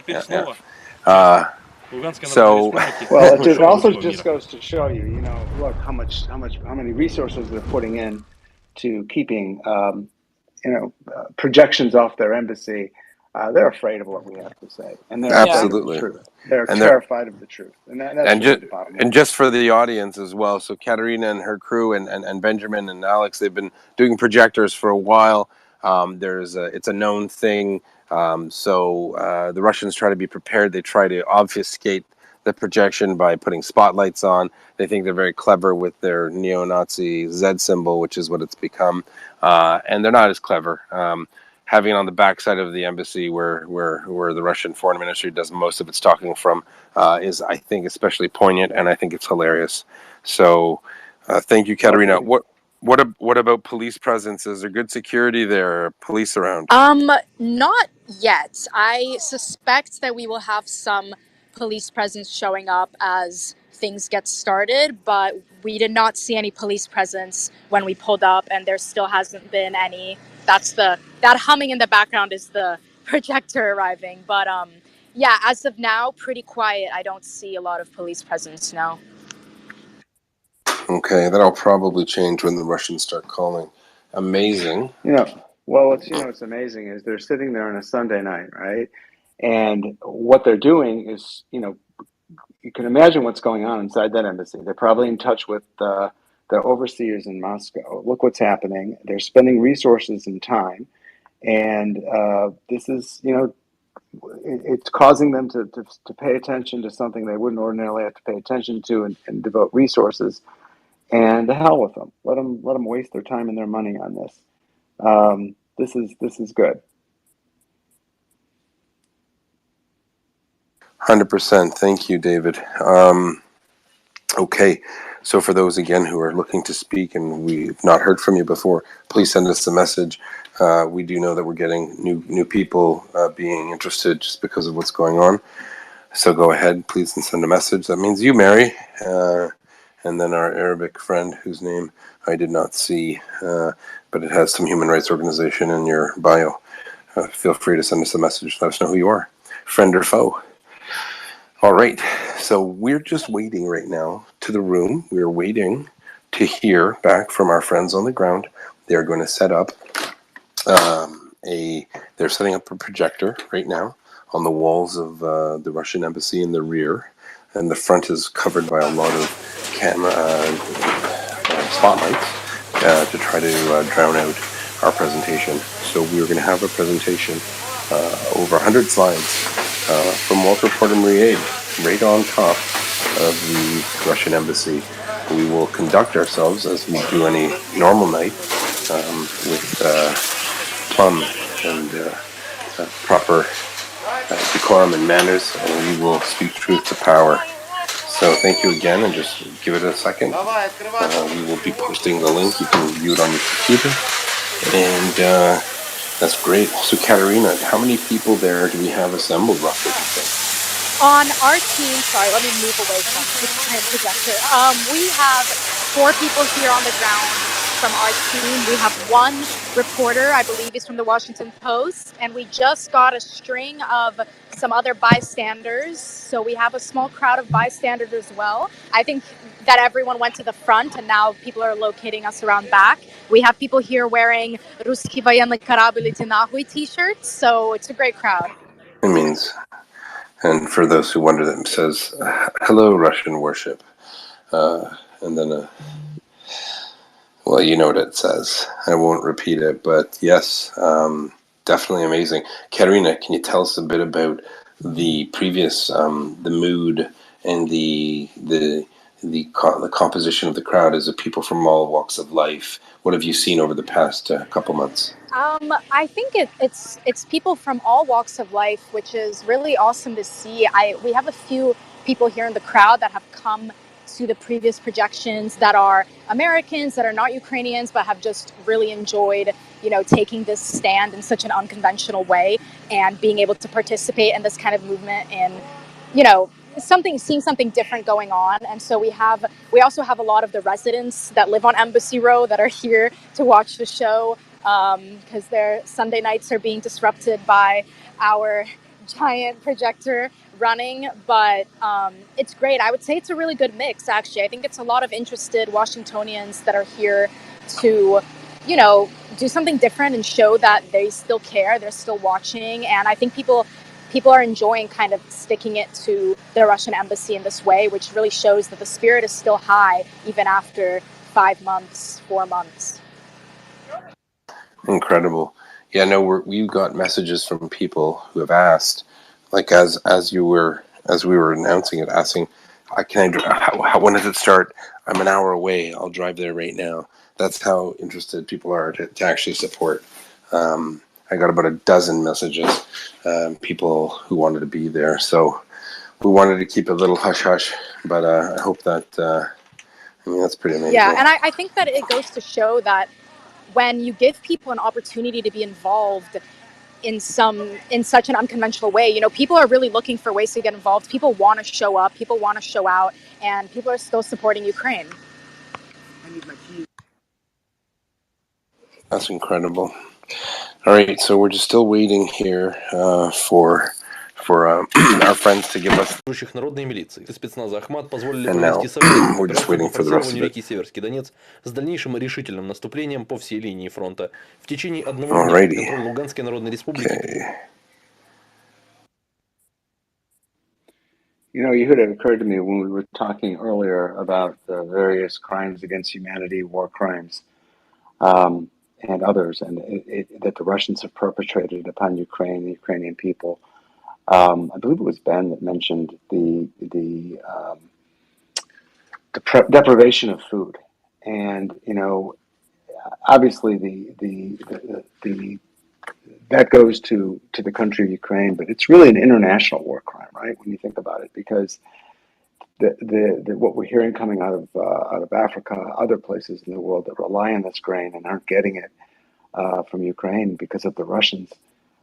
It's a war crime that the Russians have perpetrated on the entire world, and you know, that's the kind of thing that they're going to have to answer for. Even when this is all over with, even after the Ukrainians win this war, because it's not just Ukraine. I mean, obviously, you know, Ukraine gets the major 99% of the brunt of it, but it's the world. It is the world that is being victimized by these evil bastards.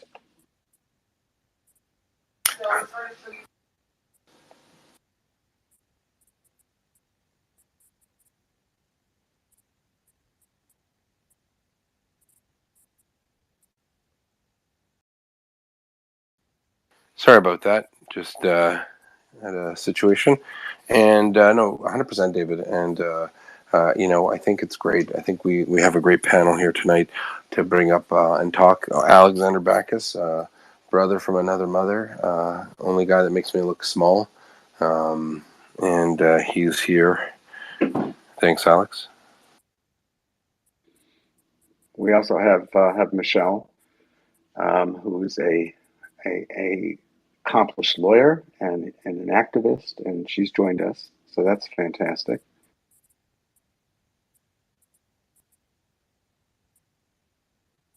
Yeah. Cover off for me, David. I'm just going to text and try to get that link, please. We are monitoring this, so please stay put. As soon as the link appears on In Lieu of Fun YouTube channel, we're gonna immediately tweet it out and attach it here to the nest. In the meanwhile, we changed the title of the space to Special Military Operation and hashtag Russia is a terrorist state, which has been proven on multiple occasions, specifically regarding the recent Russian attacks on not just civilian infrastructure, but on shopping malls, on apartment blocks, targeting civilians and killing civilians, and continuing Russian war crimes in Ukraine and continuing Russian genocide of Ukrainians. And this will be projected on the Russian embassy as well. Yeah, and these slides are these projections are extremely graphic, but you know, the war is graphic. The war, we can talk and we can talk about it and we can take a look at these pictures, but this needs to be in their faces. They need to see the pictures of the bodies. Maddie, you had your hand up. Yeah, please. I'm not a legal professional, but it seems that one of the organizations is already recognized as a terror group by the United States government and by Canada. Specifically, I'm talking about the Russian imperial movement, and they are actively being deployed right now in eastern Ukraine. They've officially, on their Telegram channel, confessed that they're under the protection of the Russian MOD. They're enjoying the same benefits. So they're integrated into the Russian state. So at least officially, part of the Russian state is already recognized as a terrorist organization. So does that provide any legal grounds to proceed to recognize the entire government and the entire state as a response for terrorism? Well, it becomes, you know, I think, actually, you know, Ben Withers is here. Ben, I don't know if you heard that question. You're probably in the best position to answer it. Welcome, Ben. Ben might just be a little busy doing what he has to do, so I don't know. Yeah. Let's just give him that wide. Well, I was gonna Yeah, so the designation of Russia as a terrorist I am actually organization. here and I can speak. Oh, excellent, Ben. So, Benjamin, did you hear the question? I did hear the question, and in the ultimate act of map multitasking, I will answer the question while I am getting our live stream ready. So the answer is, the question is very perceptive. To the extent that there are designated foreign terrorist organizations on the U.S. list that are being actively supported by the Russian state, it would be within the discretion of the State Department in conjunction with the Attorney General to designate the Russian state as a state sponsor of terror. Now, there are many states that sponsor terrorist organizations that we don't designate. So the fact that a state is conceivably designatable does not mean it will be designated, and it actually doesn't mean as a prudential matter that it should be designated. But I certainly think there is a plausible case for designation of Russia. Now, that said, the broader point is that once you're engaged in systemic war crimes, it's a little bit redundant to designate you as a state sponsor of terror, but it is possible. Can I switch gears for a moment and update you on our situation? Absolutely.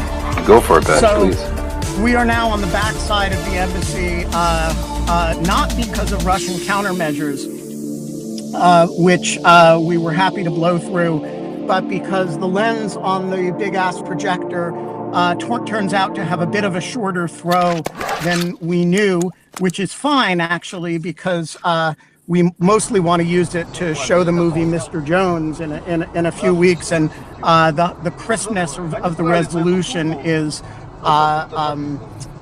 really beautiful. That said, it works better on the backside of the embassy, so we moved back, and I'm going to mute myself now and set up my live stream to YouTube, at which point I will rejoin you and we can show some slides. All right, sounds good. Thanks, Ben.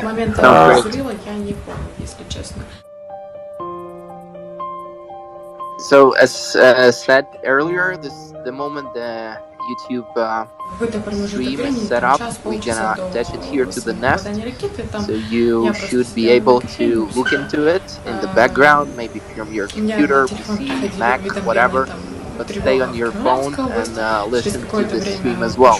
And we're gonna comment what's going on the slides, and there will be some photos of Russian war crimes committed in Ukraine and photographic evidence of that projected upon Russian embassy, an embassy of a terrorist state. Ben, if you still can hear me, are you able to videotape, from your perspective, the projector, not just for the live stream, but just in general? Are people videotaping it? Is there news media taping this? Is CNN going to be there? MSNBC? I don't know who's going to be there. I did alert the Washington Post reporter who wrote the story about the first of the special military operations that we would be here. And I do expect once the YouTube stream is live and we start tweeting it out, and I hope everybody on the Wall Street Report will tweet it out. It has a way of becoming a kind of news story of its own. But give me 10 minutes and I will be live. Sounds good, Ben. Take your time, do what you need to do. So please, you heard Benjamin. Please go ahead and retweet the space. Let the world know. Let's make this the news story that the Russians don't want to hear. Let's make this a memorable 4th of July for the Russian embassy staff who've all scurried home from their barbecues and their baked fish and pickled everything, whatever they like to eat. Your favorite dish, Napoleon, or Olivier. So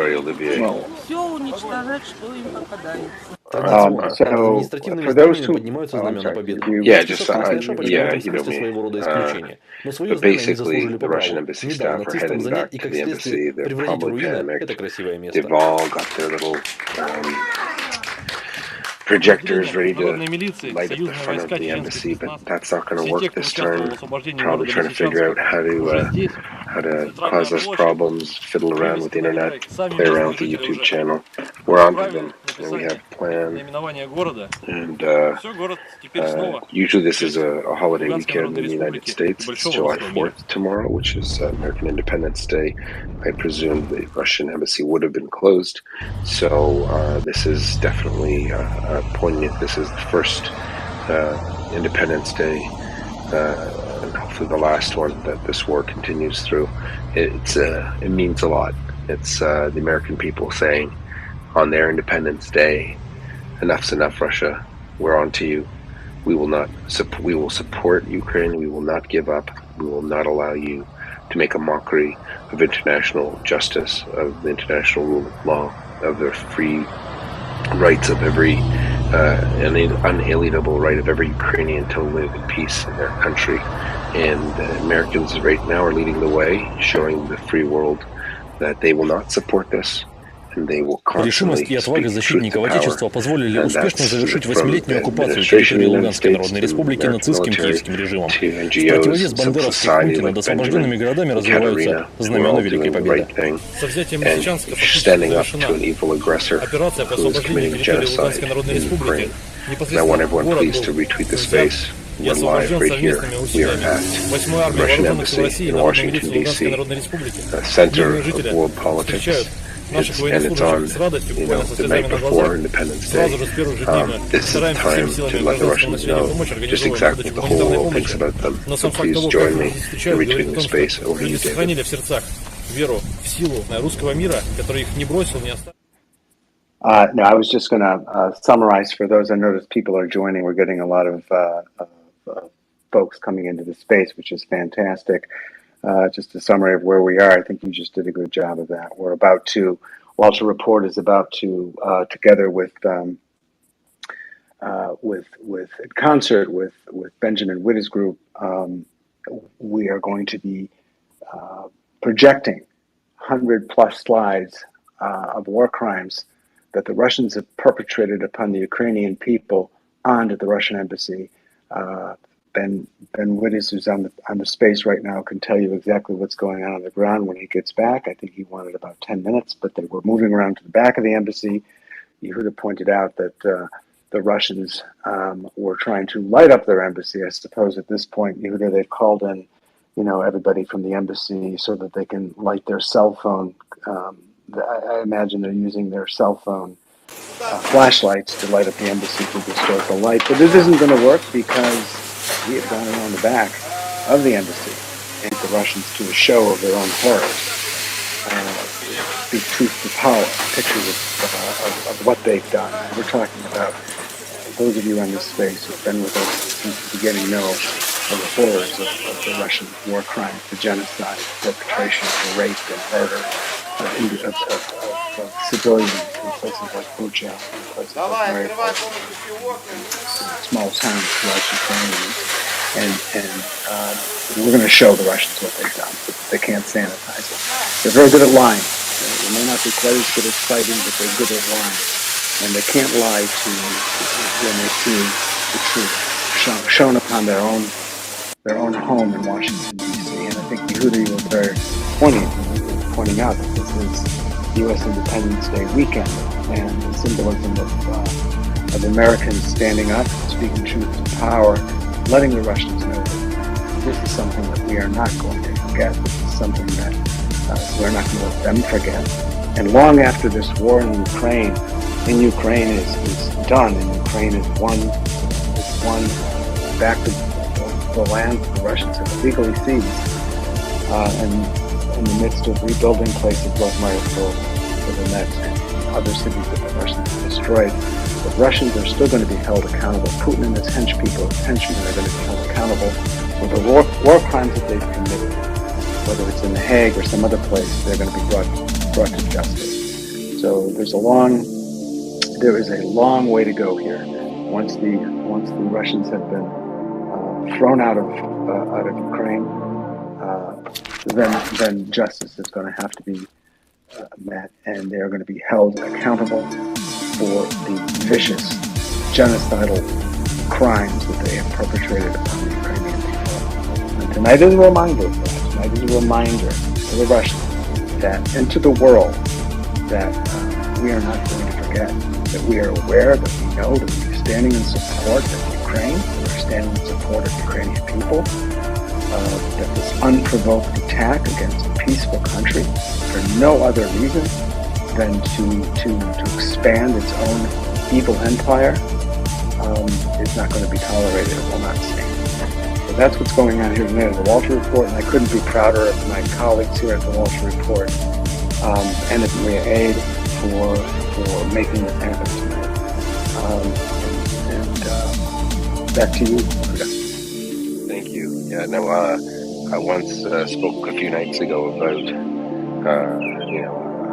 a topic close to my heart, and I spoke about goodness being a light, and a certain Rebbe once said, to be lamplighters. In other words, it takes one small candle to fill the darkness. You can. And we're not one small candle, we're tens of thousands of small candles. And tonight we're a big projector with a lot of candles in there. And we're lighting up the dark. We want the Russians to know that the whole world knows. They can feel proud of their info ops and their disinformation campaigns in India and South Africa and their, Eritrea, the center of the world there. They can go for the low-hanging fruits and try to confuse other people in the world, big countries especially, and they can confuse, the conspiratorial types in the States who often believe the Earth is flat. Additionally, that Putin's a good guy. So we're in good company, and they're in bad company. And I think it's not, I don't think it's underhanded to point it out, but, as long as you have an open mind and you're willing to learn, you can see what's obvious to everybody. And so we are continuing in the spirit of how we started this at Walter Report, Maria Aid, people from all over the world just getting together to try to make a difference, getting together to try to help be the change in the world that we want to see. And we can't do it if we do nothing. But being here, listening, contributing, for all those that donate, for the thousands of tourniquets we purchased, for the drones, for the medical supplies. This is all for you, and this is for the people of Ukraine.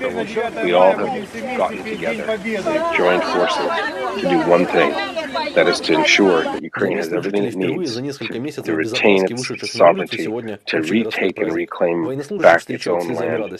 God willing, that will happen. HIMARS is there. Russian depots are blowing up. Like it's not a big deal anymore. Russians will not be able to prosecute this war forever. They will culminate. Colonel Vindman on the ground with our friends Benjamin and Katerina said the Russians will culminate soon. And Western analysts across the board from every think tank worth its salt say Russia will culminate soon. They can't continue this. And with American weapons and Western support and support from people like you, the everyday man and woman here, the Walter Report, all over the world, who say, no, enough's enough. We see a genocide. You can't dress this up any which way. And not only do we not support you, Russia, we will support our leaders in punishing you, in following you until the end of the world. It could be 50 years from now. You're going to be in The Hague. You're going to be in the dock. You're going to be answering and paying for your crimes against humanity. And tonight we projected on that Russian embassy in Washington, D.C., their most important embassy outside of Russia, their most important diplomatic representation anywhere in the world is the United States of America in Washington, D.C., and we're hitting them right where it hurts. Michelle, just to go back to what David was saying, one thing that resonated with me about tonight is that it's important to remember why we're doing this, why Benjamin has been, started and is running this project, because there's so many people who, a lot of people have been talking recently about, war fatigue and hearing about this the constant, negative news that, war brings. Решимость и отвага защитников Отечества позволили успешно завершить 8-летнюю оккупацию территории Луганской Народной Республики нацистским киевским режимом. В противовес бандеровской хунте над освобожденными городами развиваются знамена Великой Победы. Ukraine and what's happening in Ukraine in people's minds and their awareness. And with some people, they don't know what to do, but what they can do is to stay engaged and to talk about it. And, images of war crimes are graphic, they're arresting, they're offensive, and, they do burn themselves into your brain. And so, engaging in activities that, these guerrilla activities are so important in maintaining people's attention and helping to keep Ukraine at the front of people's minds. Yeah, I think that's very well said. It's really about all of us, and this space has been phenomenal at keeping us up to date on the military aspect, on the social aspect, the cultural aspect, on the humanitarian aspect, the war crimes, the crimes against the children. I mean, when you think about it, right? When you think about it, 300,000 children have been taken from their homes by these Russians and sent away, who knows where. And we had the issue in the United States. I'm not going to get political, but it's an important point. We had the issue in the United States a couple of years ago where they were separating children from their parents. And that we're talking in the thousands. Way too much, but in the thousands, not the hundreds of thousands. And those children, to this day, not all of them have been reunited. And the reality is that of the several thousand that were separated in the United States, some of them will never see their parents. If you take that and you add the 300,000 children that have been sent to Russia, who knows where in Russia, or just fostered into other families, Russian families, to be enculturated, which, by the way, is the crime of genocide. It is statutory. To remove children from one group to another group is genocide. Those children, the 300,000 children, if they are all ever reunited, it would be a miracle beyond miracle. And it is just some of this is irreparable, no matter what happens. And then we have to just to be clear, though, because I never want to get political, but the difference, I'm not, immigration policy is a totally different thing. This is Russia invading another country and stealing. No, true. Thanks for pointing that out. Yeah. Glaring. No, I appreciate that. No, I wasn't trying to compare it at that point. No, I really appreciate you clearing it. What I was just trying to say, the technical unification of children is difficult even in a normal circumstance. Yeah. No, I appreciate the clarification. I appreciate that. This is, that's one other issue, but more heinous and more strangely just bizarre is the Russian belief that it could that it's the 1850s again, and they're going to kidnap children from minorities and impress them into service in the military, for example. And actually, Russian politicians, clowns, I won't call them politicians, stooges, have actually gloated and said things like, these Ukrainians will grow up to fight Ukraine again. Basically saying we'll steal your kids, indoctrinate them to hate you, and send them off to die to fight against you. It doesn't get more sick than that. It's just a very sick worldview, and that this passes for decency in Russia today. This is considered a normal thing to do. Russian talking heads and supporters of the Kremlin making preposterous claims that they're saving these children, they'll teach them Russian properly, and they'll be, great Russian citizens.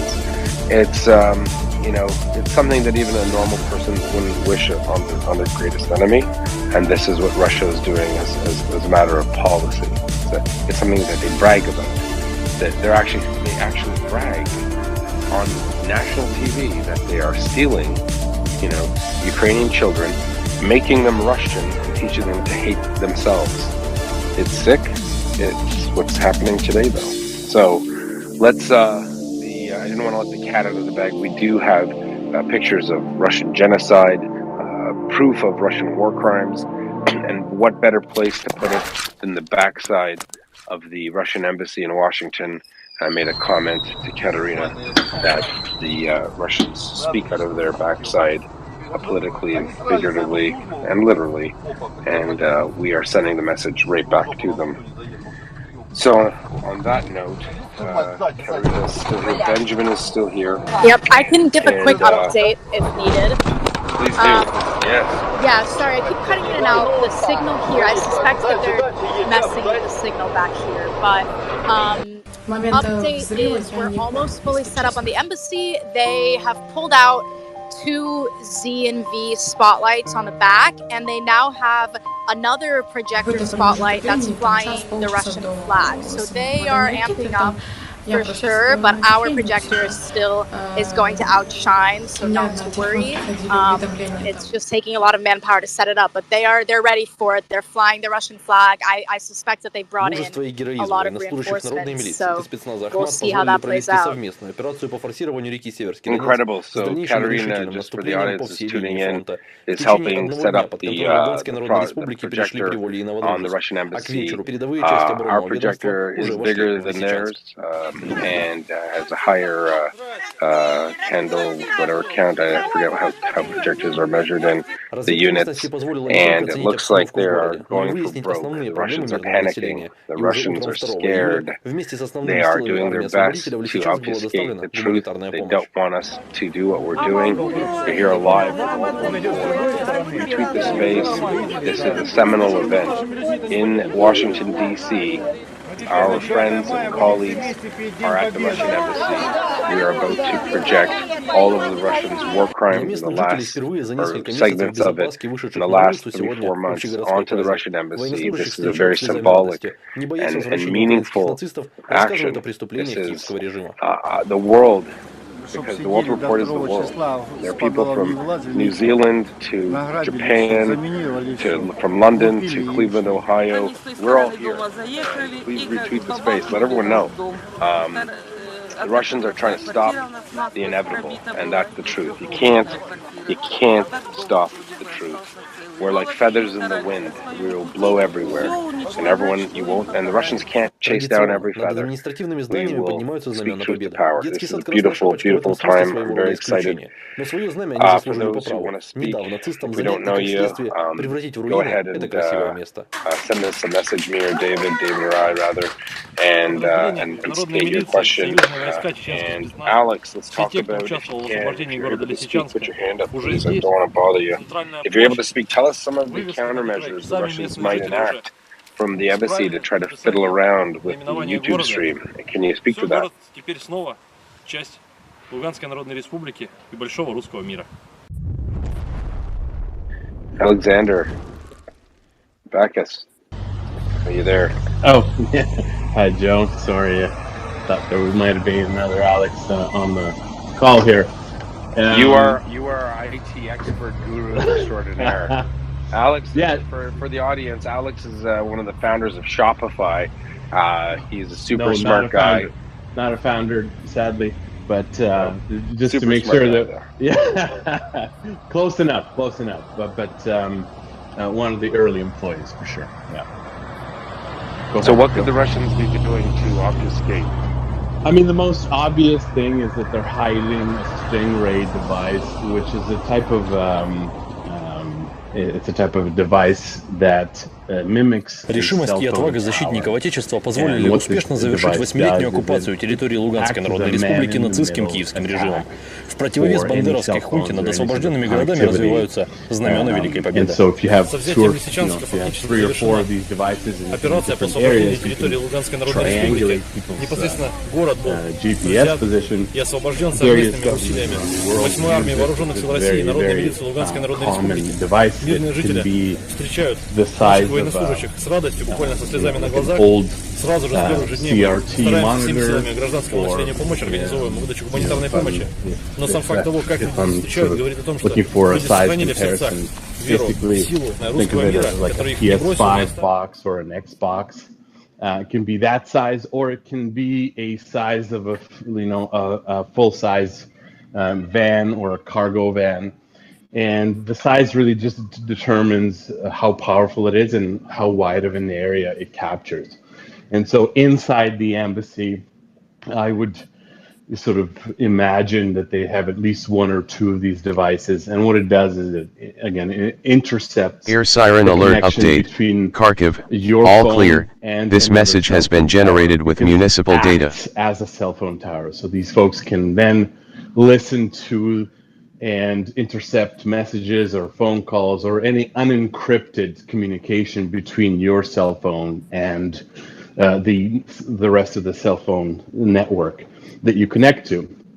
And we know these devices exist. We know that the Ministry of Defense in Russia has purchased these devices. So it's a wide known fact. So I imagine in Washington D.C., given a strong need for signal intelligence and operational intelligence, that they would have these devices to capture these sort of connections. And I imagine this is how they can sort of block or diminish the signal. So that's one type of device. There's another type of device which just literally overwhelms the bandwidth, the frequency that your phone uses to connect to, and it just creates a lot of noise so that your phone can't break through and connect to an actual cell phone tower. It acts as a jamming device, and they can just sort of fill that noise, that bandwidth, that radio noise that your cell phone uses around the area in order to suppress the connection.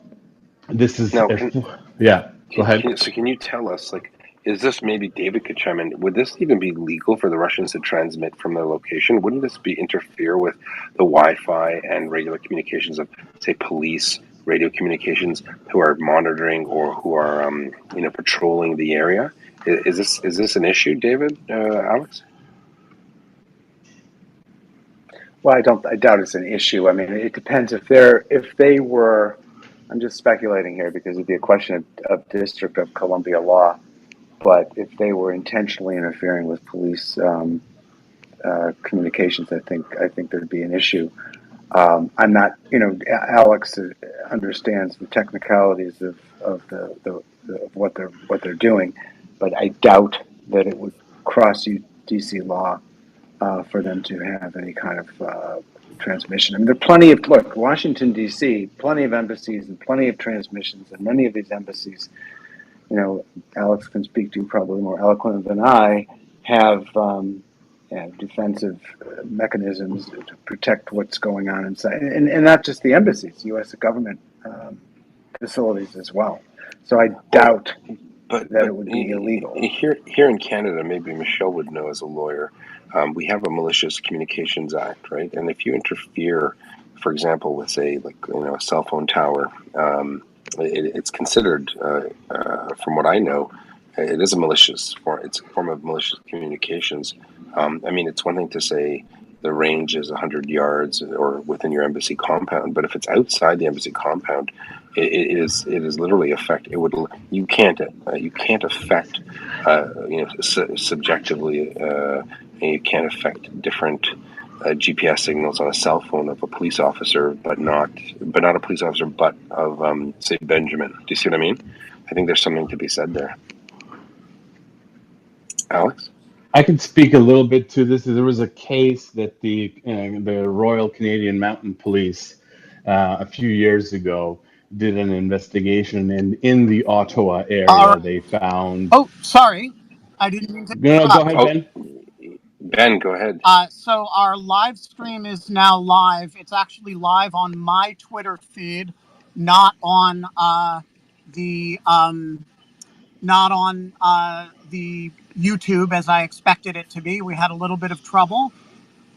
If you pull it up, so to everybody who is watching my Twitter feed on, I urge you to listen to. You may get better audio if you listen to the Walter Report. We've got the back of the Russian embassy here, as you can see. Can you guys see the slideshow that we've got going? Not yet, so we're just trying to fetch the video link, so it's on your Twitter feed. It should be.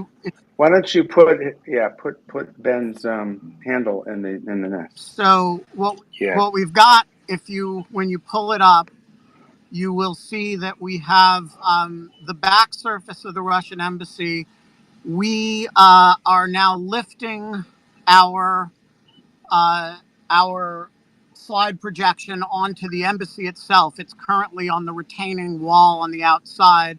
The Russians have a Russian flag, a few Z spotlights, and a couple V's, and they are trying to block us out.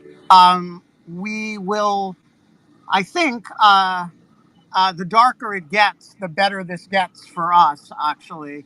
But we may just project onto the retaining wall because we've got a pretty fabulous image on the retaining wall.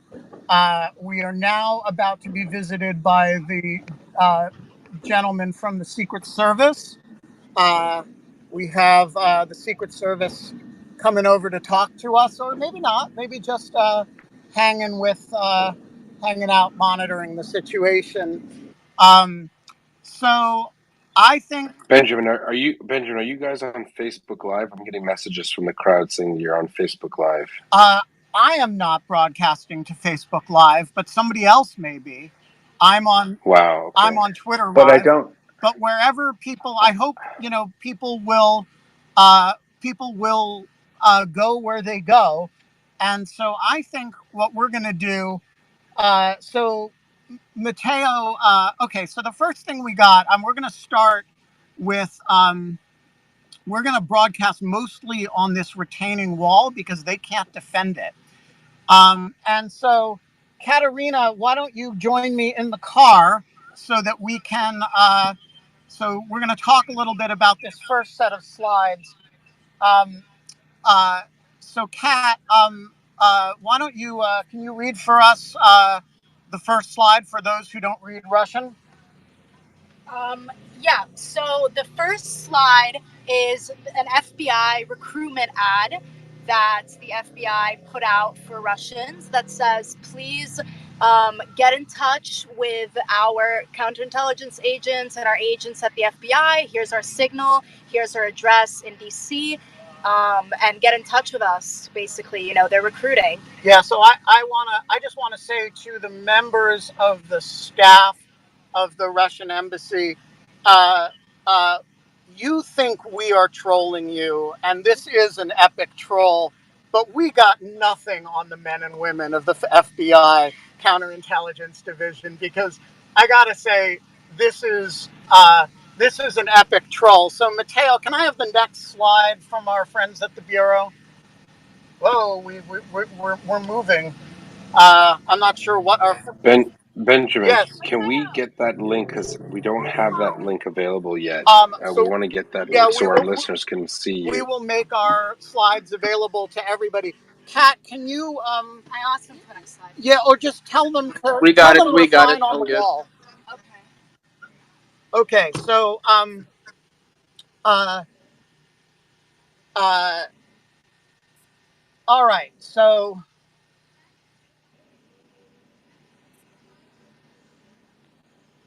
right, so Kat, let's yeah, I think so. They cannot defend this wall without coming out in the street. So I just want to say to all the Ukrainian Americans in the Washington area, to our friends who care about human rights in Ukraine, who care about, not committing genocide, come join us. We're on the corner of Tumwa Street and Davis Place Northwest. We are here to publicize what's going on with the Russian full-scale invasion. And here's our next slide from our friends at the FBI. Pat, what does it say? So this is another FBI recruitment ad. It says, you can't change the meeting location. We have something that we want to talk about. and it's essentially, encouraging them to come and chat with the FBI. So- As most of these are. Yeah, so to our friends in the embassy, after the slides we're going to show you and that the Walter Report people have created for us, that signal number is available to you. You should think about it. There is still time for your soul to heal, and the FBI is here to help you with that. All right, Mateo, can I get the next slide? Hey, Benjamin. Yes. Benjamin, we're going to get someone from our team to get that signal number and post it in our nest. So for all of you listeners around the world who are just tuning in, Walter Report, Benjamin Wittes, and Katerina and Maria Aid, we are at the Russian embassy in downtown or wherever the diplomatic mission is in Washington, D.C. We are projecting Russian war crimes onto the retaining wall of the Russian embassy. There's nothing they can do about it because they'd be on public space trying to block it out, and they can't. And we are now reading FBI invitations to Russians to do the right thing and to support Ukraine. That signal number will be available on our nest for you. If you're a listener and you want to help Ukraine and stop Russian genocide in Ukraine, please call that number, contact me. Thanks so much, Ben. Over to you. I'm watching it live. All right, so here's the third slide from the FBI. This is really my favorite of them. This one is a quote by Pushkin that says, "Silence, nation," and then the longer quote says, "While you guys are staying silent, the criminal authorities are ruining your nation. Don't stay silent anymore. Come and talk to us," meaning the FBI. "You can save your nation and the world." And Amen. And just to stick the dagger in and twist a little on that one, Russians love to characterize Pushkin as kind of symbolizing the soul of the nation in some sense. And so some clever wag at the Bureau figured this would be a good dig. Okay, so we are going to, do we have one more slide from our friends at the Bureau? No? Okay. All right, so we are going to go to, this is a set of slides that Walter Lech and his comrades in arms prepared for us. I'm going to give Mateo instructions, and then you guys should just take over the audio and talk about them. So to everybody who's saying raise it up to the building, we don't want to do that because if you look up on the building, Air you siren will see alert there are update. Z's and Kirovohrad, V's, full alert. and Poltava, these are, full alert. they This can message has been interfere with us generated up with there. municipal data. We built the mobile BAP, the big ass projector, as I call it, precisely to be able to hit them in places that they cannot defend. And so right now we circled the embassy and found that the place that they cannot defend, that we can live stream to the world, is this retaining wall. And this is where we've got a beautiful image up. And so I think we're going to stick with that. Please do screenshot this as we go through. These images are gruesome, by the way, trigger warning on that. And we will,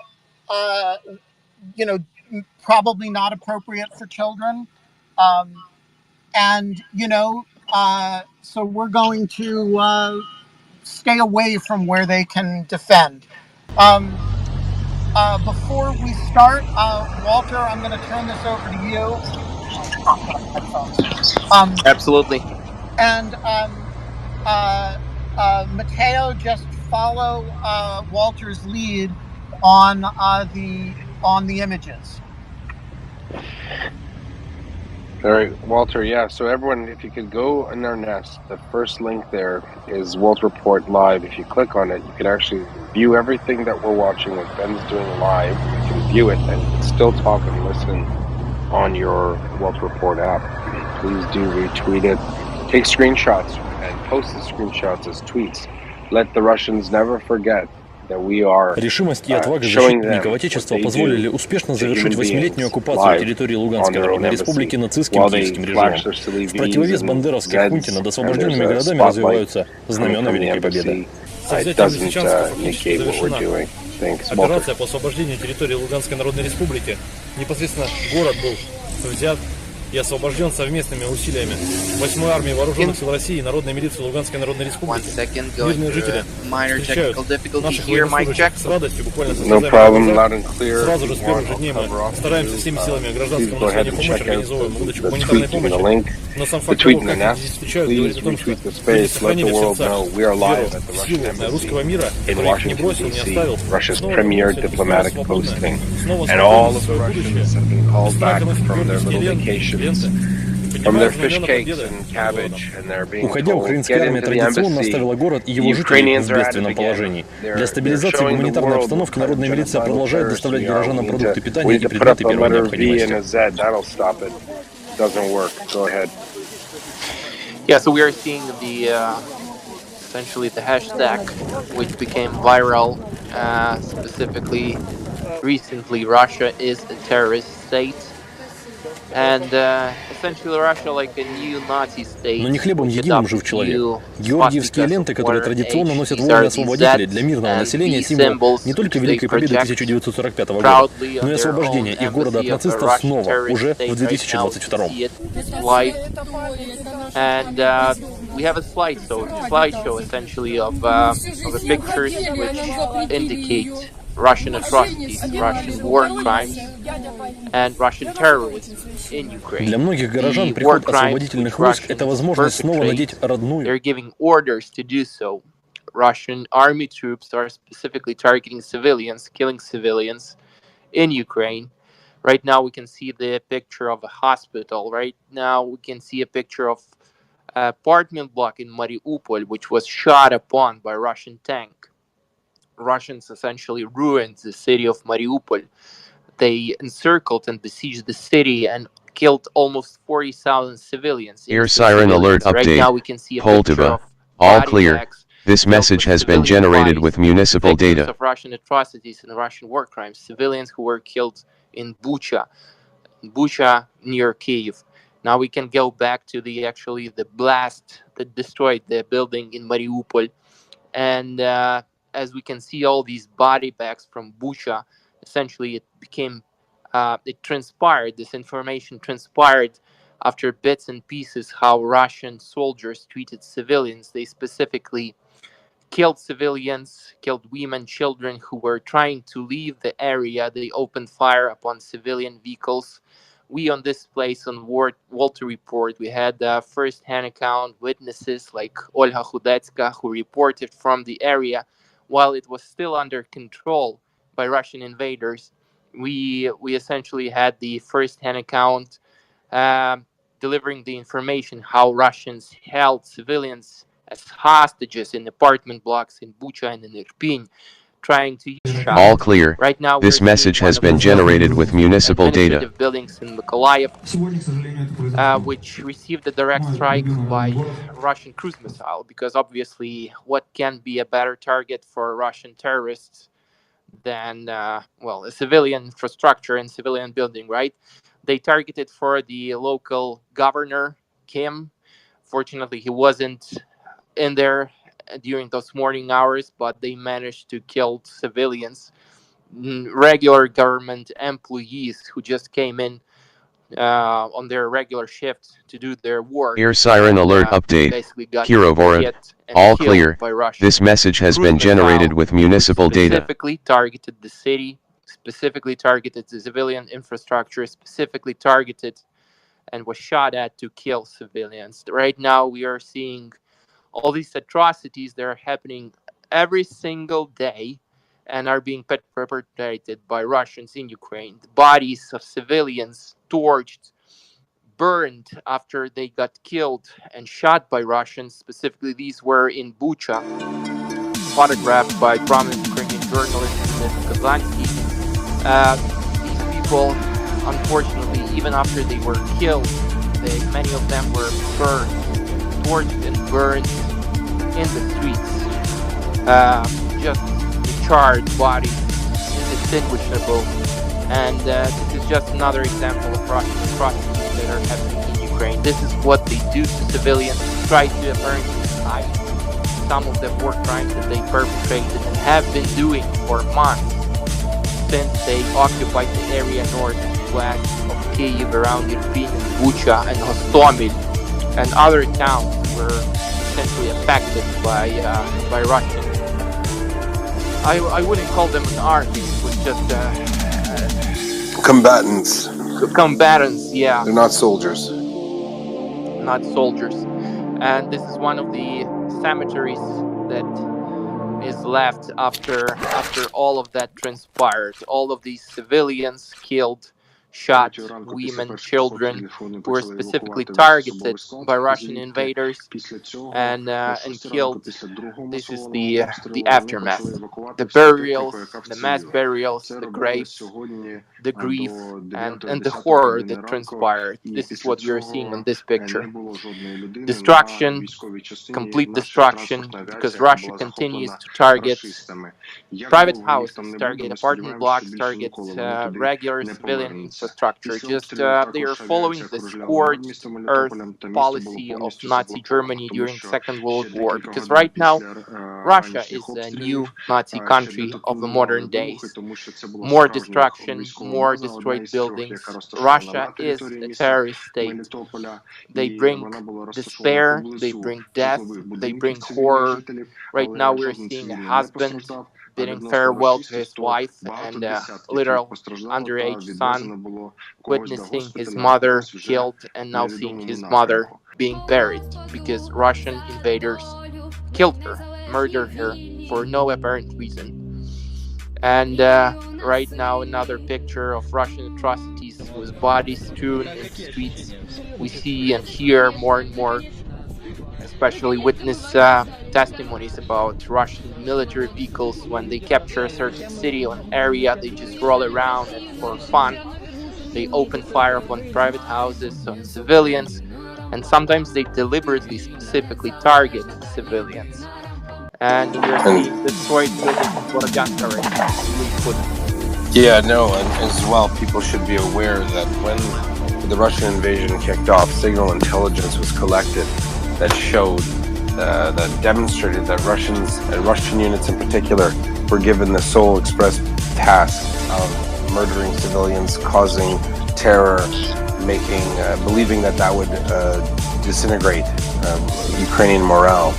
They literally had tasked forward units, just like the Germans and the Nazis did in World War II, the Einsatz group, and the Russians had dedicated forces for the sole purpose of murdering civilians, tying them up, shooting them in the head, throwing them in mass graves. This is something that we've seen in some genocides since World War II, but never on the scale, such a industrial level.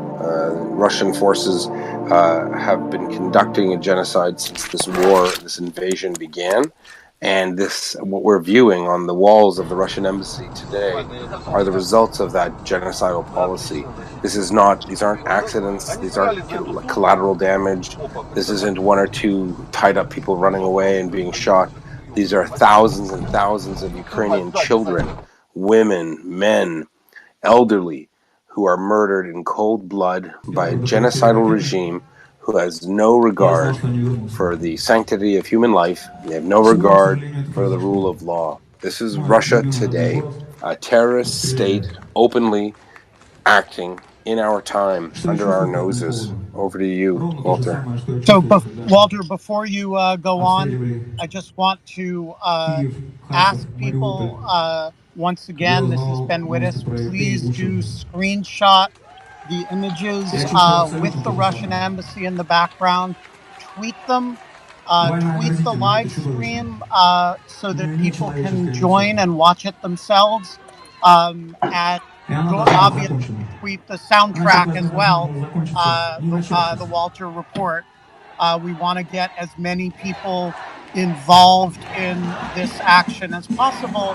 And by the way, if you are in the Washington area, we are at the corner of Davis Place Northwest and Tunlaw in back of the Russian embassy. This is where the FBI tried to dig a tunnel under this embassy when it was built, only to have the tunnel betrayed by the traitor Robert Hansen. So this is a historic part of this building. And Walter, back to you. And before you go on, I just want to say one of our great supporters and volunteers at Walter Port Marie 8 is 5157 Ghost. He created this slide deck for us that we're showing now. So thank you to you, Ghost. You're a saint. Thank you for doing that. Go ahead, Walter. Yeah, and right now we're seeing more civilians, more pictures from the northwest of Kyiv. Решимость и отвага защитников Отечества позволили успешно завершить 8-летнюю оккупацию территории Луганской Народной Республики нацистским киевским режимом. В противовес бандеровской хунте над освобожденными городами развиваются знамена Великой Победы. Со взятием Лисичанска фактически завершена. Операция по освобождению территории Луганской Народной Республики. Непосредственно город был взят и освобожден совместными усилиями 8-й армии Вооруженных сил России и Народной милиции Луганской Народной Республики. Мирные жители встречают наших военнослужащих с радостью, буквально со слезами на глазах, сразу же в первый же день мы стараемся всеми силами гражданского населения помочь, организовываем выдачу гуманитарной помощи. Но сам факт того, как люди встречают, говорит о том, что люди сохранили в сердцах веру в силу русского мира, который их не бросил, не оставил. Снова свободны, снова спокойны, без страха георгиевские ленты поднимают знамена победы над городом. Уходя, украинская армия традиционно оставила город и его жителей в бедственном положении. Для стабилизации гуманитарной обстановки народная милиция продолжает доставлять горожанам продукты питания и предметы первой необходимости. Bucha became notorious, but it's Borodyanka, it's Irpin, it's smaller villages around there. It's northeast of Ukraine from where Russians were pushed, near Chernihiv, near Sumy. And right now the same thing happens in the south of Ukraine. Но не хлебом единым жив человек. Георгиевские ленты, которые традиционно носят воины-освободители, для мирного населения символ не только Великой Победы 1945 года, но и освобождения их города от нацистов снова, уже в 2022.